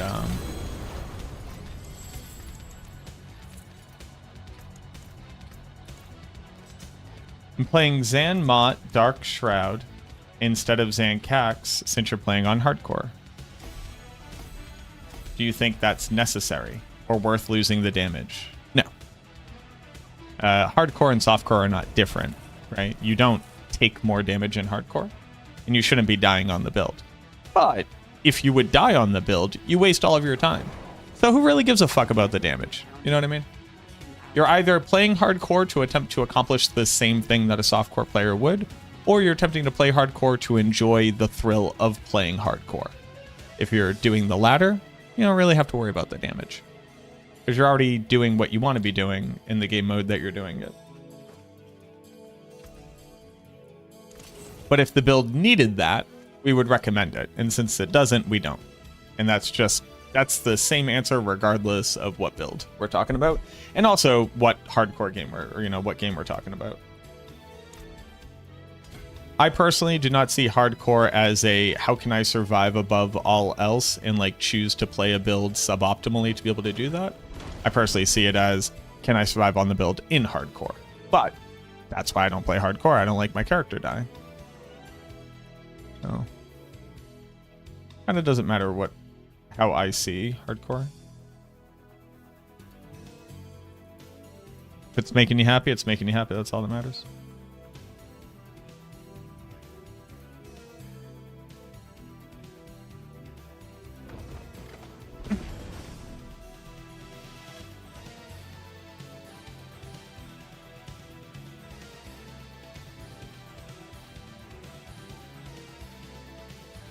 We got multiple hardcore enjoyers.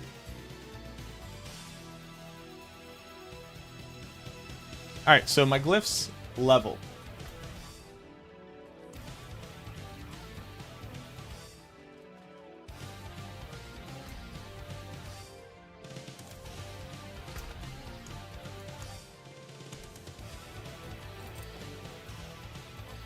Oh wow, my Shard of Varathiel is so heinously bad.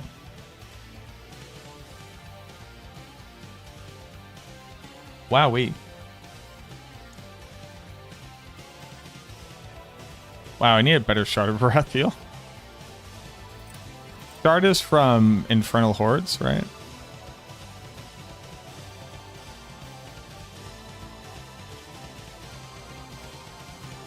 Fellow Massachusetts gamer from Boston, kid. From Boston, how the fuck are you?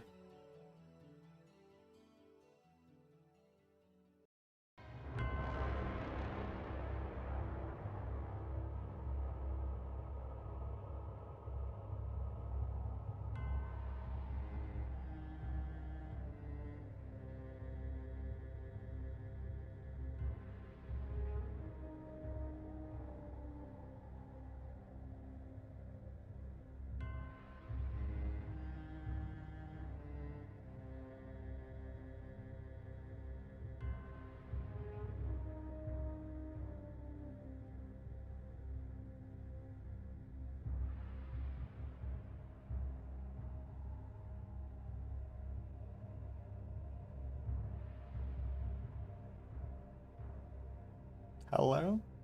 Look, I'm not picking my nose. I thought I had a loose hair.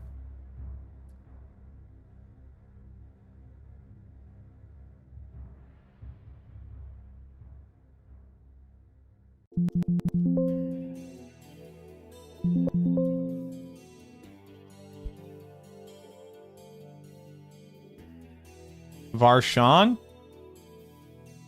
Alright, we're going Varshan, boys. We're going Varshan, boys.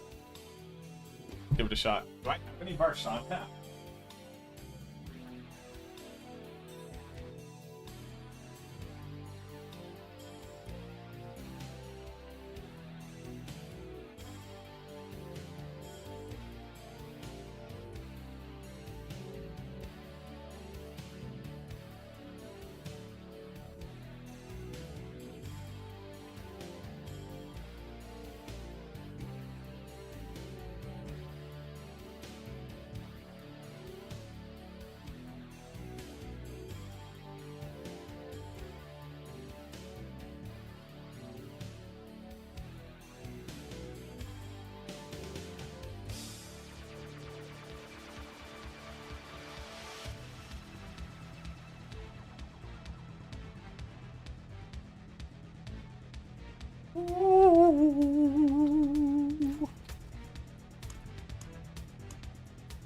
Two Varshans, baby.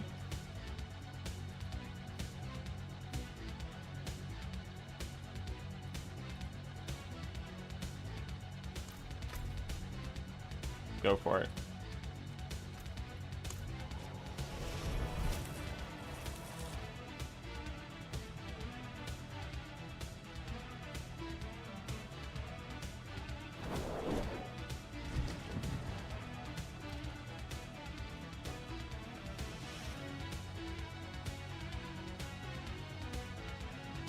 Varshan, Varshan.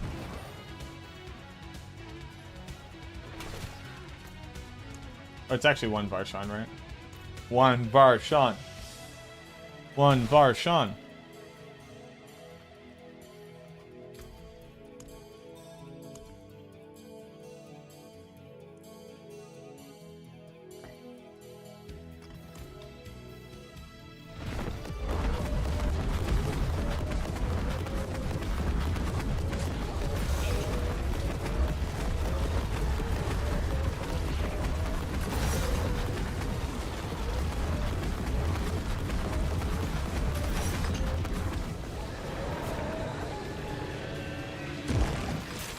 And give me a Belial.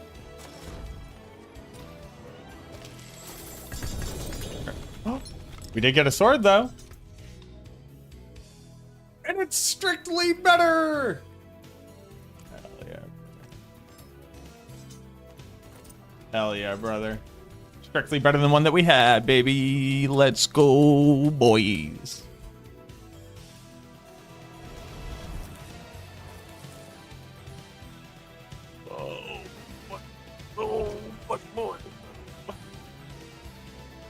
Had to believe in the heart of the cards. And I could gamble swords? Well, there's something special. Strictly worse! Okay, we got a better one then.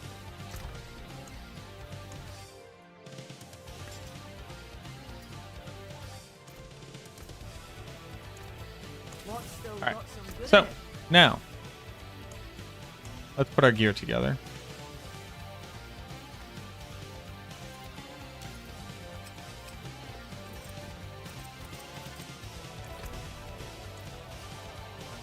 Where the stars are you lose a blast to dust.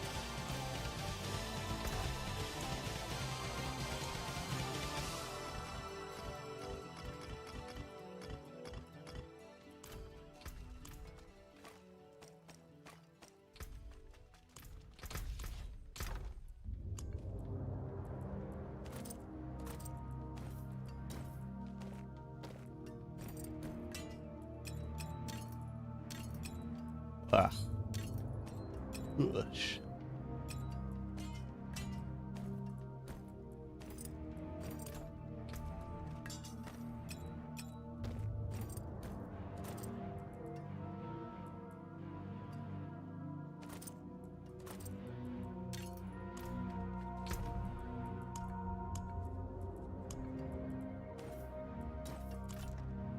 Have I tried Grandfather as a weapon? Have I tried it? Yeah. This is starting to feel. It is suboptimal on every build for the Necromancer.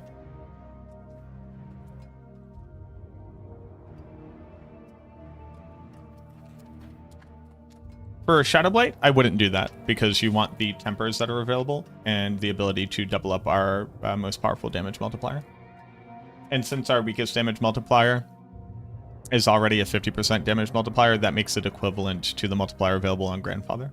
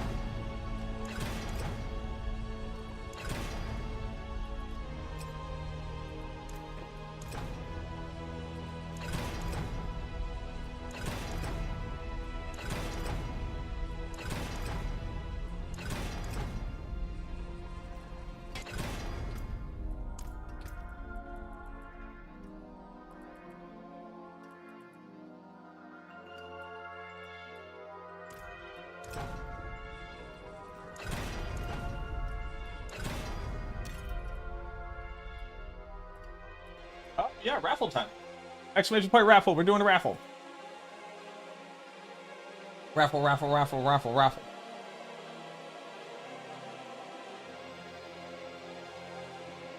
Raffle, raffle, raffle.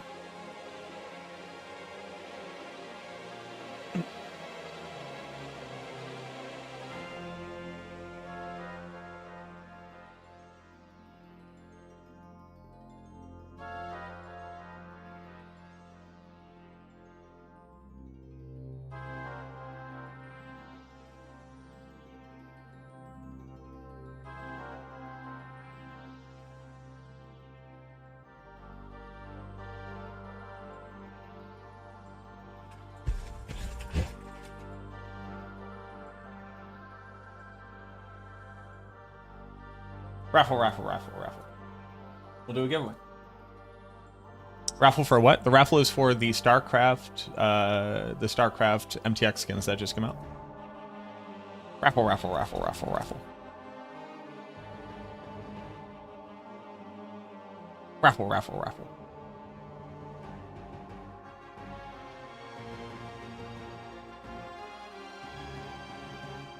Hell yeah. Alright. I'm gonna give it 10 more seconds. You gotta come over and you gotta click exclamation mark raffle.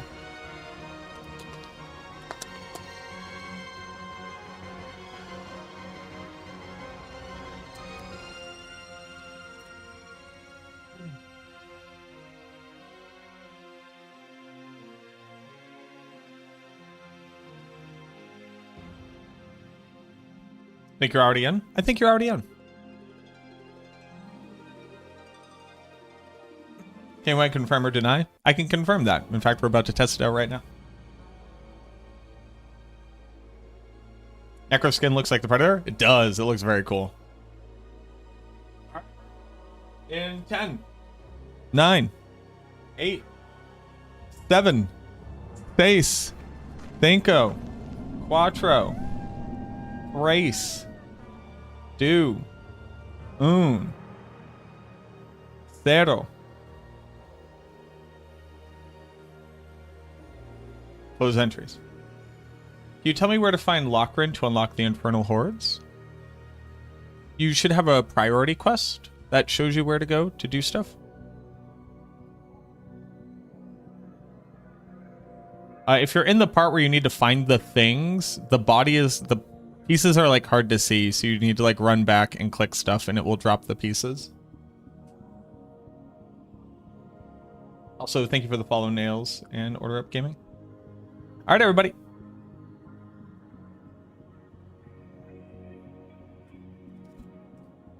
Drum roll, please.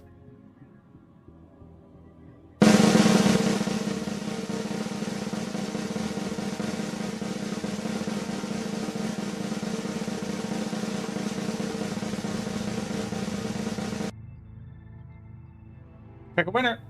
Jeristay. Oh damn, are you actually here or are you giving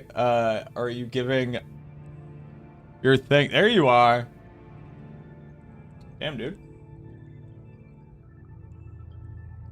Big lucky. All right, hold on. There are 2 codes I'm giving you. One is for one part of the bundle, one is for the other part of the bundle.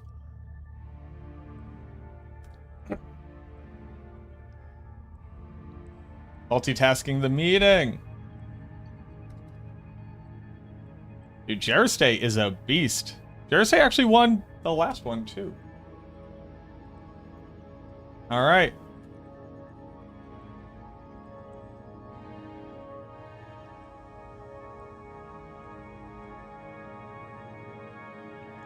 Let's go. Scormus, thank you so much for the 10 minutes. All right, Jeristay. Congratulations. I gotta cut you off. You subscribe to a bad You won content twice creator. in 2 giveaways. That's insane. You're a real one. Okay. Okay. So, let's swap over to this build.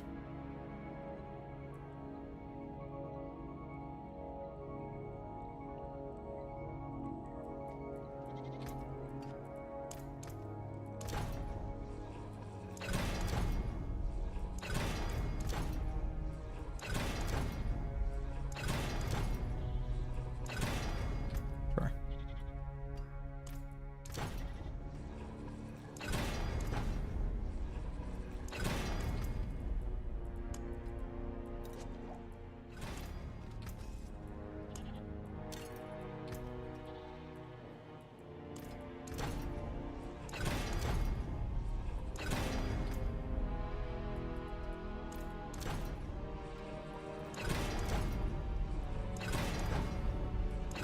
All right, that's fine.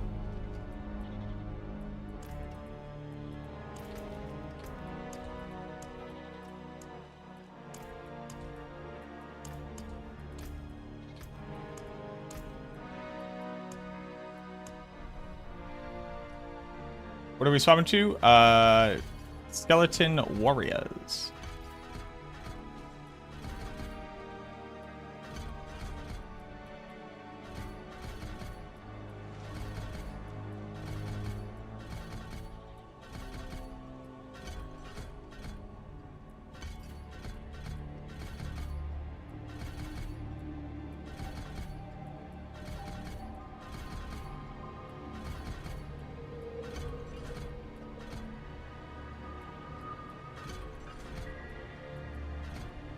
Oh, I don't have Lidless Wall yet.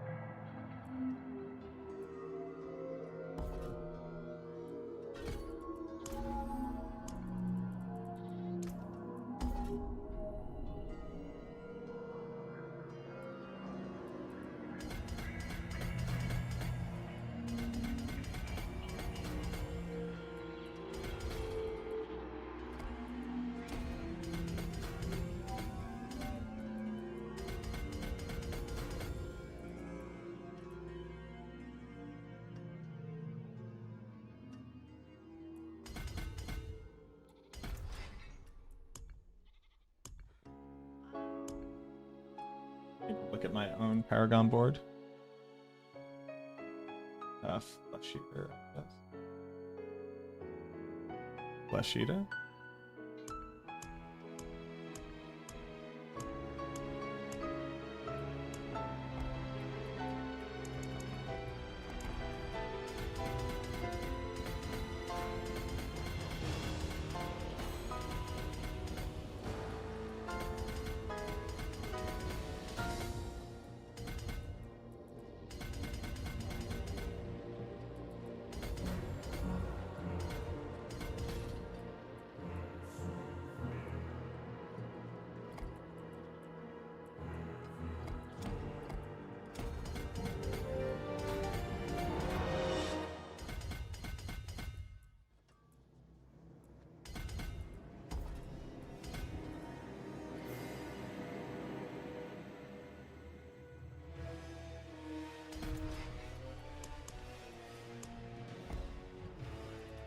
I just looked at what's up, Wizzle.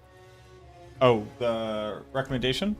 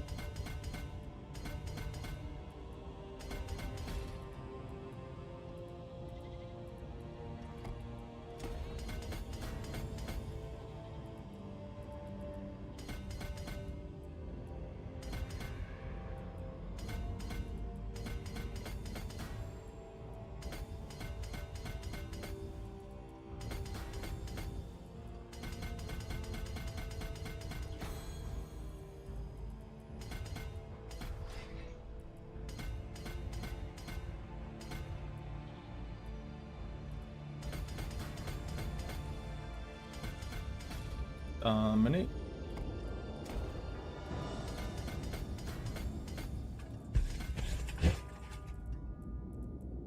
Dominate. What up, M. Broccoli? Hello from Maxroll. Also, hello from Maxroll. I say.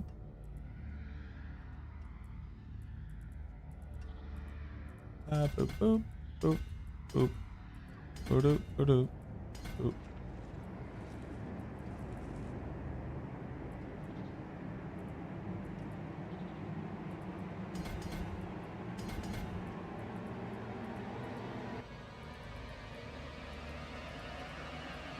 Boop.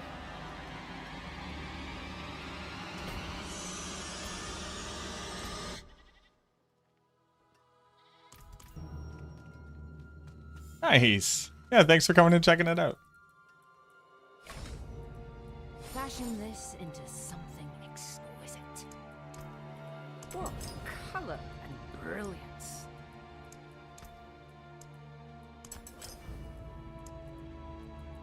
Topaz. And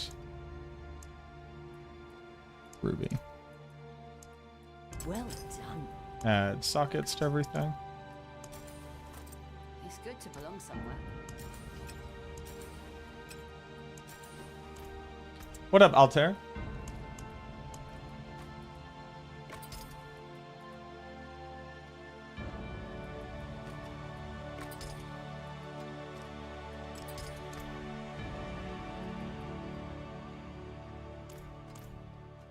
Thank you for the hydrate. Appreciate that. Greetings. How shall I guide my hammer?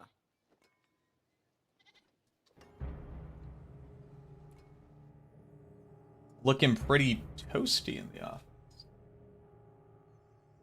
Do I like toasty? Oh, like warm? No, I'm just Italian.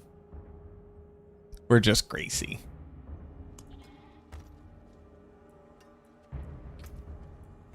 I'm actually in sweatpants, and I have slippers on.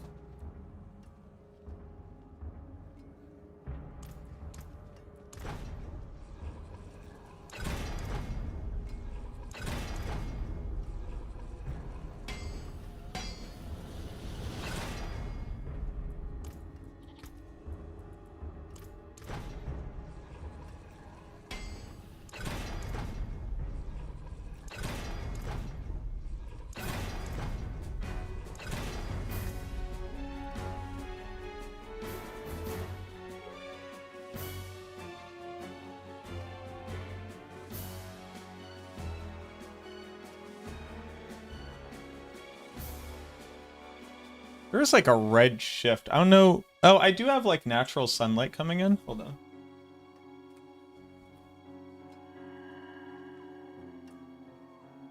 Well, now I look like I'm on trial.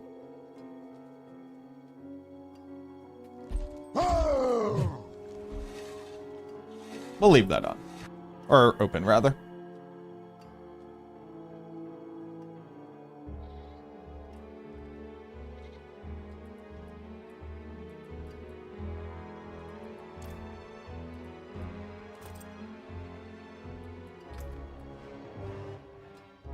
Cage, thank you so much for the follow. Thank you, Cage.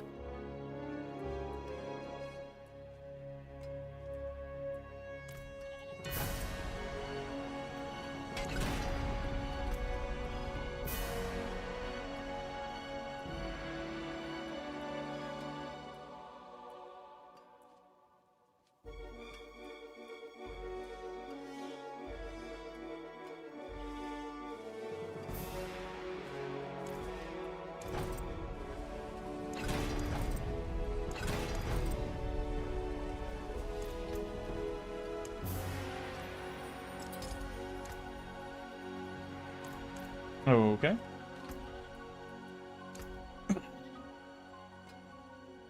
$30 and $10. Okay, not enough attack speed. So let's go roll some stuff to attack speed. What is this?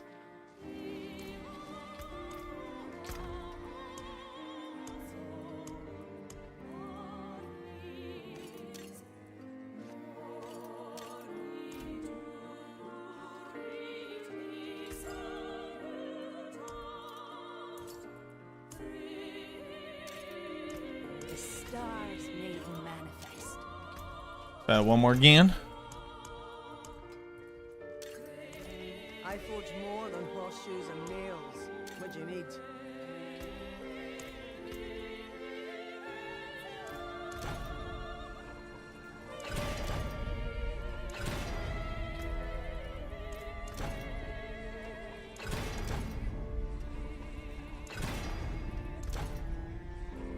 I'll keep my forge hot. Return soon.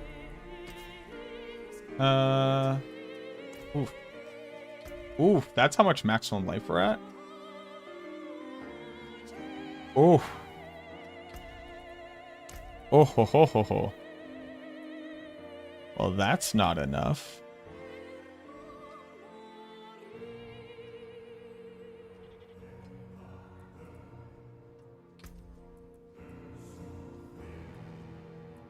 Regular boots?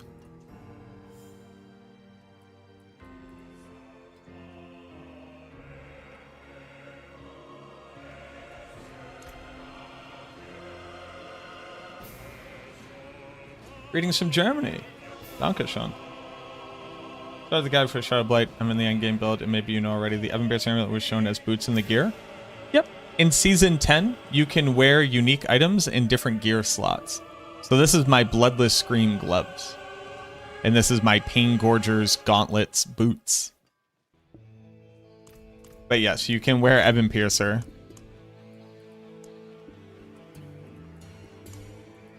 In different gear slots. Like this one's a helmet. And these ones are pants. That's the whole point of this season, is that you get to wear Chaos unique items, which means unique items in armor slots that they're not normally.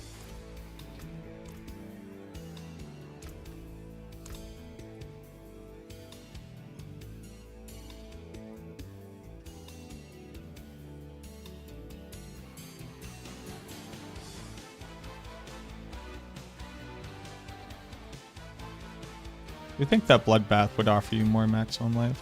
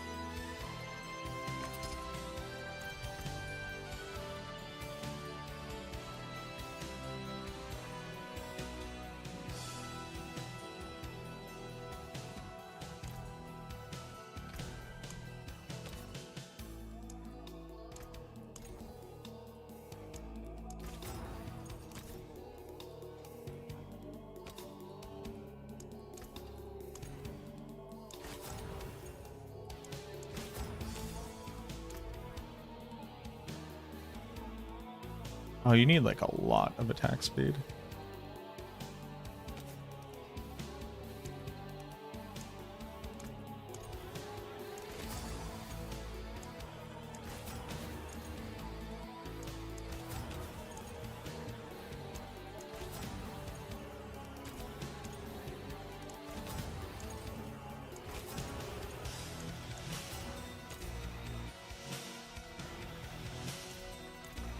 See some steel you need?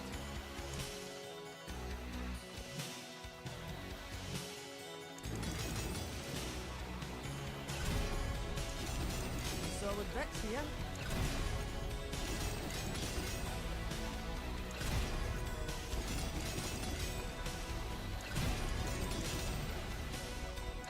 Sure. There's a good one.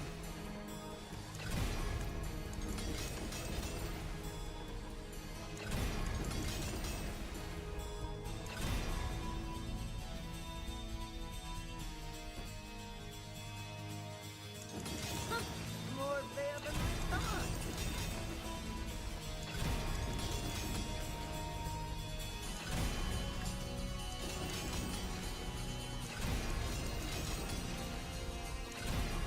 Solid Vex here.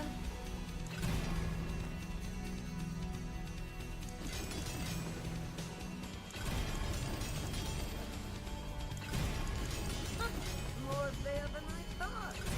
Sure.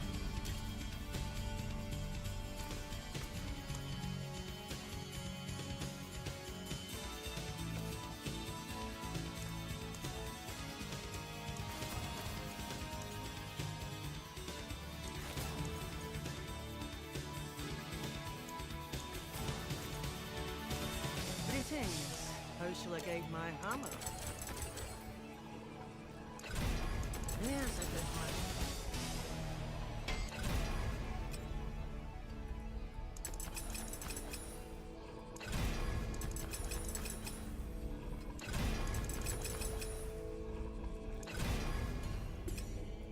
Some solid Vex here.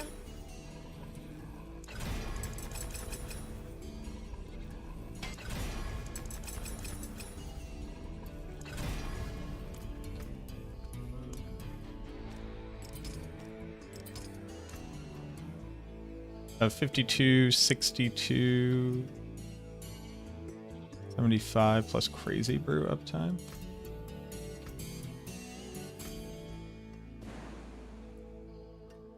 And I might need like right here.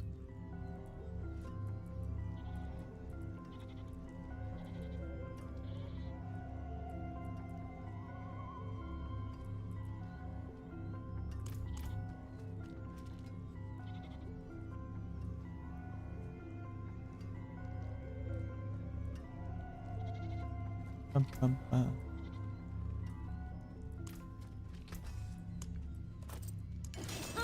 More there than I thought.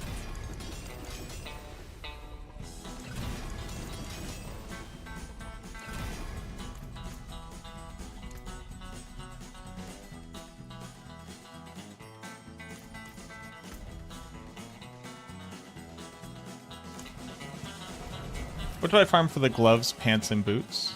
What do I farm for the gloves, pants, and boots? So you can do Infernal Hordes and kill Bartok. You can gamble those slots. And you'll either like find decent things to wear during that time, or you might find one of the other Chaos uniques. Like that's where I got my Ebon Piercer and my Fist of Fate was just from gambling. And you do Nightmare Dungeons with the Chaos Rifts in them, and then you use the seasonal progression board to get caches. I'll watch your back. Those are all good options. We could use some help.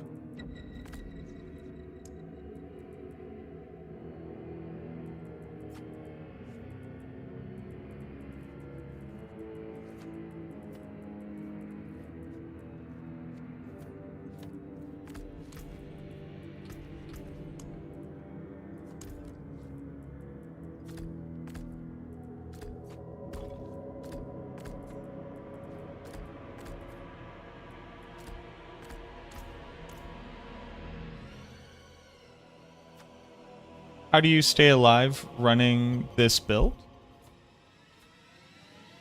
Shadowblight?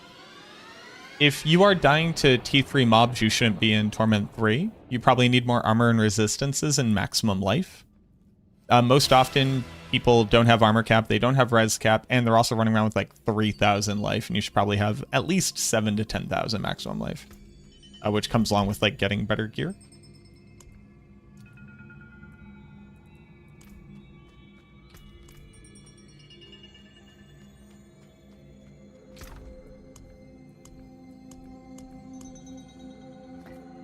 Who?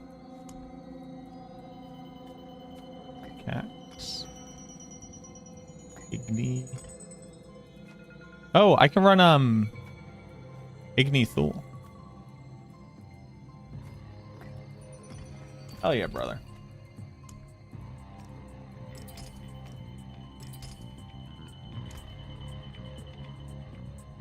Res is close. Yeah, I'm gonna have to put like armor on here, I think.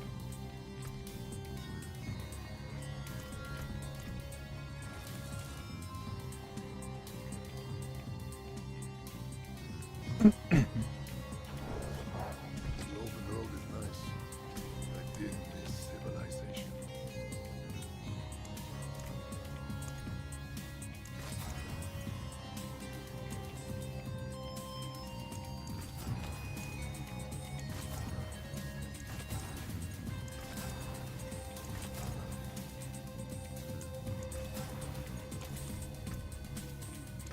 Armor, and then I need some res. Been spamming gloves and boots and no Ebon Piercer? You'll get it.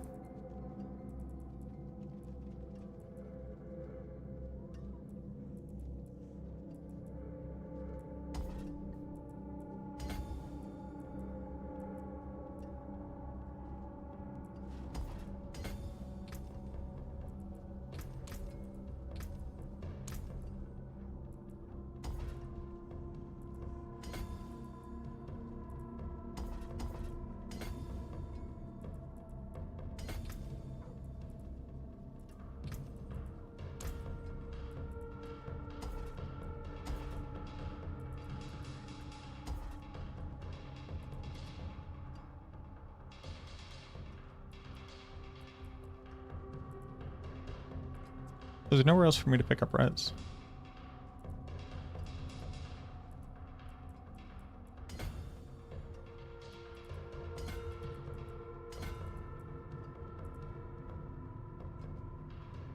Man, I really wish any of the stats on this board like mattered. For the Necro, like at all. Running Conceited on the gloves for damage with barrier? You should be running Cadaverous. Already changed your Chaos perks for this build? No, not yet. Trying to figure out my resistances.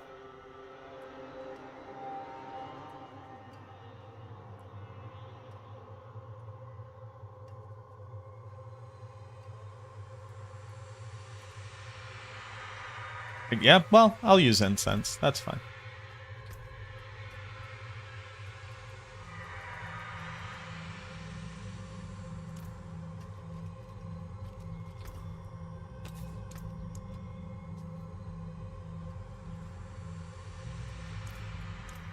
Sublime.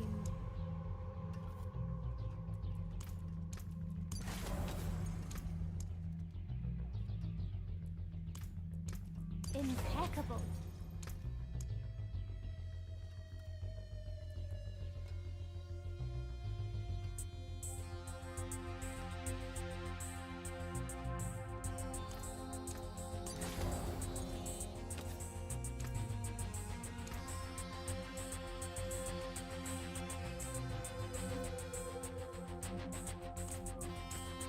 Masterful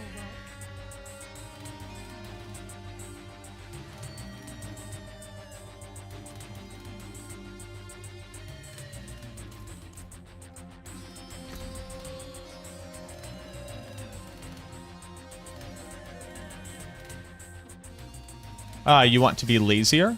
Sure. You can always be suboptimal to be lazy.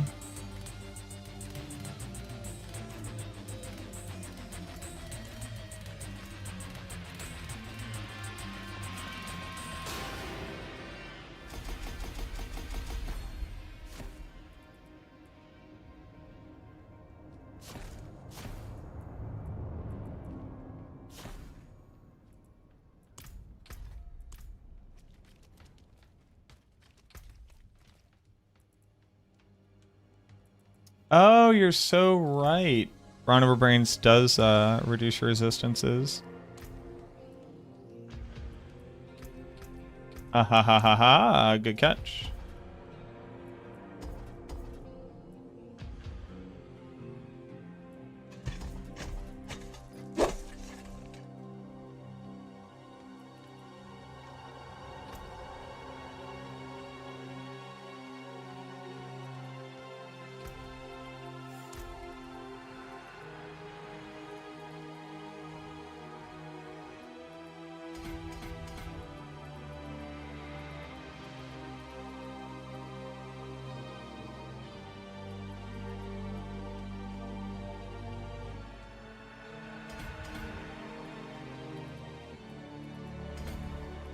Hell yeah. Game Master Mason. Thank you very much for the follow.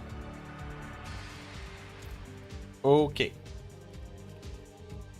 Critical Chief X amount of resource we need to spam Soul Rift from just the Amulet Ring is profitable to run Starless or worse than Sacrificial or the Damned.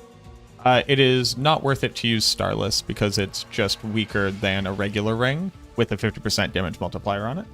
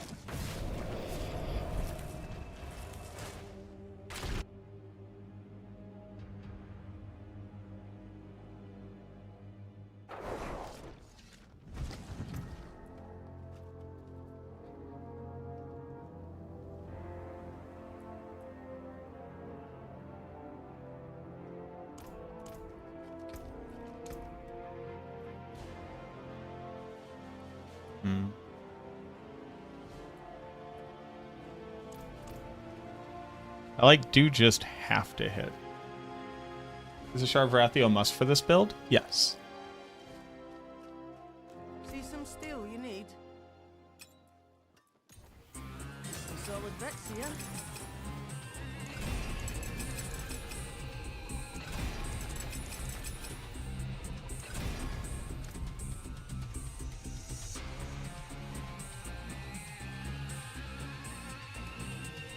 Okay.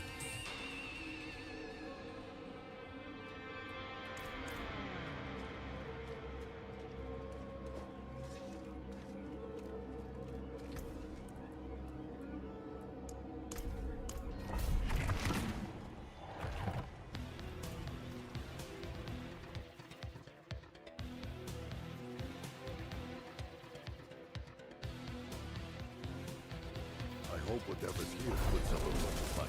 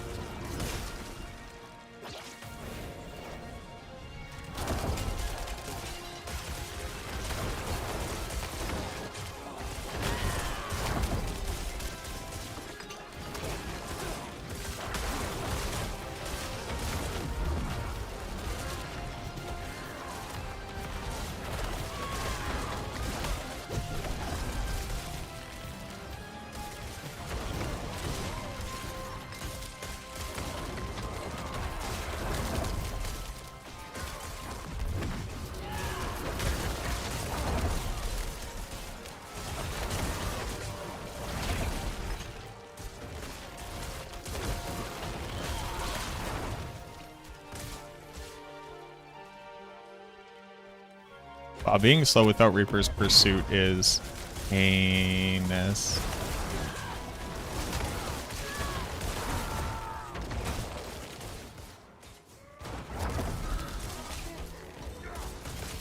Megacron, thank you very much for the follow.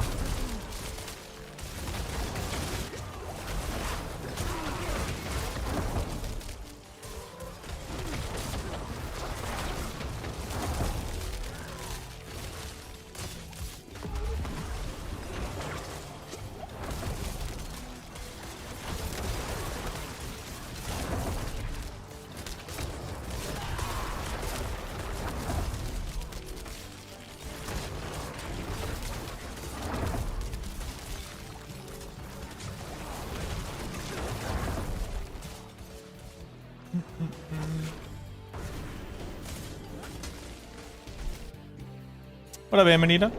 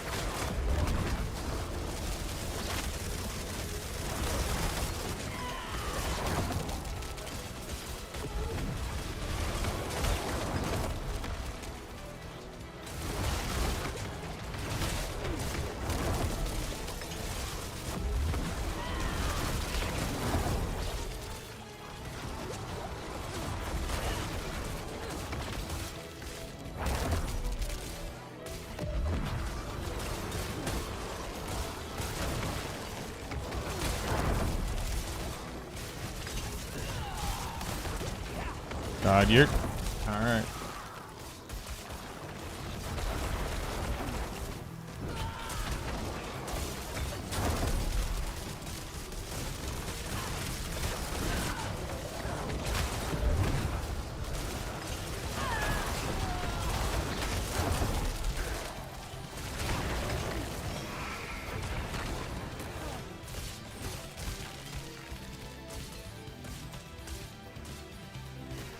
Impressive.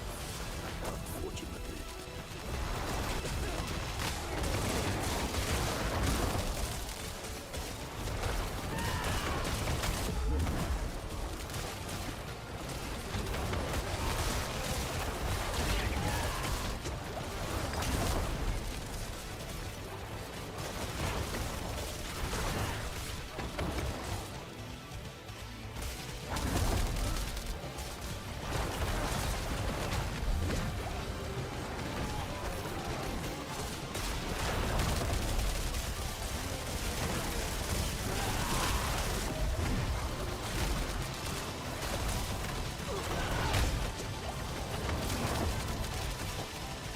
Can my guys attack? Is that one of the options?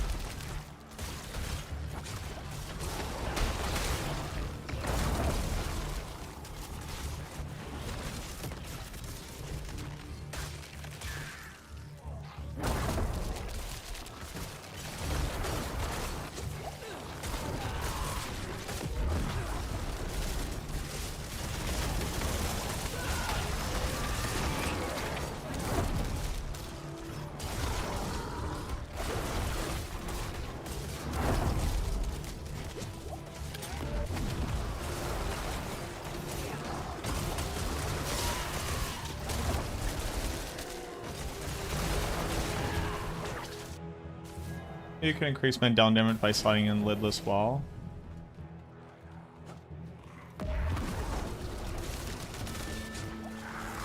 Yeah, that makes sense. I had not thought of that particular interaction, but that does make sense. Reapers does not really work with men down, no. Well, I mean, your skeleton warriors will attack. They will trigger men down. They have the same rate. They actually do more damage than your mages do with men down.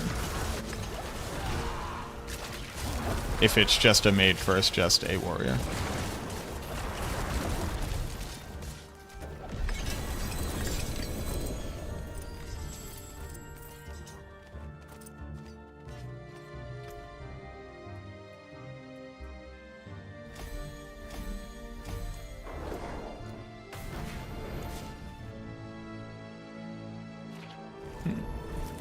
What up, Grim?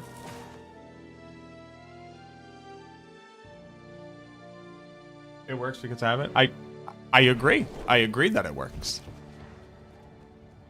I never disagreed that it would work. Your question was, had I ever thought of that? The answer is no.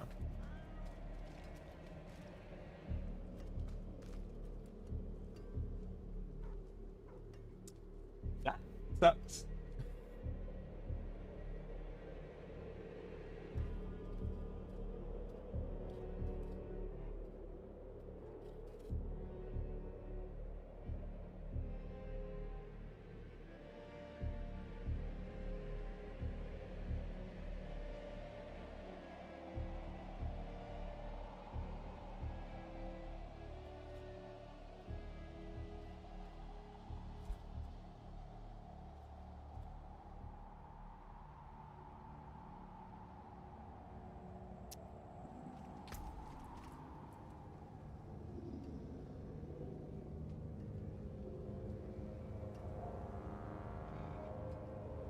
Would that mean anything? So mages already swapped over to using, like, so in this season mages uses men down because the bugs that were in place no longer make it so that mages base damage is stronger than men down, in addition to men down getting 20% damage bonus, and also on top of the very thing that you just explained. So mages were already using men down, and you weren't looking to scale their shadow damage at all. So if you're not looking to scale their shadow damage at all, then so shadow mages are still stronger than bone mages with men down because all of the damage multipliers you would use are generic anyways, and the shadow mages grant you a damage multiplier just from having them.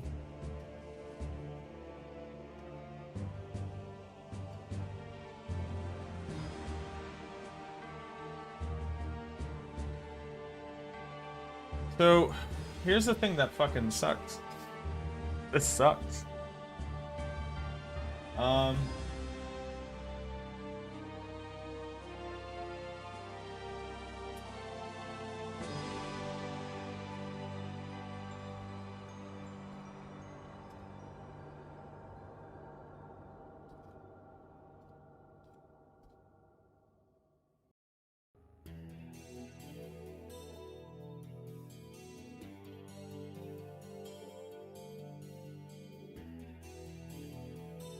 Does Ronnie have a clear on?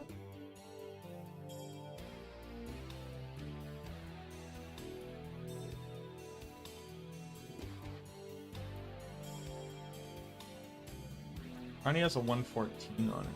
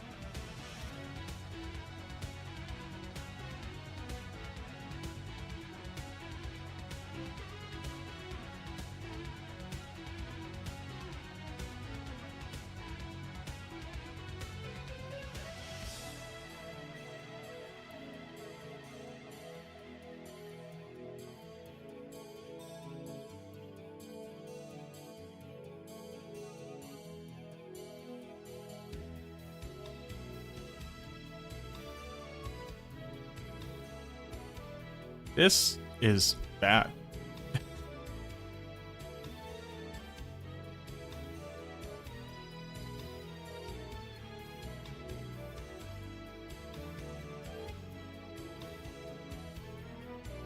Like, the experience of playing it is very bad.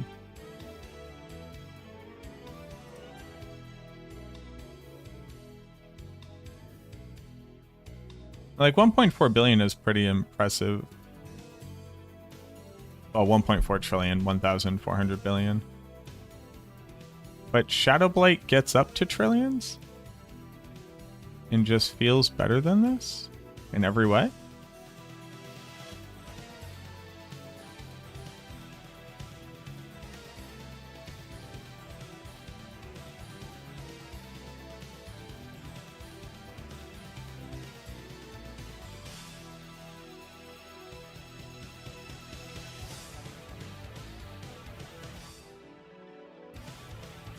For mage minions, why do we use Gloom on Amulet? You shouldn't be.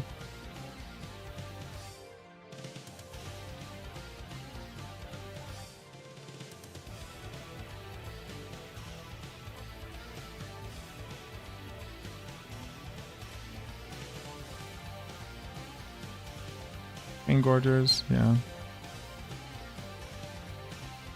I mean, yeah, I'm missing a lot of damage without Lidless Wall. I was also using Blood Moon Breaches. I just don't have boots like that, so fuck me, right?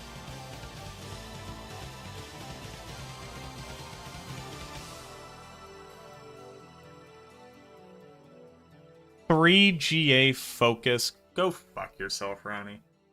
Oh my god. Nah. That's alright.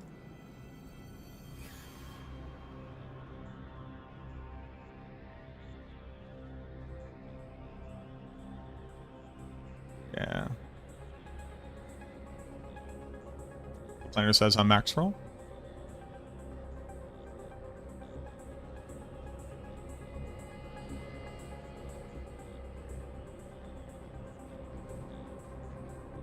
Yeah, it's wrong. It should be Coalesce Blood.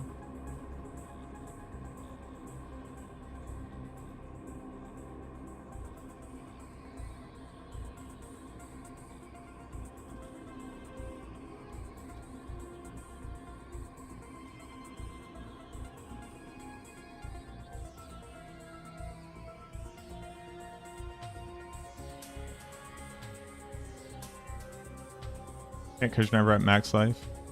Oh no. Well, okay. So there's a lot of there's a lot of different things. If you're going to be swapping over to the stronger version of this build, okay. So there's a lot going on. Hold on. Okay. All right.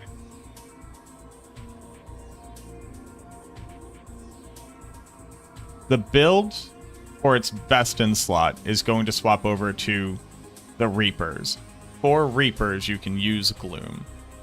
In general, on mage minions, without using Beast Cornered, you wouldn't be using Gloom. I would be using Amplified Damage on the Amulet, because you can't use Coalesce Blood. There we go.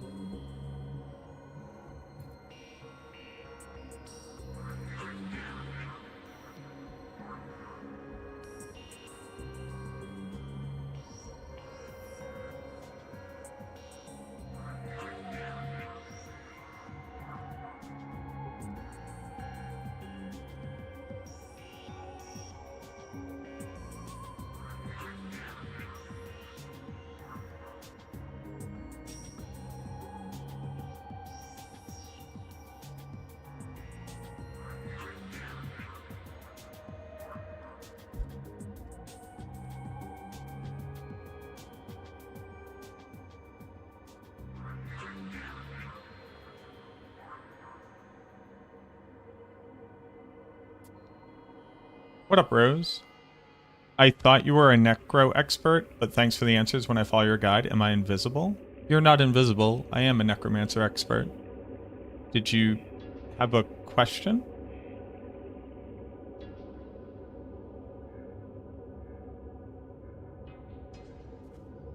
So,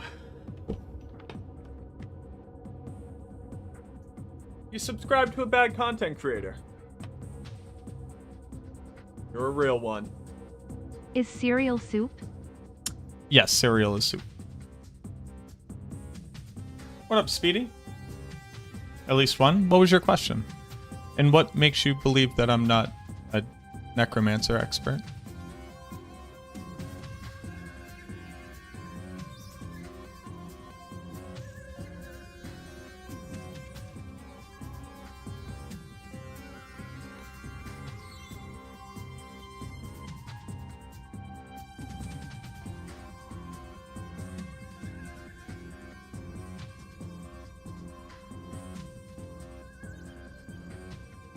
Your guy doesn't show a lot of fortify on Bloodwave, just rendering why. What do you mean a lot of fortify? What does a lot of, like, the ability to generate fortify?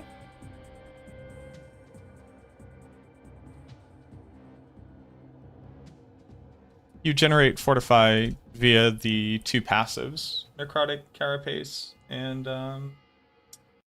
Drain Vitality. Skip some fortify nodes. Can you help me to understand in like significantly more detail exactly what we're talking about?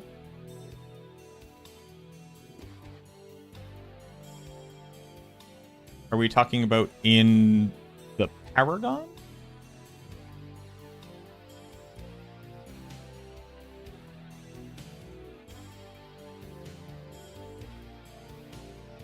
What are we talking about? Skill tree.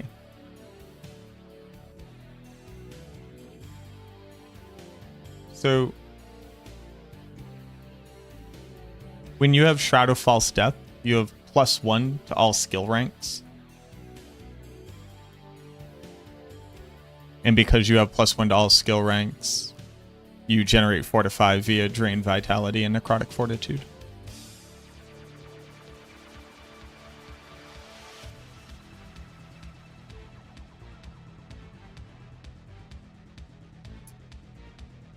Oh, here? So in like the starter version of it, you have Drain Vitality on Tempers. So you don't need to have skill points in it.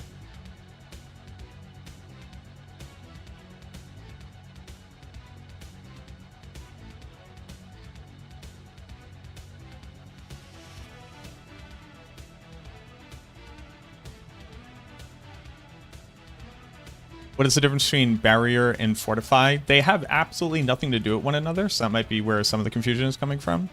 Fortify is a state that you build up a total up to your maximum life, that if you ever have as much Fortify as you have current life, you gain the Fortified status. The Fortified status comes along with a couple things that are triggered by it, but most notably you gain 15% damage reduction. Barrier is like temporary life that you gain via effects. Can we circle back to, like, it's really going to nag at me because I don't know what I could have possibly have said. What makes you believe that I am not an expert in the Necromancer? Because, like, that's kind of a wild thing to throw out there. And my ego does need to know. Because I am a human. How do you get the most out of the retaliation aspect?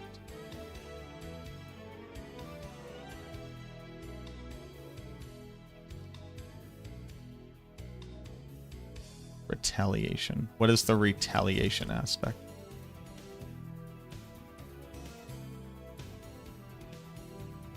My bad, I just felt ignored. Me missing a single question that you may have asked while I'm actively playing a game and actively answering questions is neither a representation of my ability to be knowledgeable about a game, your value as a person, or whether or not I've made a decision to do that. I'm a dude, and sometimes I miss things. Just re-ask the question, and don't be passive-aggressive about it.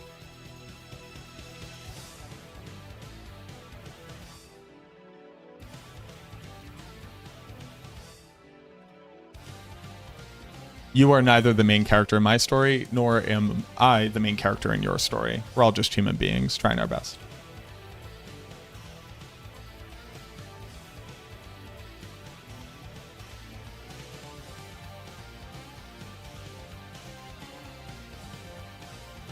Yeah, Barrier is blue over your health orb. Fortify is a big set of like armor that goes over your health globe.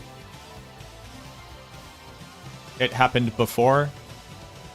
Yeah, I've missed the vast majority of things that people say. That's just gonna happen.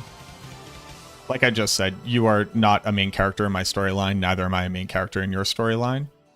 And I'm not intentionally ignoring you. I'm a human being with undiagnosed ADHD who's actively playing a video game while trying to entertain people.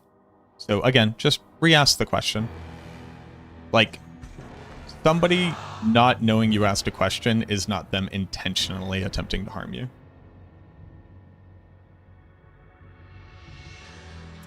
Cramps, thank you very much for the raid. Welcome on in. Hello, hello, hello.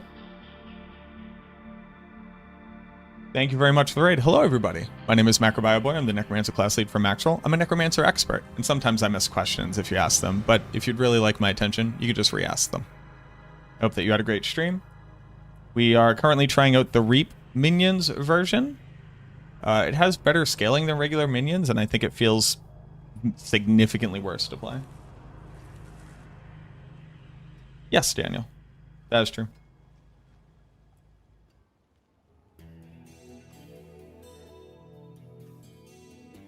But welcome on in. Thank you, thank you, thank you.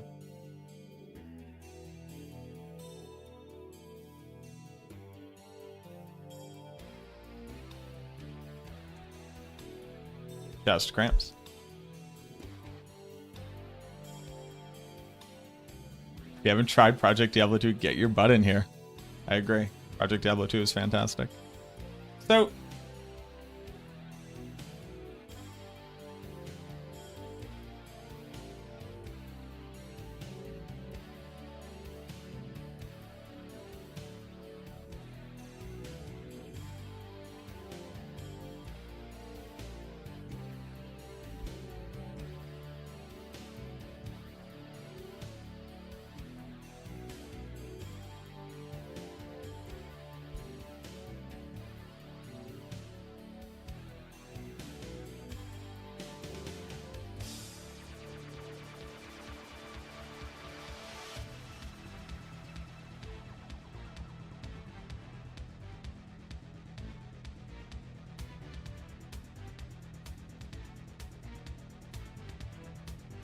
I've not played the season. What is new in Diablo?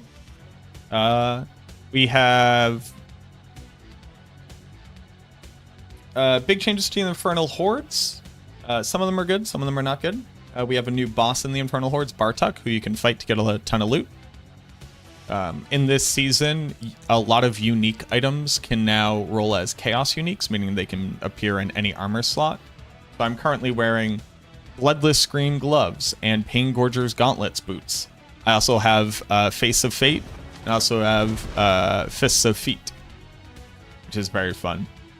And it's kind of it's an interesting experience trying to figure out how to fit them into different builds and see what they would look like there.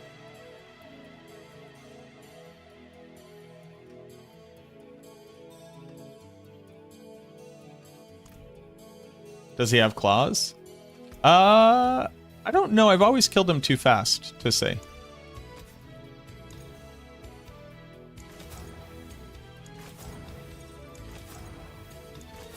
I might actually want movement speed.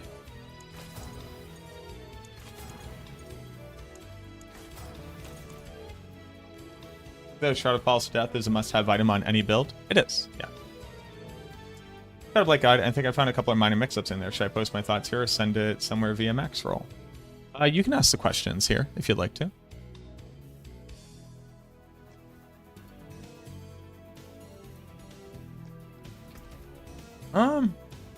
Yeah, I kind of really didn't like the experience of playing this build. Let's try it again, but be smarter, I guess.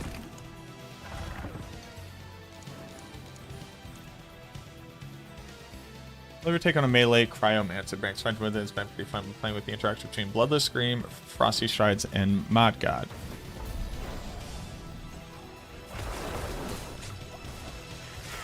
That's pretty interesting.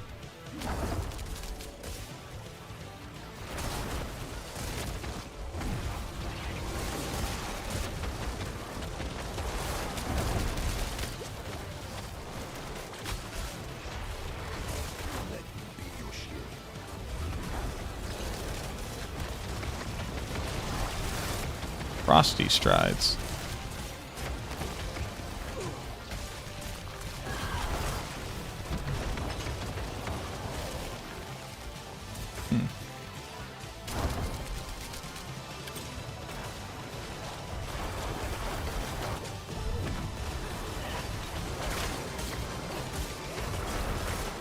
Let me look at Frosty Strides.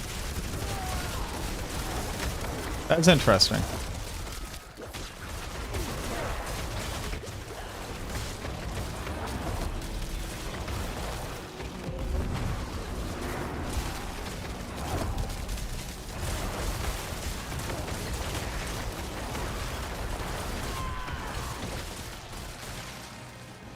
Dr. Moreau, thank you for redeeming the darkness. The darkness has been redeemed. Hopefully the darkness will stay redeemed.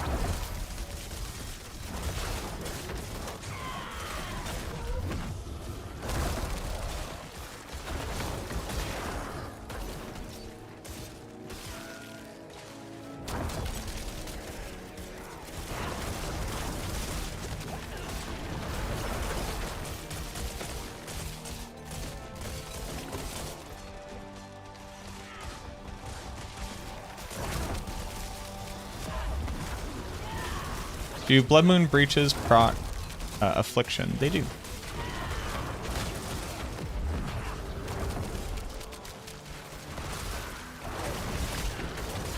Minions better than Druid? Minions will do like pit tier 120?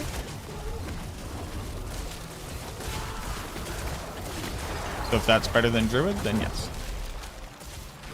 Raggedy Bitch, thank you very much for redeeming the darkness. The darkness has been redeemed. Hopefully the darkness will stay redeemed.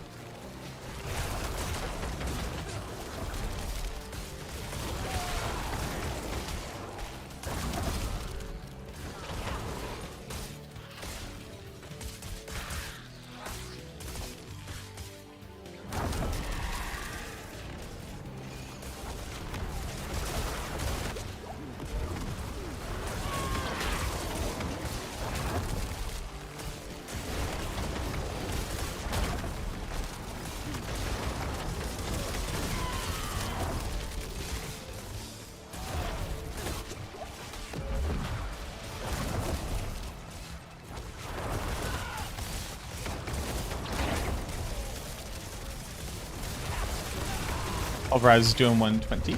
Very nice. Or 130.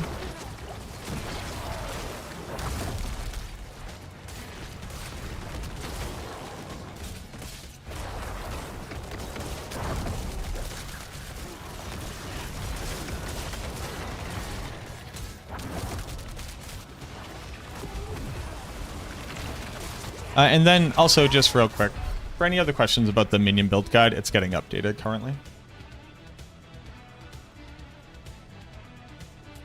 I hope you didn't think I was personally attacking you before. It's just frustrating when Maxwell guides ignore game questions. No, I'm very specifically offended because you did intend to personally attack me. And it's because you just, I don't know, you just didn't have the patience to ask a question again. I understand the frustration of not having a question answered. Maxwell guide writers are not intentionally ignoring you. I just missed a question and then like immediately answered your second question. So like, just ask the question again and like don't attempt to like undermine my value or attempt to belittle me or neg me just to get attention. It's weird behavior. Don't do that.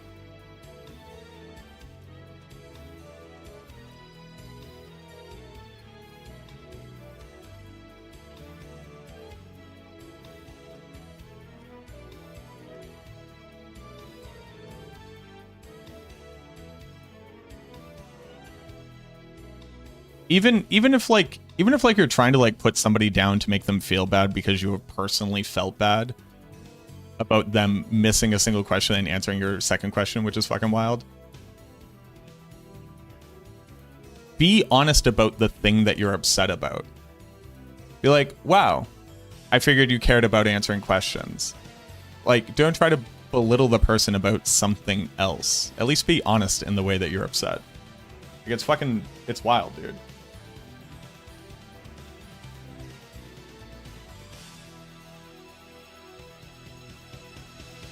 There's 150 fucking people here. You know what I mean? Like, it's wild.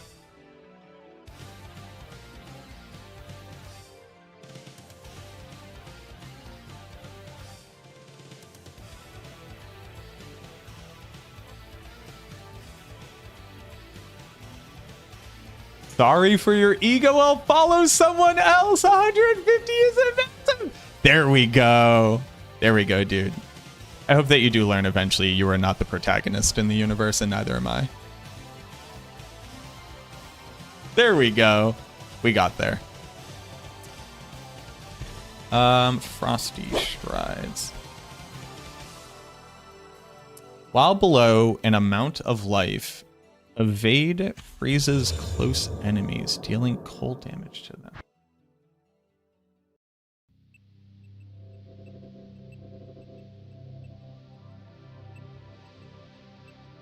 In your opinion, does attack speed make any tangible difference? Attack speed is the most important stat in this game. Hard stop.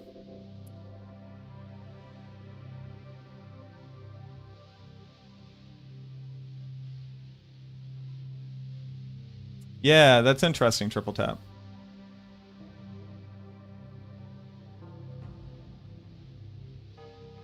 Crypto, thank you for the follow. And Nanazak, thank you for the follow. Appreciate that. So, the question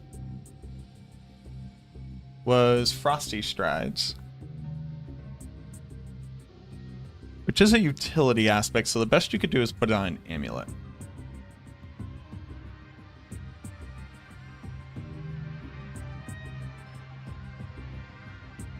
Has a high base damage.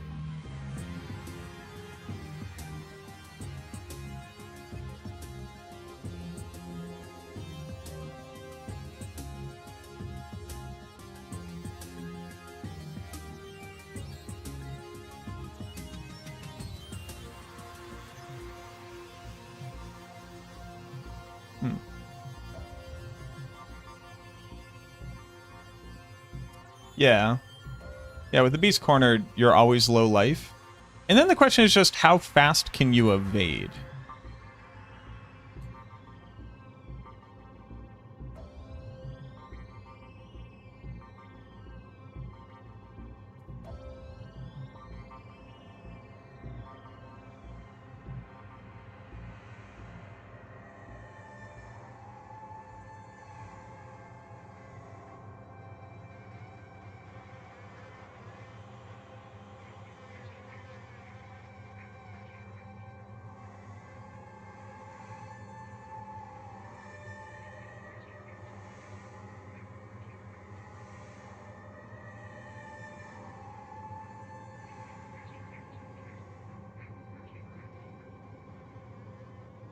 In case the base is pretty good.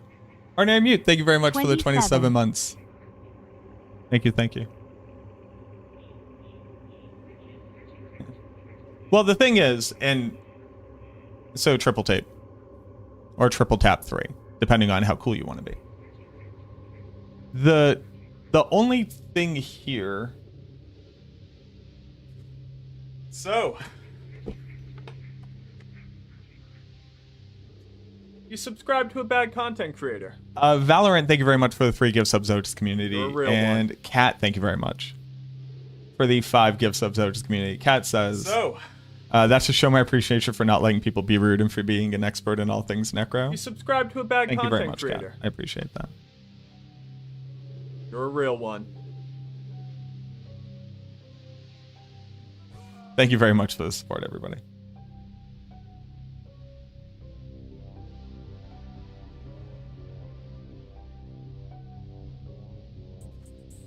So, Um, you subscribe to a bad content creator. You're a real one. so the thing here, Triple Tap, is that the only part of that is like a functionally interesting thing is the Frosty You Strides. subscribe to a bad Just content because You're a real one. you could just make an evade build based off of this. I don't think that the Necromancer is best for this, other than the fact that we have Lidless Wall, and that might be the best that it's gonna do. What up, Reno?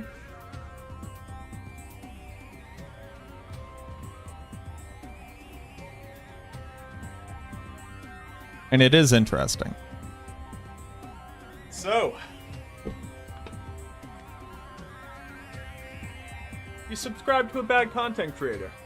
Use Ultimate Shadow paired with Lidless Wall and real Bloodless one. Scream. Use Ultimate Shadow paired with Lidless Wall and Bloodless Scream.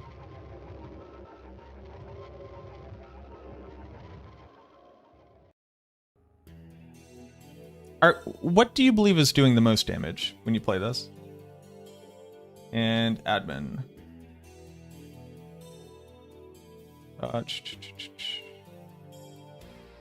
So in the build variants for the ancestral version, the text speaks about Crown of Lucy and the managing resource with it, while the rest of the guide seems to mention the Godslayer crown instead. Maybe a leftover from an older version. Yes. Yep. Actually, I was made aware of that. I had just forgotten. I can't figure out what are the stats on the rings of image, which seem to recover over 60 resource when casting ultimate, and that's just one ring. My rings of image doesn't nearly go as high.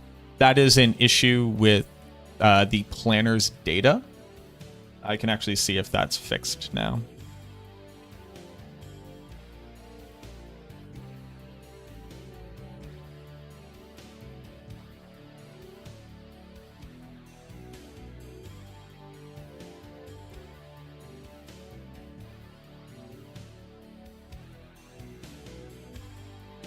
Okay, yeah, so the planner's data is fixed now.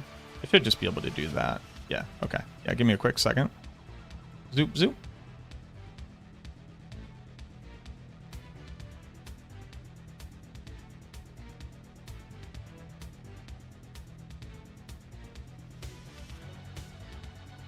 When the season went live, we didn't have the new data from the new patch yet.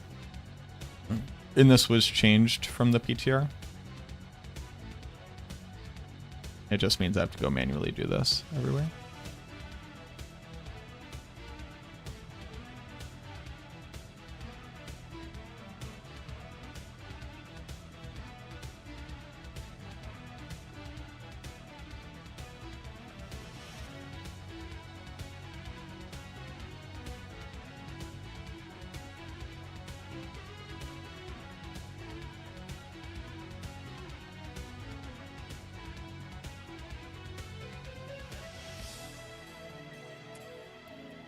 Main goals have constant freeze time and use it to increase my damage output, but I'm also trying to make a build with fun interactions and damage boosting still early, needs to toy around with it more. Okay. So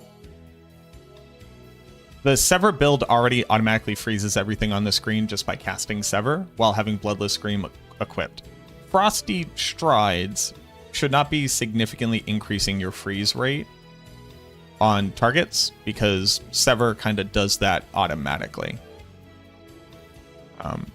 I do think that trying to scale Frosty Strides damage is kind of interesting because you can get it up pretty high, you can put it onto your amulet, and we can equip Lidless Wall, which will increase it further.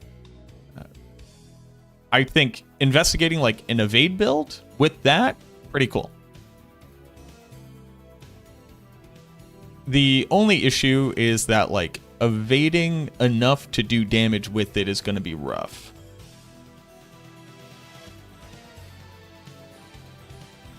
But it might be a thing where like you could use it. I also don't know where Frosty Strides drops, like where it drops the frozen.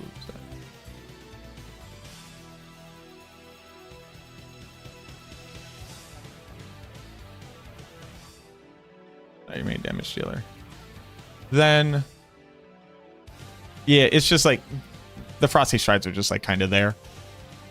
I'm not very enamored with the I want to do cold stuff because there's no support for it on the Necromancer.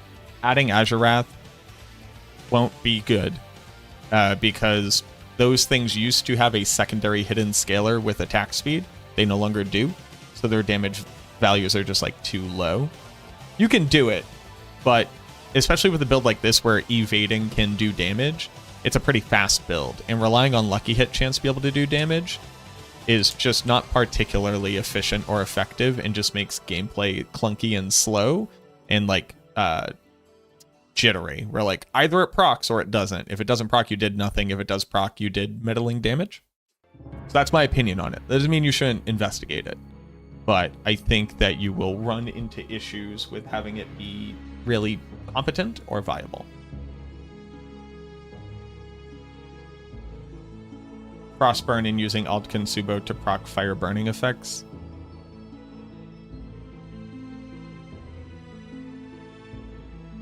So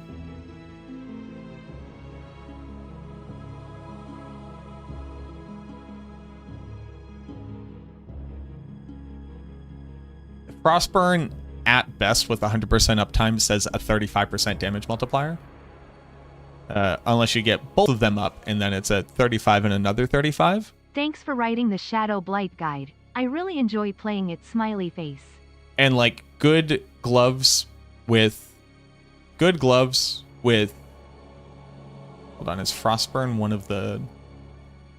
No. Good gloves with like a 50% damage multiplier and actual stats on it would probably just be better than waiting for like every 10 seconds for Subo to drop a Molotov. And also none of them do cold? Oh, you're applying the cold. Sure.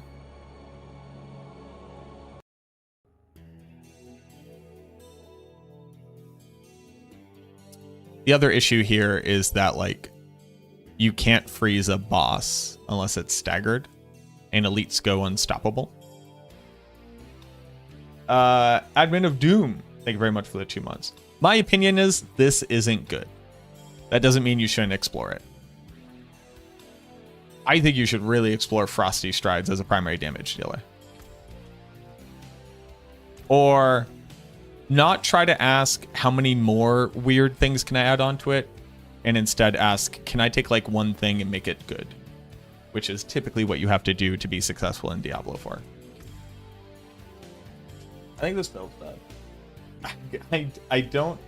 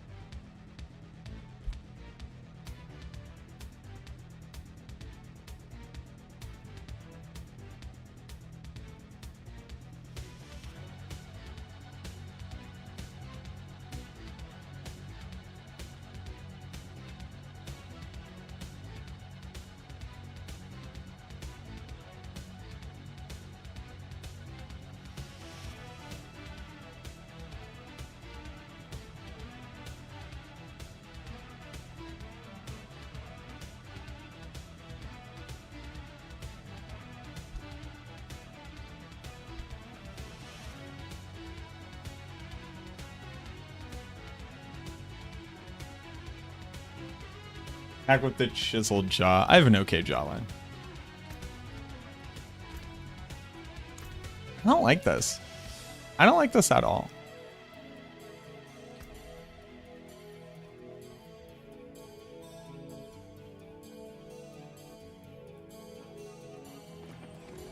Do I just like have to have a lidless wall for it to start to feel good?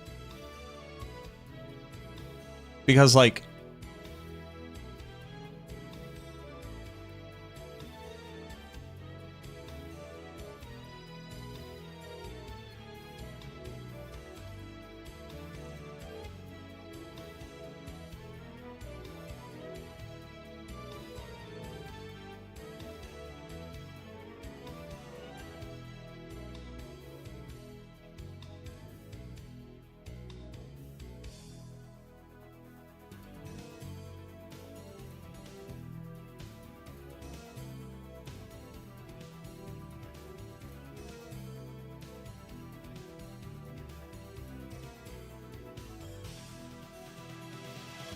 Can we get you to make your beard look like the old pictures where you look like a used car salesman and also a Jehovah's Witness?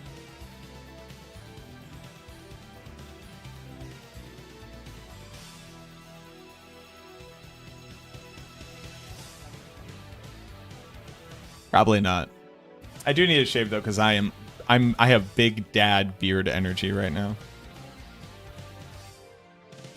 Huh. Oh, sorry, the raffle is over.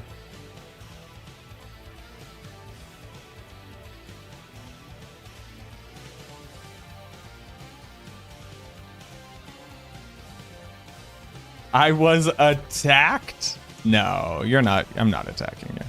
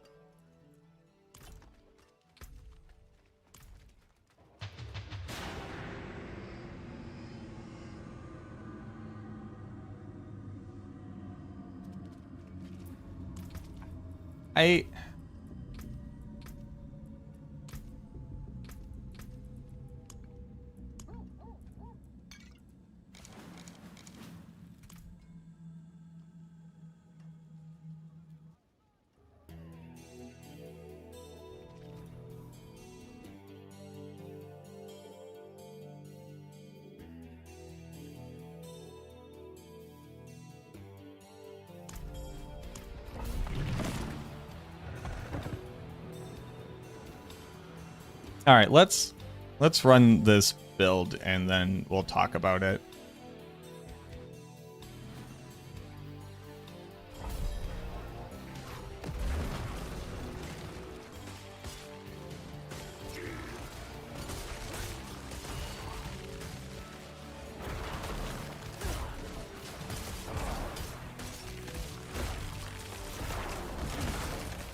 Quite the challenge, eh?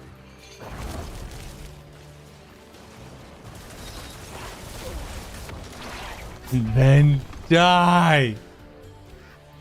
Oof.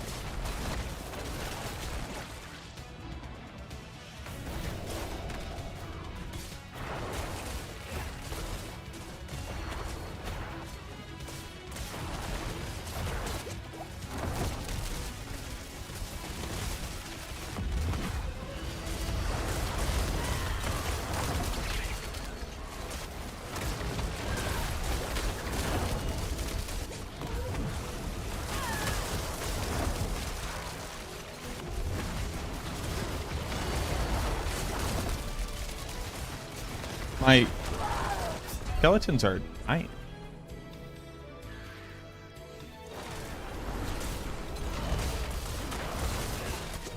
What just happened?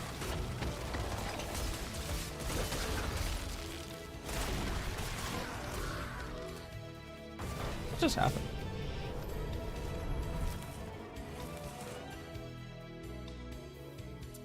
That is Thalrune.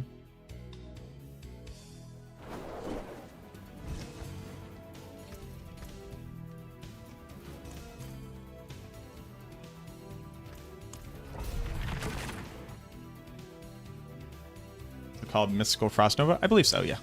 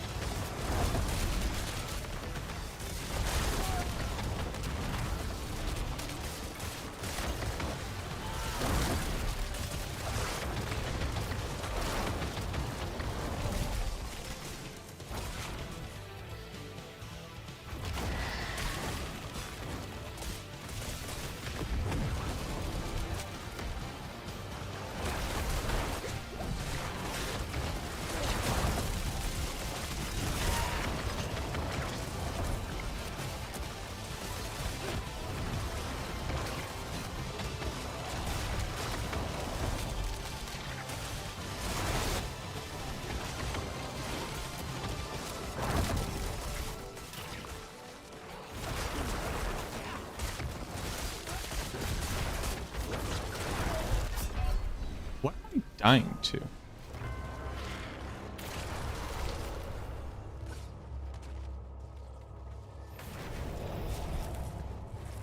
What's going on?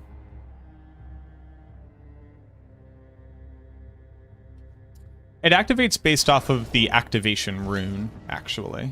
So it is the triggering rune of the offering is where it activates.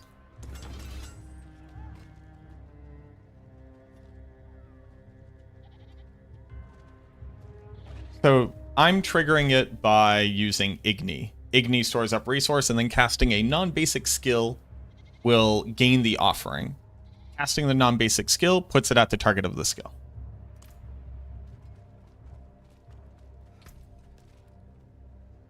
This is not always true. So if you're using like Nagu, Nagu will just happen on top of you because there's not a targeting function because the activator is just having minions. Bach is just moving, so there's not a targeter for the skill, etc.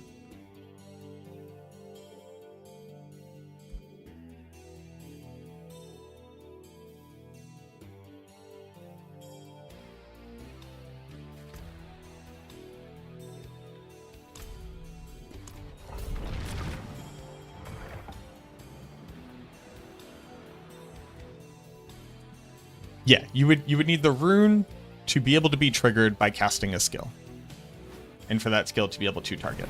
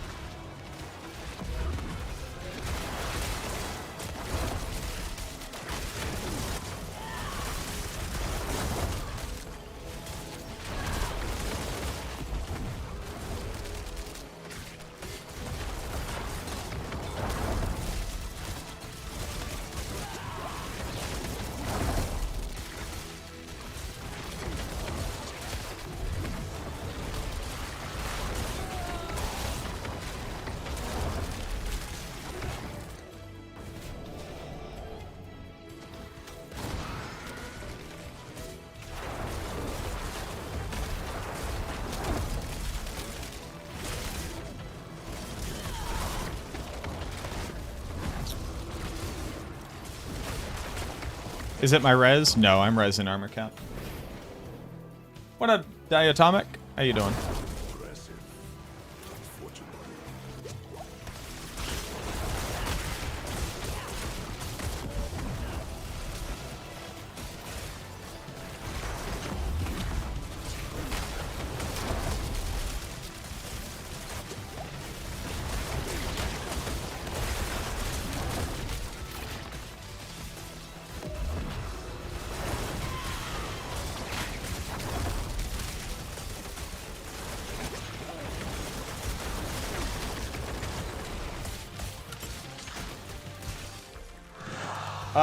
Ava.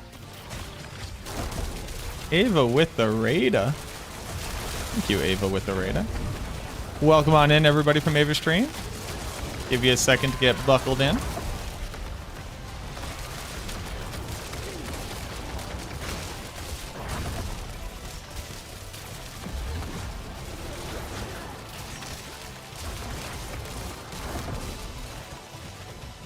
What are you looking at? This is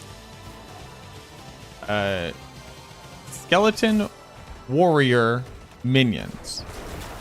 It is going to be the best version of minions that you can play. I think it also kind of generally feels bad.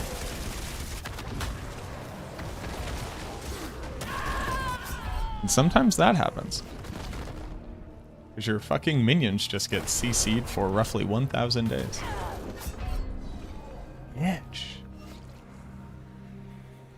Something has changed about my character, and I don't know what.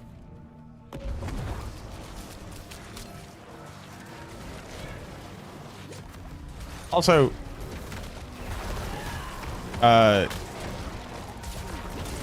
my first test run of this build with a worse understanding of it, I never even vaguely took damage, and all of a sudden I'm dying. And I don't know why. And I don't think I changed anything. So I must have just gotten very lucky, I guess. We are using the Brain over Brawn, which means that our armor cap is significantly lower and our res cap is significantly lower.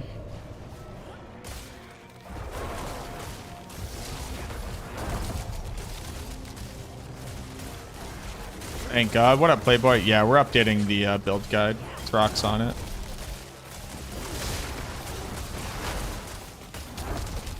Yeah, so the Subathon... Dude,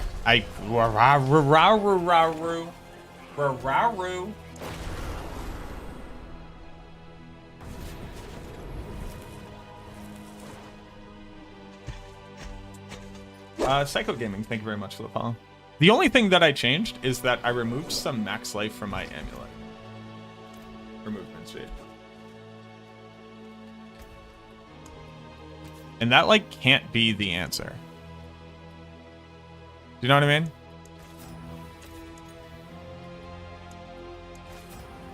But I'll put it back on.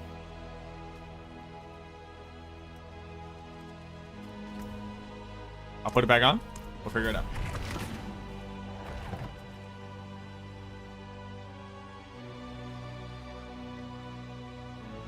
Might need an expert? We might need an expert. I might need an expert. Somebody save me.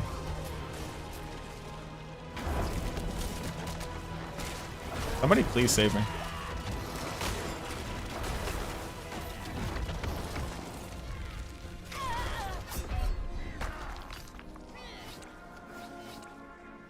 Are my minions just not here?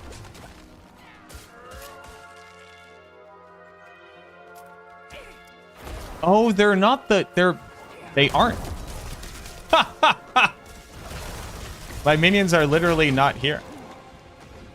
Where are they?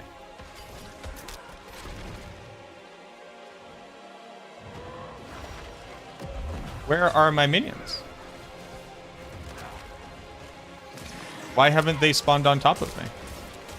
There they are.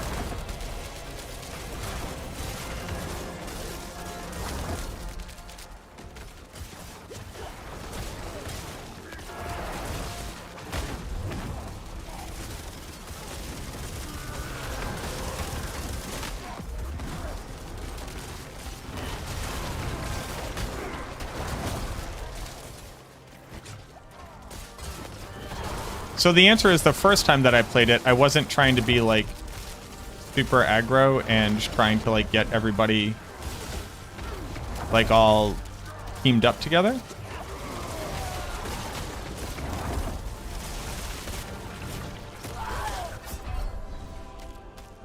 But what's happening?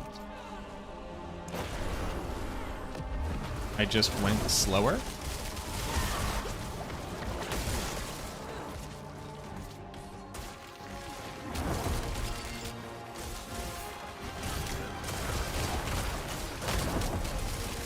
Is that the difference?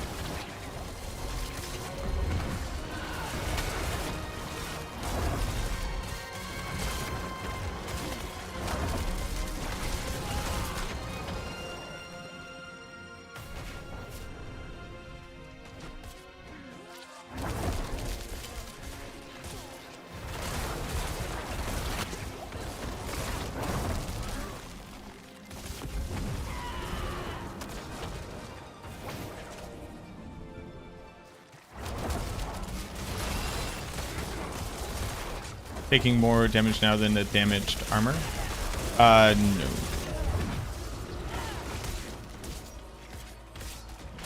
No, so what happens with durability is that once durability breaks, the base stats of the items, so like the armor or resistances that they grant, are reduced. But that is only when armor is broken. And also, it doesn't actually do anything if you are armor and res capped even with that. Just most builds are optimized and wouldn't be.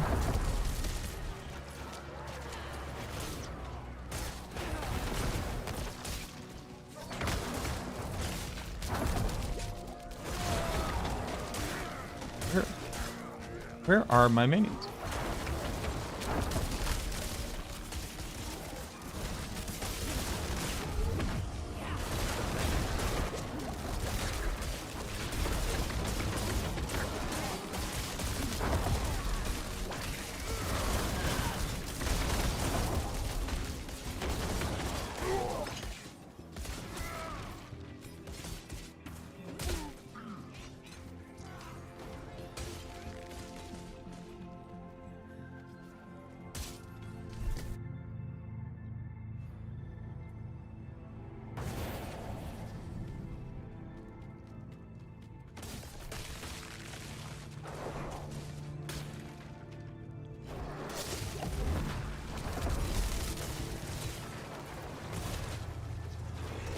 Impressive, unfortunately.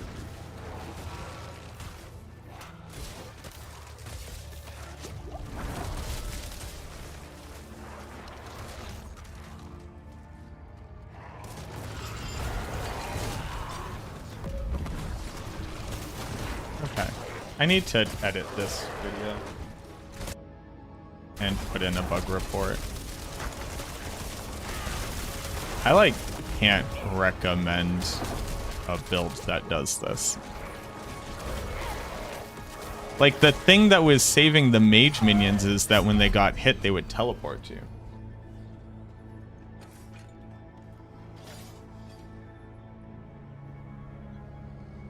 No, so dragging them is fine.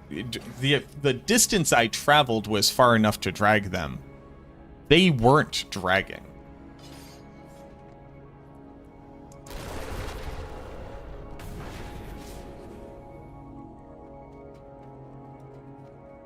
Like, something is wrong with my ability to drag them. No, they've never teleported with you.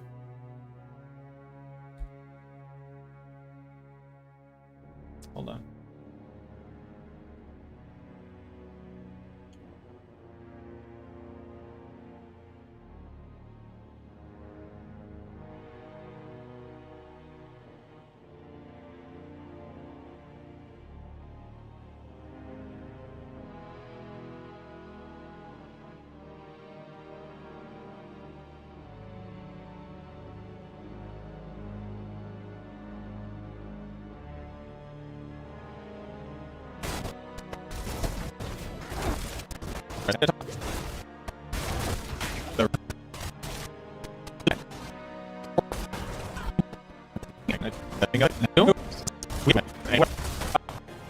Segment from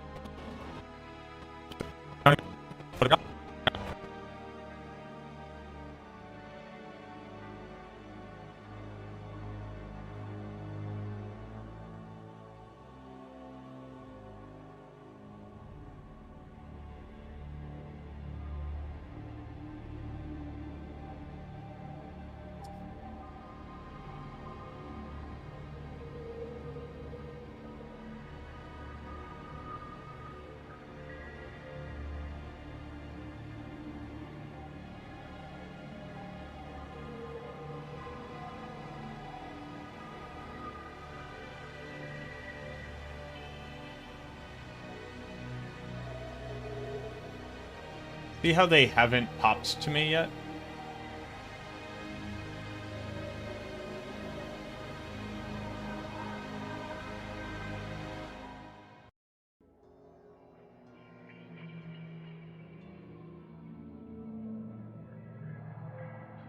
See how they still haven't popped to me? And just now, 4 of them are there?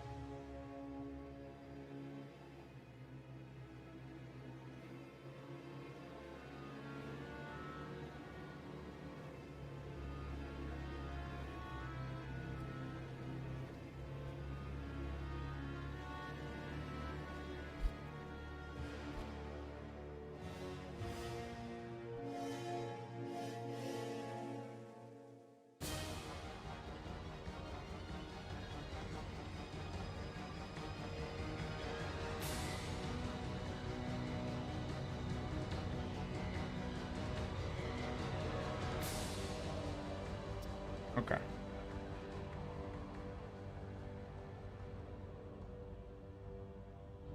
Sorry, I have to put in a bug report.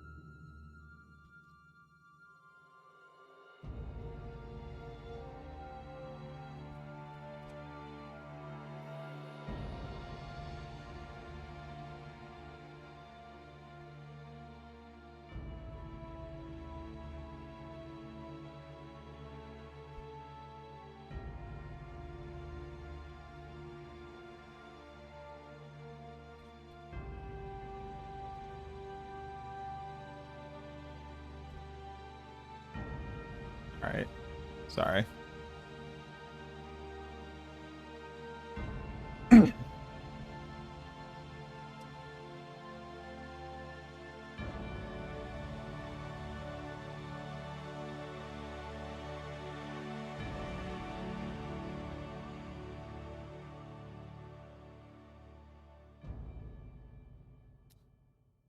I just need this to upload. This is the thing that sucks about the internet here, is that I have like meg upload speeds. Sucks.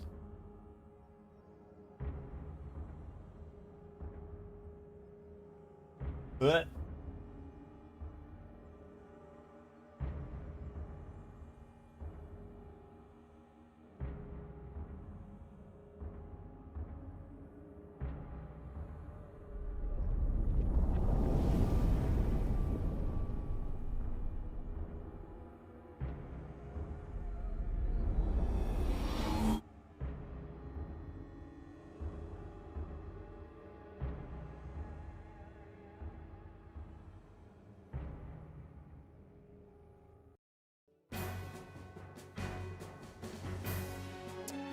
Okay.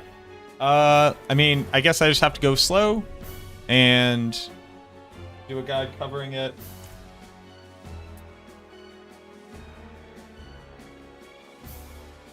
And the thing I'm doing only really works if you have occults up there. If not, you just can't do that. So we have to do the bonus minion, which sucks.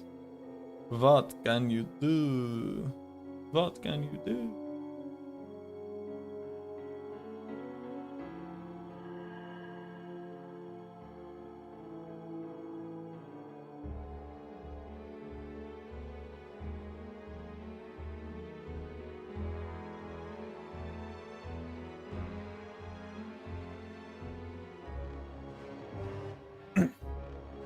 Was using Bone Storm? Yeah, I just can't use Bone Storm because I don't have Lidless Wall.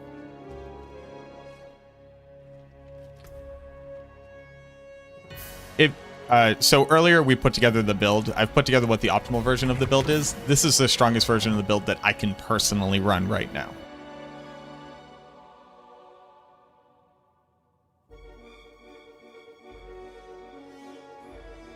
Anything could be lucky.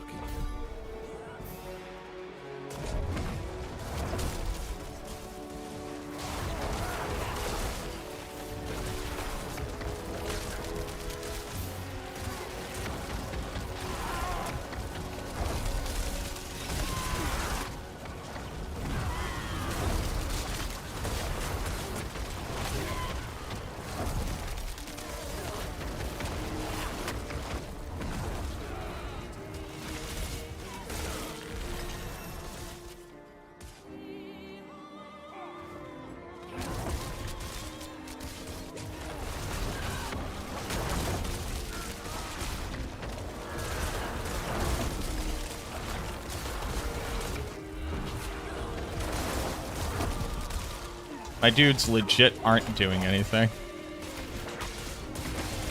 Wowie caboodles.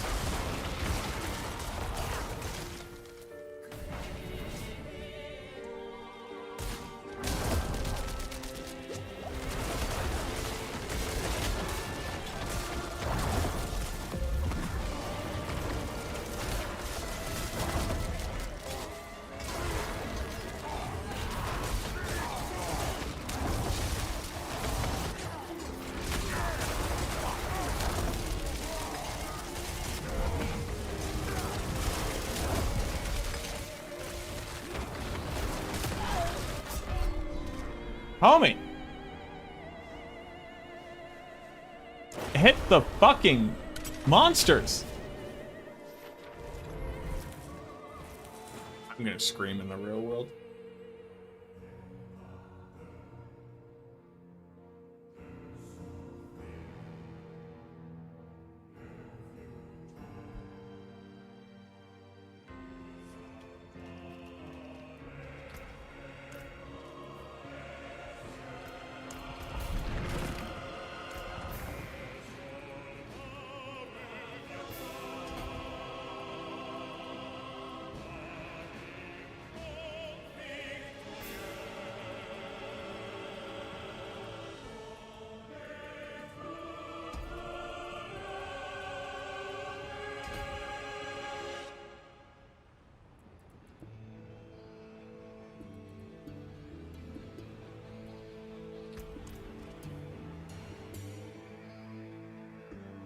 Yo, what up, Miku?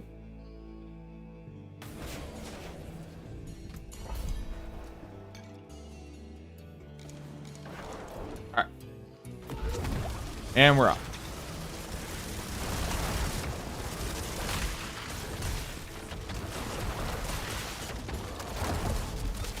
Something is supremely fucked with their AI decision making. Like, supremely.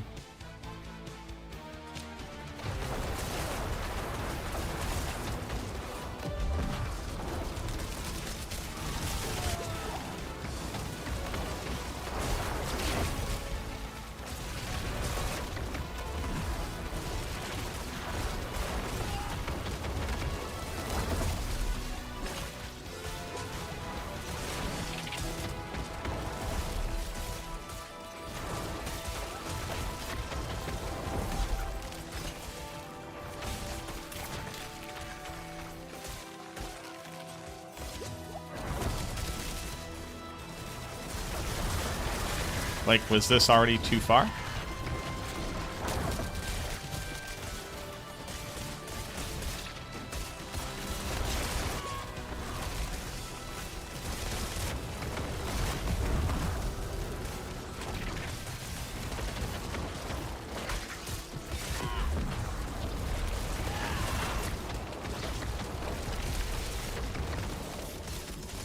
I tried turning it off and turning it back on. I have, actually.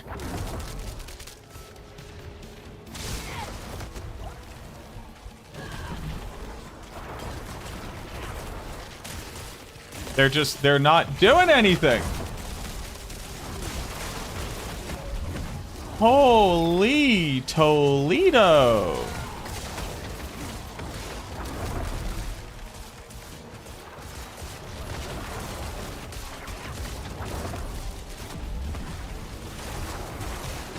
Can we have a conversation about this?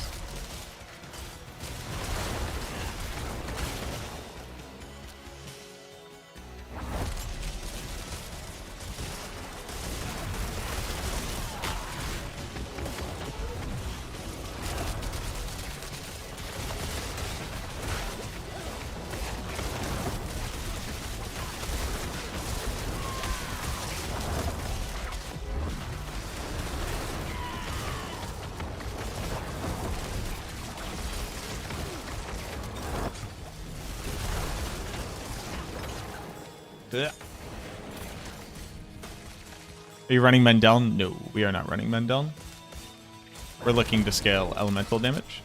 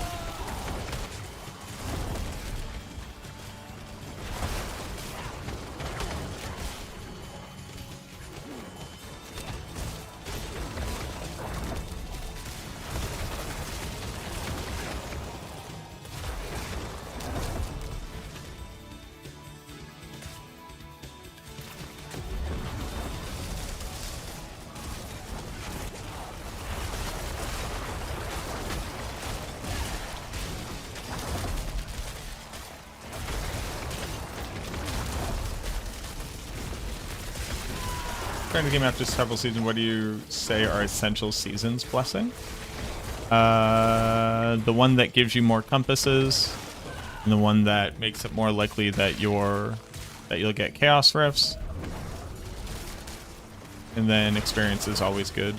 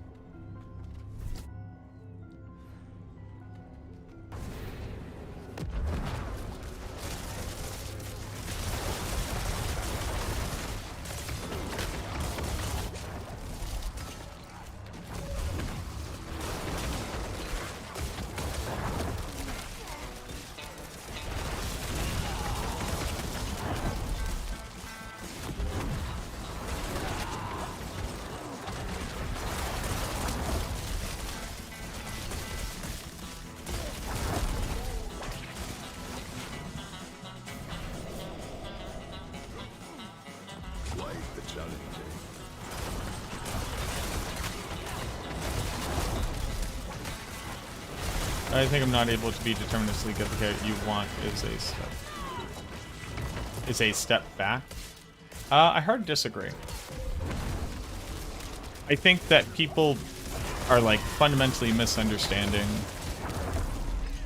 or I believe that some people have fundamentally misunderstood what the purpose of Chaos Armor, the season of chaotic power, is just that.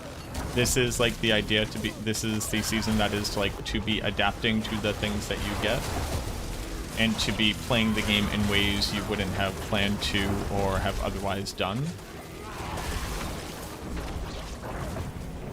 Because it's like, you don't need, like, okay, let's say your build wants to use 3 different chaos uniques. They don't need to be in a particular slot. It's even less restrictive when you have, like, before you have your mythic uniques.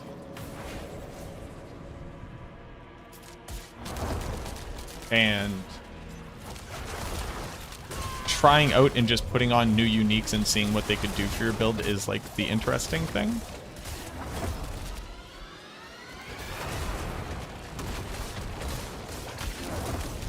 I do find it interesting that, like, in a season, remember, we are less than 1 week into the season. You know, for me, that means I've played nearly an entire week's worth of hours. But, like, the whole point of this season is that we were going to be having chase rare gear that is, like, incredibly powerful. And getting it early, but in an imperfect way, is still very powerful. And in the end game, chasing for a perfect version of it would actually give some chase to the season. And I think you kind of have to meet that on its level to really appreciate it.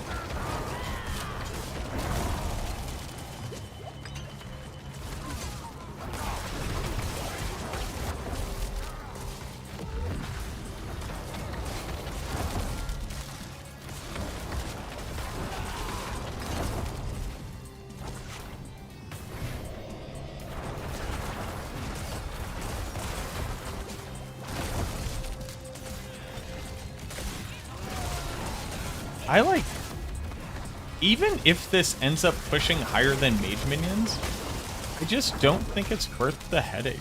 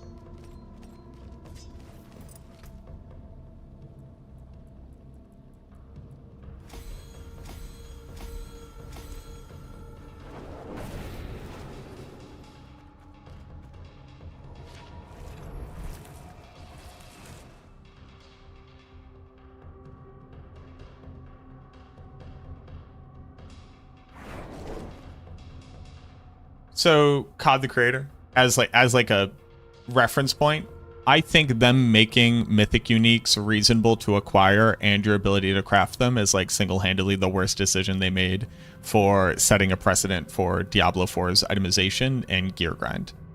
So to you know, really shove my bias into what I'm saying here, just being able to go craft your mythics before you have even like decent gear, I think is like a big mistake.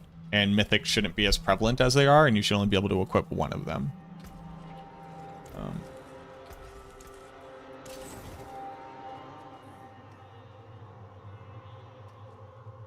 Is there a ladder for spec-specific builds? There's helltides.com where you can go look up what a build has done.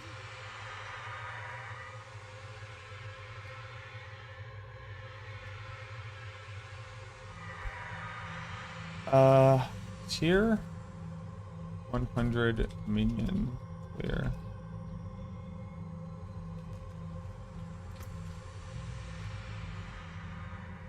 Like, the actual experience of playing the build is bad.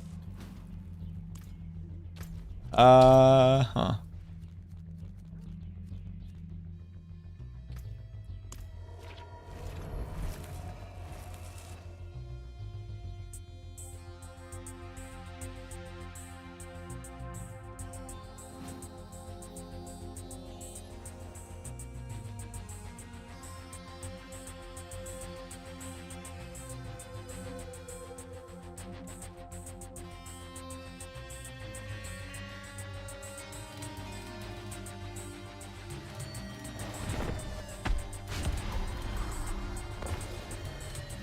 What is reality?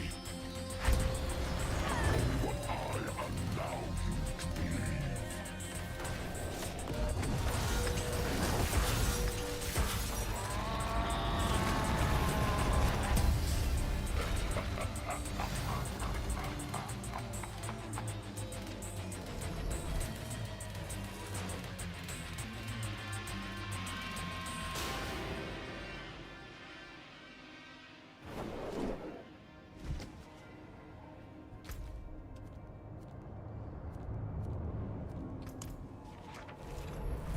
I don't have any idea how to change the mythic version because I have the same unique effect but in different armor.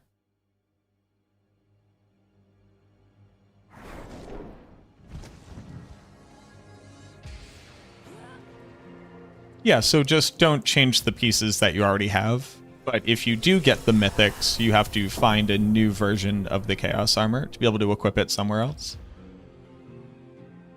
There's nothing really to be done about that other than you just need to find new gear pieces to be able to add in the mythic ones. Jersey 5, thank you for the follow.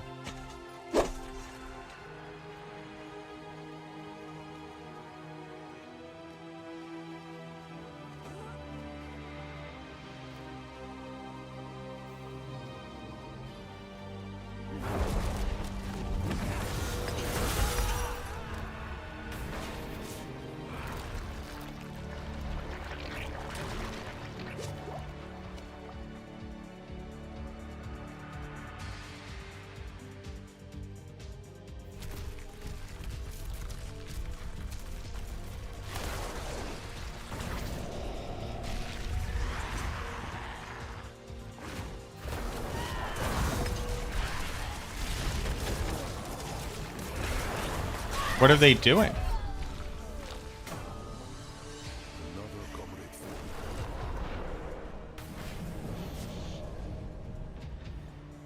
What just happened?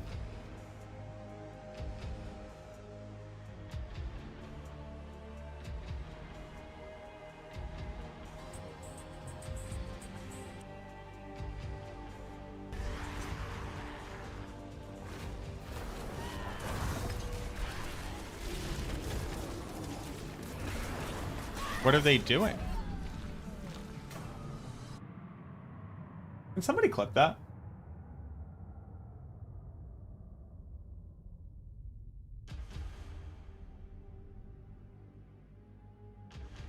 Yeah, you can't look for a thing that isn't a skill, Simon. You would have to, like, have somebody name their submitted run Affliction or look for the combo for Affliction. Anybody who's trying to push on Affliction will have a YouTube video, typically. What? Why did my minions just do anything other than attack?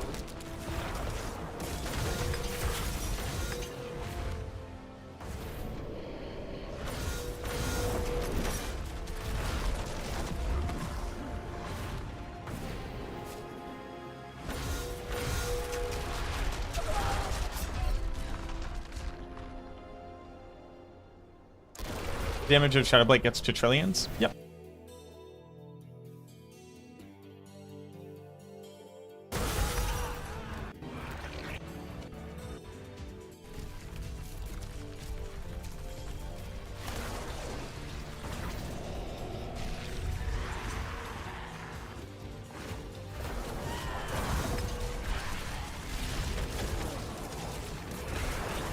What are they doing? What the fuck is that?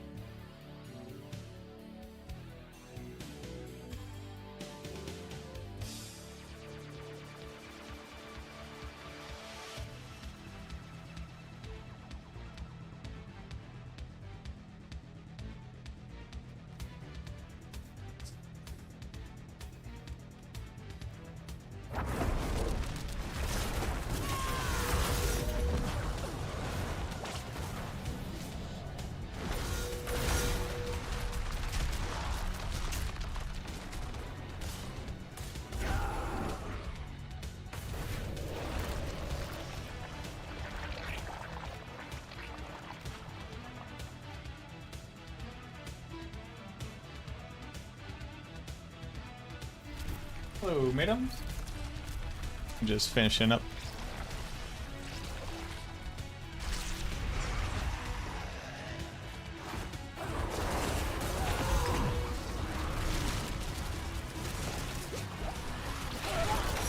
They just stop attacking. What the fuck is happening?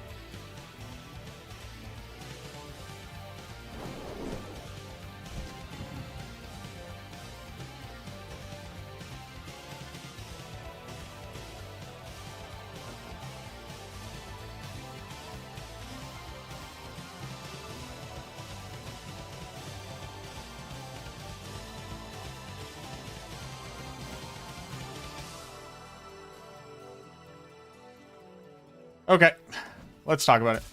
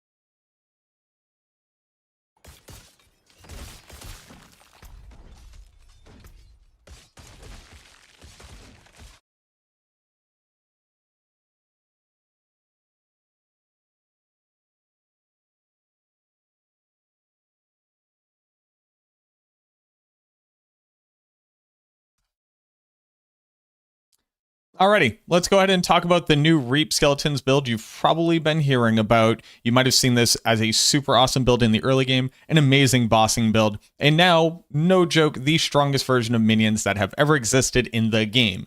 Because these little guys right here casting a basic skill can do this to T4 Belial.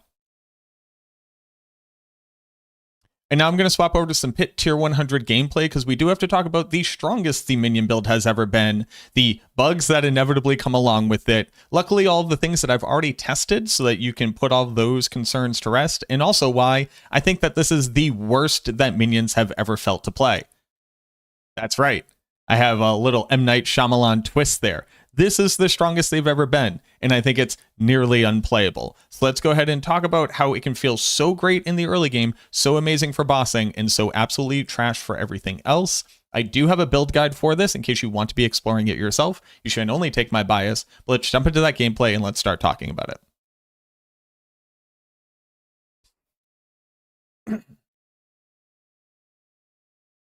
With Season 10, they have introduced a very innocuous magic perk by the name of Grim Reapers, which says that your skeleton warriors, 25% of the time, are going to use the basic skill Reap instead of their normal attack. And it turns out that if you have your minions and all of the minion damage scaling that you can add onto them, as well as fully building into basic skills with things like Shard of Varathiel, Pain Gorgers, kind of, and a big old connection of other damage multipliers that are available in this game, you can unironically watch your skeleton warriors use the Reap skill and hit for 1,000,000,000,000+ plus damage.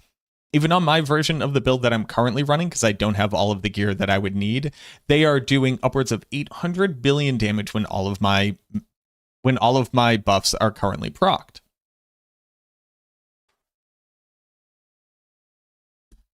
And since this is a percentage chance for them to use this skill, that means that scaling with attack speed, making them attack faster, means that you're more likely to proc this every second. And again, there are an insane number of damage multipliers that are in this game specifically for basic skills that all work. So things like adaptability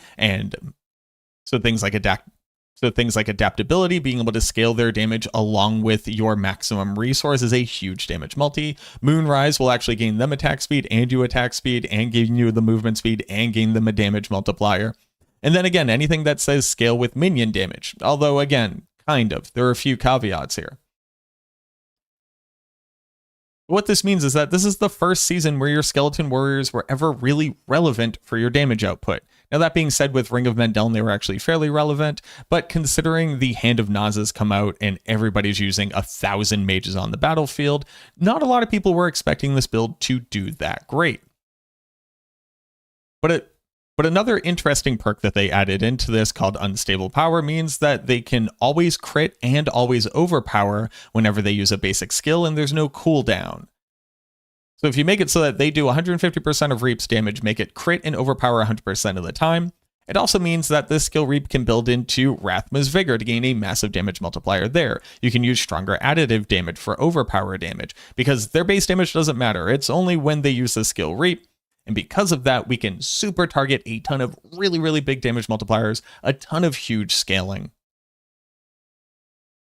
And then we can abuse some lesser known systems to be able to eke out even more damage on this.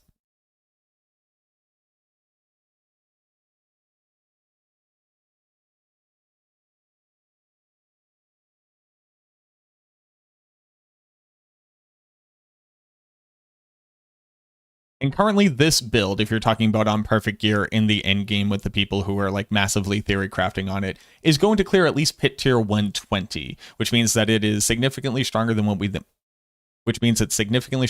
thought the mage build was going to accomplish. And even though it doesn't necessarily bump it up a tier here, what it does mean, and while this brings minions all the way up into the S tier, it still means they're around our third or fourth strongest build, depending on how far this can push when the people with optimal gear are able to really strive on it.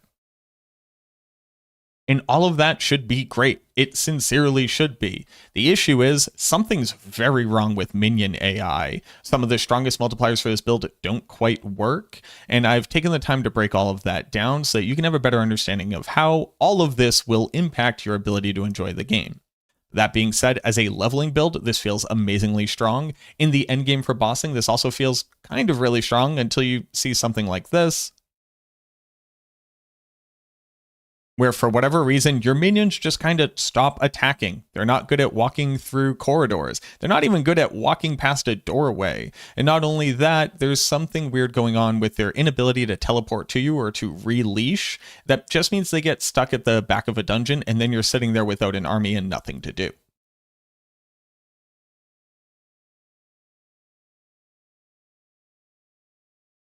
If you're interested in all of that and you haven't clicked off the video just yet, consider leaving a like, leave a comment down below with anything that might come up while you're watching the video, and also go ahead and subscribe to the channel. We just hit 66,600 some odd subscribers, which means you should be able to see a big old 666 right under my name, which is very cool, but I would much prefer for that number to get all the way up to 100,000 since we're trying to hit that before the end of the year so I can finally get my YouTube clack. If you're willing to help me along with that, I'd really appreciate it. Use the timestamps down below. Again, build planner is going to be in the description as well as in the pinned comment. And let's talk about the mechanics as they are, the issues that I've run into, what the build will look like on optimal gear, and then the things you need to be aware of.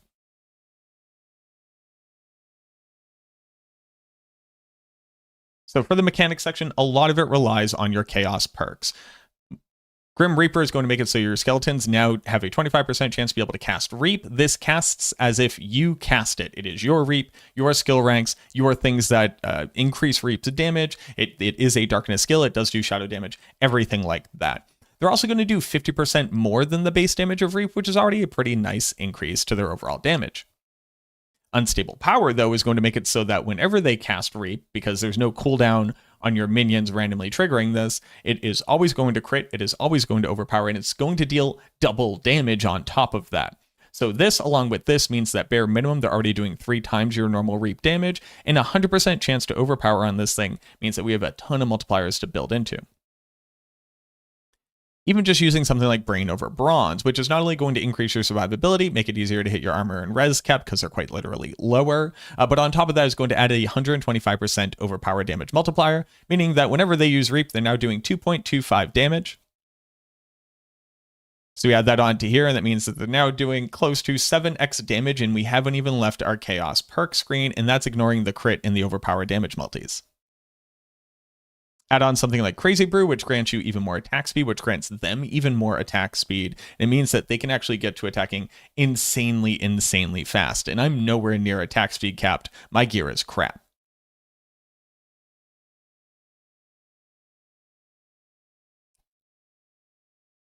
But because it is Reap and it is our Reap skill, it gets all the same benefits. It'll grant you damage reduction. They'll get increased attack speed after they kill something after reaping. And then you can also make it so that they're able to very lightly execute enemies. This isn't particularly important if you're using Tam Watt. I'm just not currently doing that. So it's like a very slight little benefit. If not, you would swap it over to generating a corpse or even saving this point here. Because it's our minions and they're doing shadow damage, blight damage multiplier is going to work for it. You can't see this because it's too small. Because they're using Reap, it is our Reap. It is as if all of the points in the Reap matter. It is a darkness skill. It does shadow damage. They're going to gain attack speed after killing something with Reap. It's going to grant you the damage reduction. Technically speaking, you can even execute with this when they use Reap, or you can have them generate corpses. Because they are minions and they're doing shadow damage, Blight's damage multiplier is going to work for it. You'll also notice that I'm picking up a lot of maximum essence. We'll touch on that in just a second.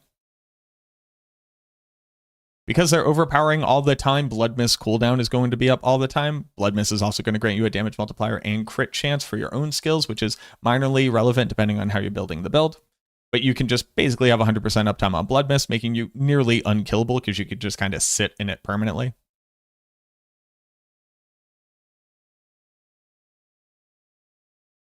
They're still going to gain from all the passives that they normally would because it's Reap and a darkness skill. Gloom is going to work for it. Terror is going to work for it. It's going to increase with Reaper's Pursuit. Their own masteries themselves are going to increase this damage. Having Hellbent Commander active is also going to increase this damage. You notice I'm using Soul Rift. You don't want to on the endgame build. You're going to be using Bone Storm along with Litless Wall. And again, you get to use Rathma's Vigor, which says that whenever they overpower, which is all the time, they do double damage, which is pretty strong. It's significantly higher than Kalan's Edict, which would only be a 21% damage multiplier.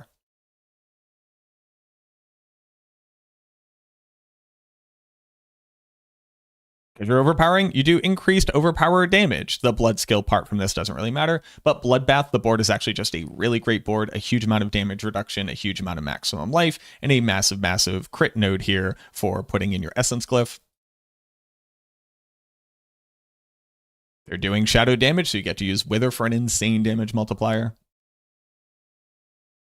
Also keep that in mind, though, whenever you're looking at these damage multipliers or the total damage numbers. Yes, you do 4 times damage. It is only 20% of the time, so this is on average a 60% damage multiplier, but it really makes those thumbnails and those highest damage done look supremely good. Being able to use the Dominate glyph, because they're overpowering all the time for a huge amount of additive damage and multipliers. Cult Leader is going to work for all of this as well, which is a whopping 3x damage multi when you get up to 100% attack speed at minimum. Dead Razor still works. And in fact, Abyssal Glyph applies twice, so it gets 2 10 times damage multipliers and then an additional 10.4 times damage multiplier. Nothing else is really like overinflating this damage, but this is one of the few effects that is bugged, but it's to our benefit.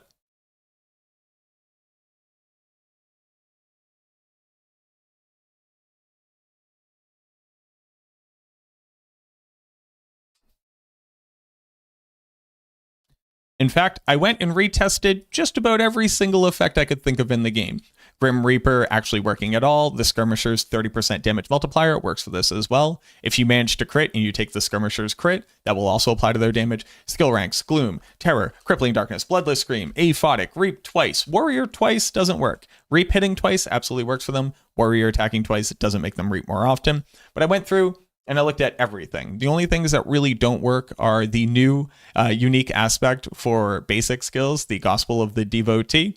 The double damage on basic skills work. The damage multiplier from casting another one doesn't. That one kind of sucks. And then very specifically for Pain Gorgers, the unique item which I'm actually still using and recommending for speed clearing, your Skeleton Mastery doesn't work for this. Your Skeleton Mastery doesn't work for this, and it also doesn't read the benefit from Grim Reapers, so they're only doing base damage and not 50% increased damage. But we'll touch more on that in a quick second. I was originally seeing some reports that summon additive damage and summon damage multipliers weren't working for this. I went and retested them. All of them were. So in case anybody can actually come up with data that doesn't support that, I wouldn't worry about it. It's legit just Skeleton Mastery ranks.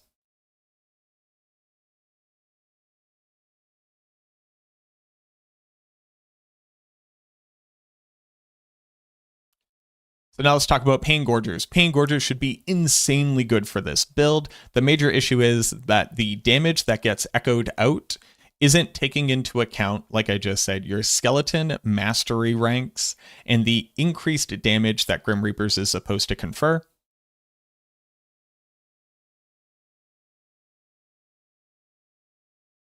So they're supposed to be doing 150% of base damage anyways. That's not applying to it.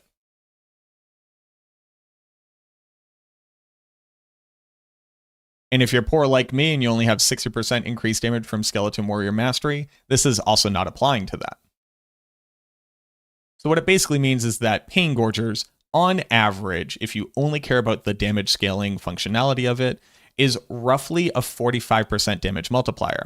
Now, the worse your gear is, so quite literally the less Skeleton Mastery ranks that you have, the stronger Pain Gorgers becomes. Because bare minimum, it does take that base without those 2 multis and echo it, and also more than double that echo's damage. Add on to that, it has a huge amount of attack speed, which is really nice. The basic skill ranks is also nice, and then the cooldown reduction for your other skills. And Pain Gorgers is still very good. And if you see other people making these build guides, you're going to see them recommended for speed farming, because a really great part about this is that it helps you spread your damage out.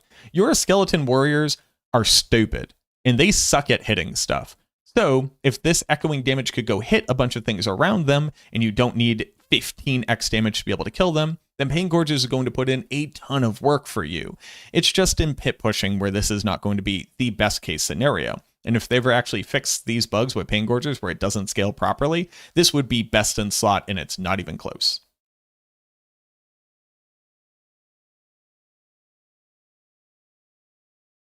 Bloodless Scream just works for everything. So it is a darkness skill. The moment that you freeze targets, they're going to be doing 3.4 times damage, 240% increased damage. And on a boss, this always works. Add on to that, you can get darkness skill ranks, which further increases Reap's damage, which increases the damage that they do. And on top of all of that, it has restore primary resource, but a percentage. This is incredibly strong for being able to maintain permanent essence uptime for the Cax rune to be able to benefit from 100% of that damage all of the time.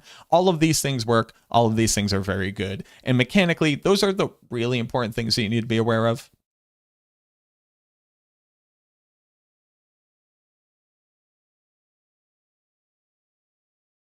The build will want to be using Lidless Wall and Bone Storm. All of that works for all of this as well. The 80% implicit damage from it being a shield in a previous life, as well as the 2x damage from having all the Bone Storms up. The Bone Storms will also grant you attack speed and damage reduction and crit chance, which is all really nice. The crit chance for you, not for them. The issue being that I don't have a Chaos Unique Lidless Wall.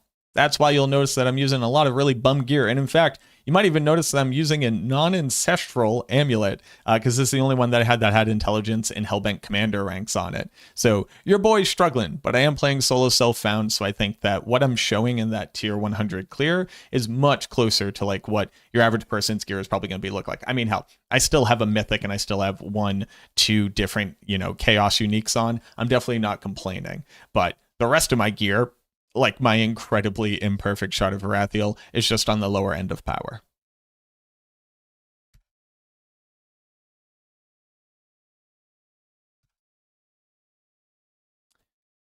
All right, then, that's mechanically how it works. Those are the things that are going to scale with it. That's the list of things that you need to be aware of as far as how the build works.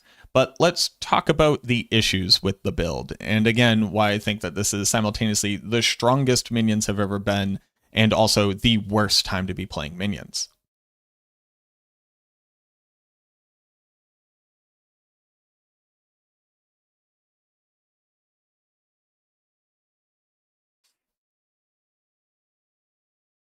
I noticed I started dying all of a sudden, which was weird because I did my first ever pit 100 on this build after just slapping it all together and just kind of mopped the floor with it. Everything was fine. And then I tried to play hard or sweaty or try hard or whatever you want to call it. I wanted to run forward. I wanted to pull together multiple packs. I wanted to lead everybody into the center, get really, really good AoE coverage on everything. And I noticed that my minions weren't there. And they continued to not be there. And I ran 2 screens away and they continued to not be there. Something is wrong with the warrior AI and its ability to leash back to the character.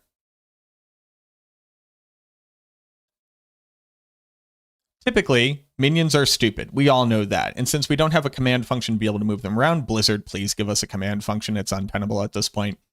But since we don't have a command function, the only way that you could typically move your minions around was just by doing exactly that. You moving yourself. Your minions would respawn on top of you if they ever got too far away from you. With the advent of Hand of Nas, you kind of didn't have to worry about this because whenever your mages got attacked, they would teleport to you. And since they would teleport to you, they actually stayed on top of you very, very efficiently. And I'll be honest with you, since we've been playing with Hand of Nas now for like a season and a half, I forgot just how bad the rest of the minions were. I guess I never really noticed. But these warriors refuse to do anything. If you pay close attention to any of the footage that you're looking at, some of them quite literally just stand around doing nothing. Some of them just stop moving the moment that you get to a doorway. If you happen to get to a small area where there are other monsters, they get body blocked since they don't have unstoppable or unhindered. And again, if you move too far away from them too quickly and they were engaged in combat, they just stop spawning. They never end up coming to you. And even after moving 2 or 3 screens away, I was only ever able to get like 2 to 4 of them to pop back up on top of me. And that might not be the worst problem on the planet, except that they are quite literally the only way for the build to do damage. But on top of that, the moment that they're not on top of you, they aren't applying Decrepify via Blood Moon Breaches. They are not doing damage. They're not triggering Lucky Hit to be able to make corpses or generate barrier. They're not getting in the way to be able to intercept damage. They're not tanking for you. Just in its entirety, the build quite literally stops functioning if your minions don't keep up with you. And what this means is that trying to play fast or efficient or try hard in the pit is just going to severely limit your ability to be successful. And not only that, if you happen to screw it up and they get stuck like they have in these previous videos you were just watching, you're effed. Just straight up, you're going to die. I think this is the worst minions have ever been, and that's not hyperbole. Something's wrong. Something's up with their AI. I'm going to jump over to this Lilith clip again because you just have to watch very specifically when Lilith goes down to her barrier phase and see what happens with them.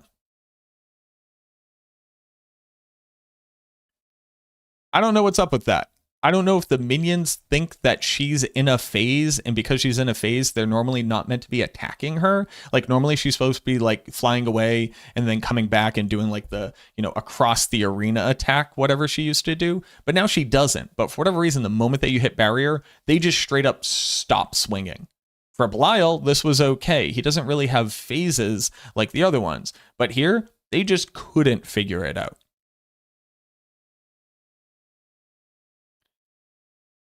And I know that there are going to be people out there like, Mac, how are you the only dissenting voice? Like everybody agrees this is like super awesome for the early game. It's like super awesome for leveling. Everybody was really enjoying the Reap minions then. And also it's going to be the strongest minion build in the end game. Like maybe I'm just bad. Maybe my gear's just bad.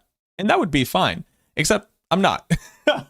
No, but seriously, like, yes, this is not the optimal setup for the build, but I'm also doing a pit tier 20 tiers lower than what it should be able to do.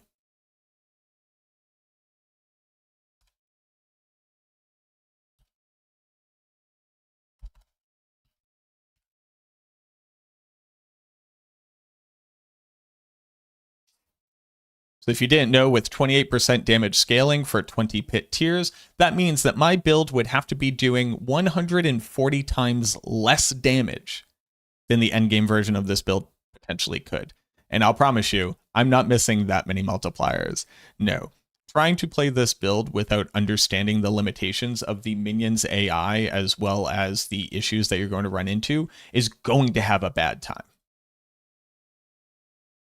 So if you're just looking to AFK farm with this thing, I think that's perfectly fine. If you're just looking to boss with this thing, other than the ones that have phases, you're just going to crush them. You're going to annihilate them. It's insane. And this is on crap gear. This is on bad versions of the gear. It's even on an underpowered version of the build itself.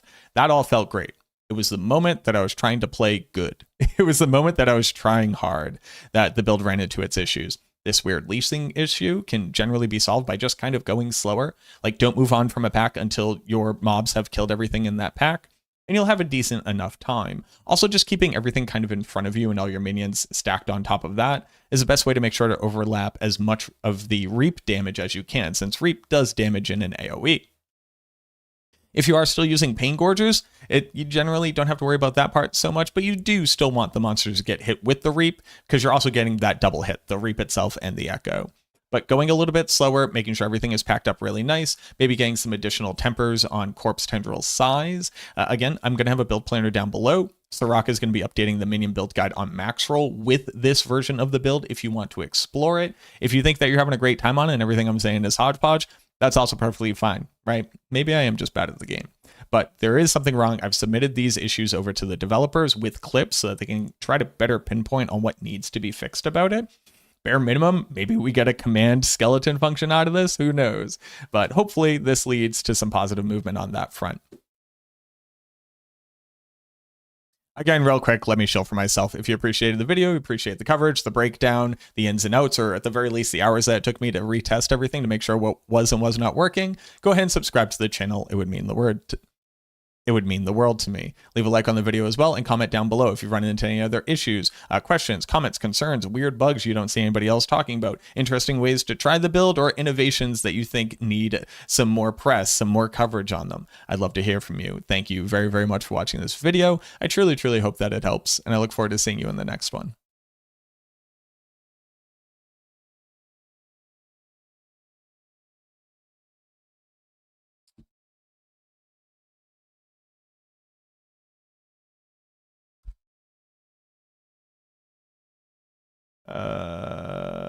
Build guide video.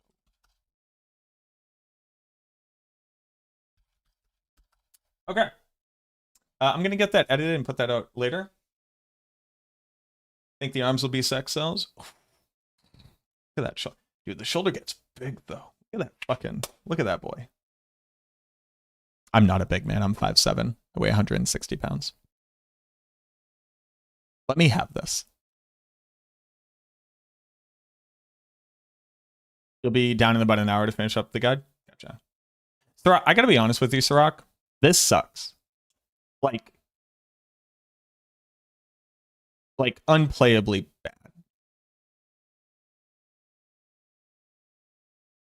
Like, I can't in good faith tell people I think you should play this version of the build unless all you care about is pushing the highest bit possible or super AFK farming. Like, kind of nothing in between.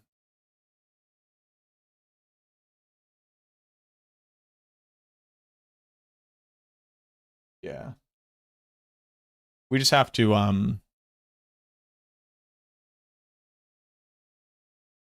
yeah.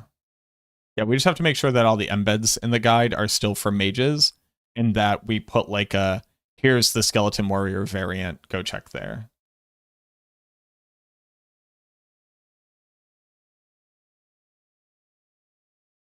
Brain over brawn rather than brawn over brain. Thank you. All right, be good, Sirach. Oh, yeah, dude. Bloodlance is rough city. We do have to test it to see exactly how bad it is, but yeah, it's rough bananas. All right. I'm going to go get dinner with my girlfriend, and then I'm going to edit that video and put it together. Thank you all so much for hanging out. Let's go raid somebody.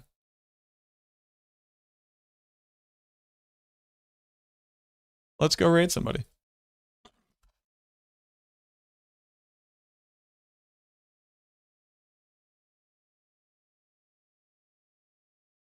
Who's streaming?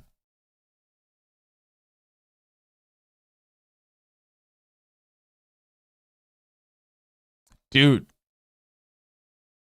Woody is still streaming? Holy, yeah, we're gonna go hang out with Woody.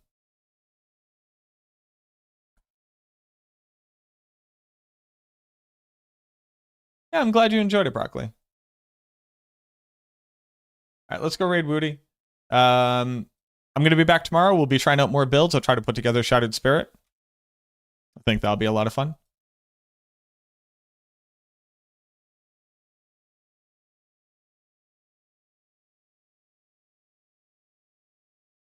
Woody's playing some whirlwind tornado nonsense.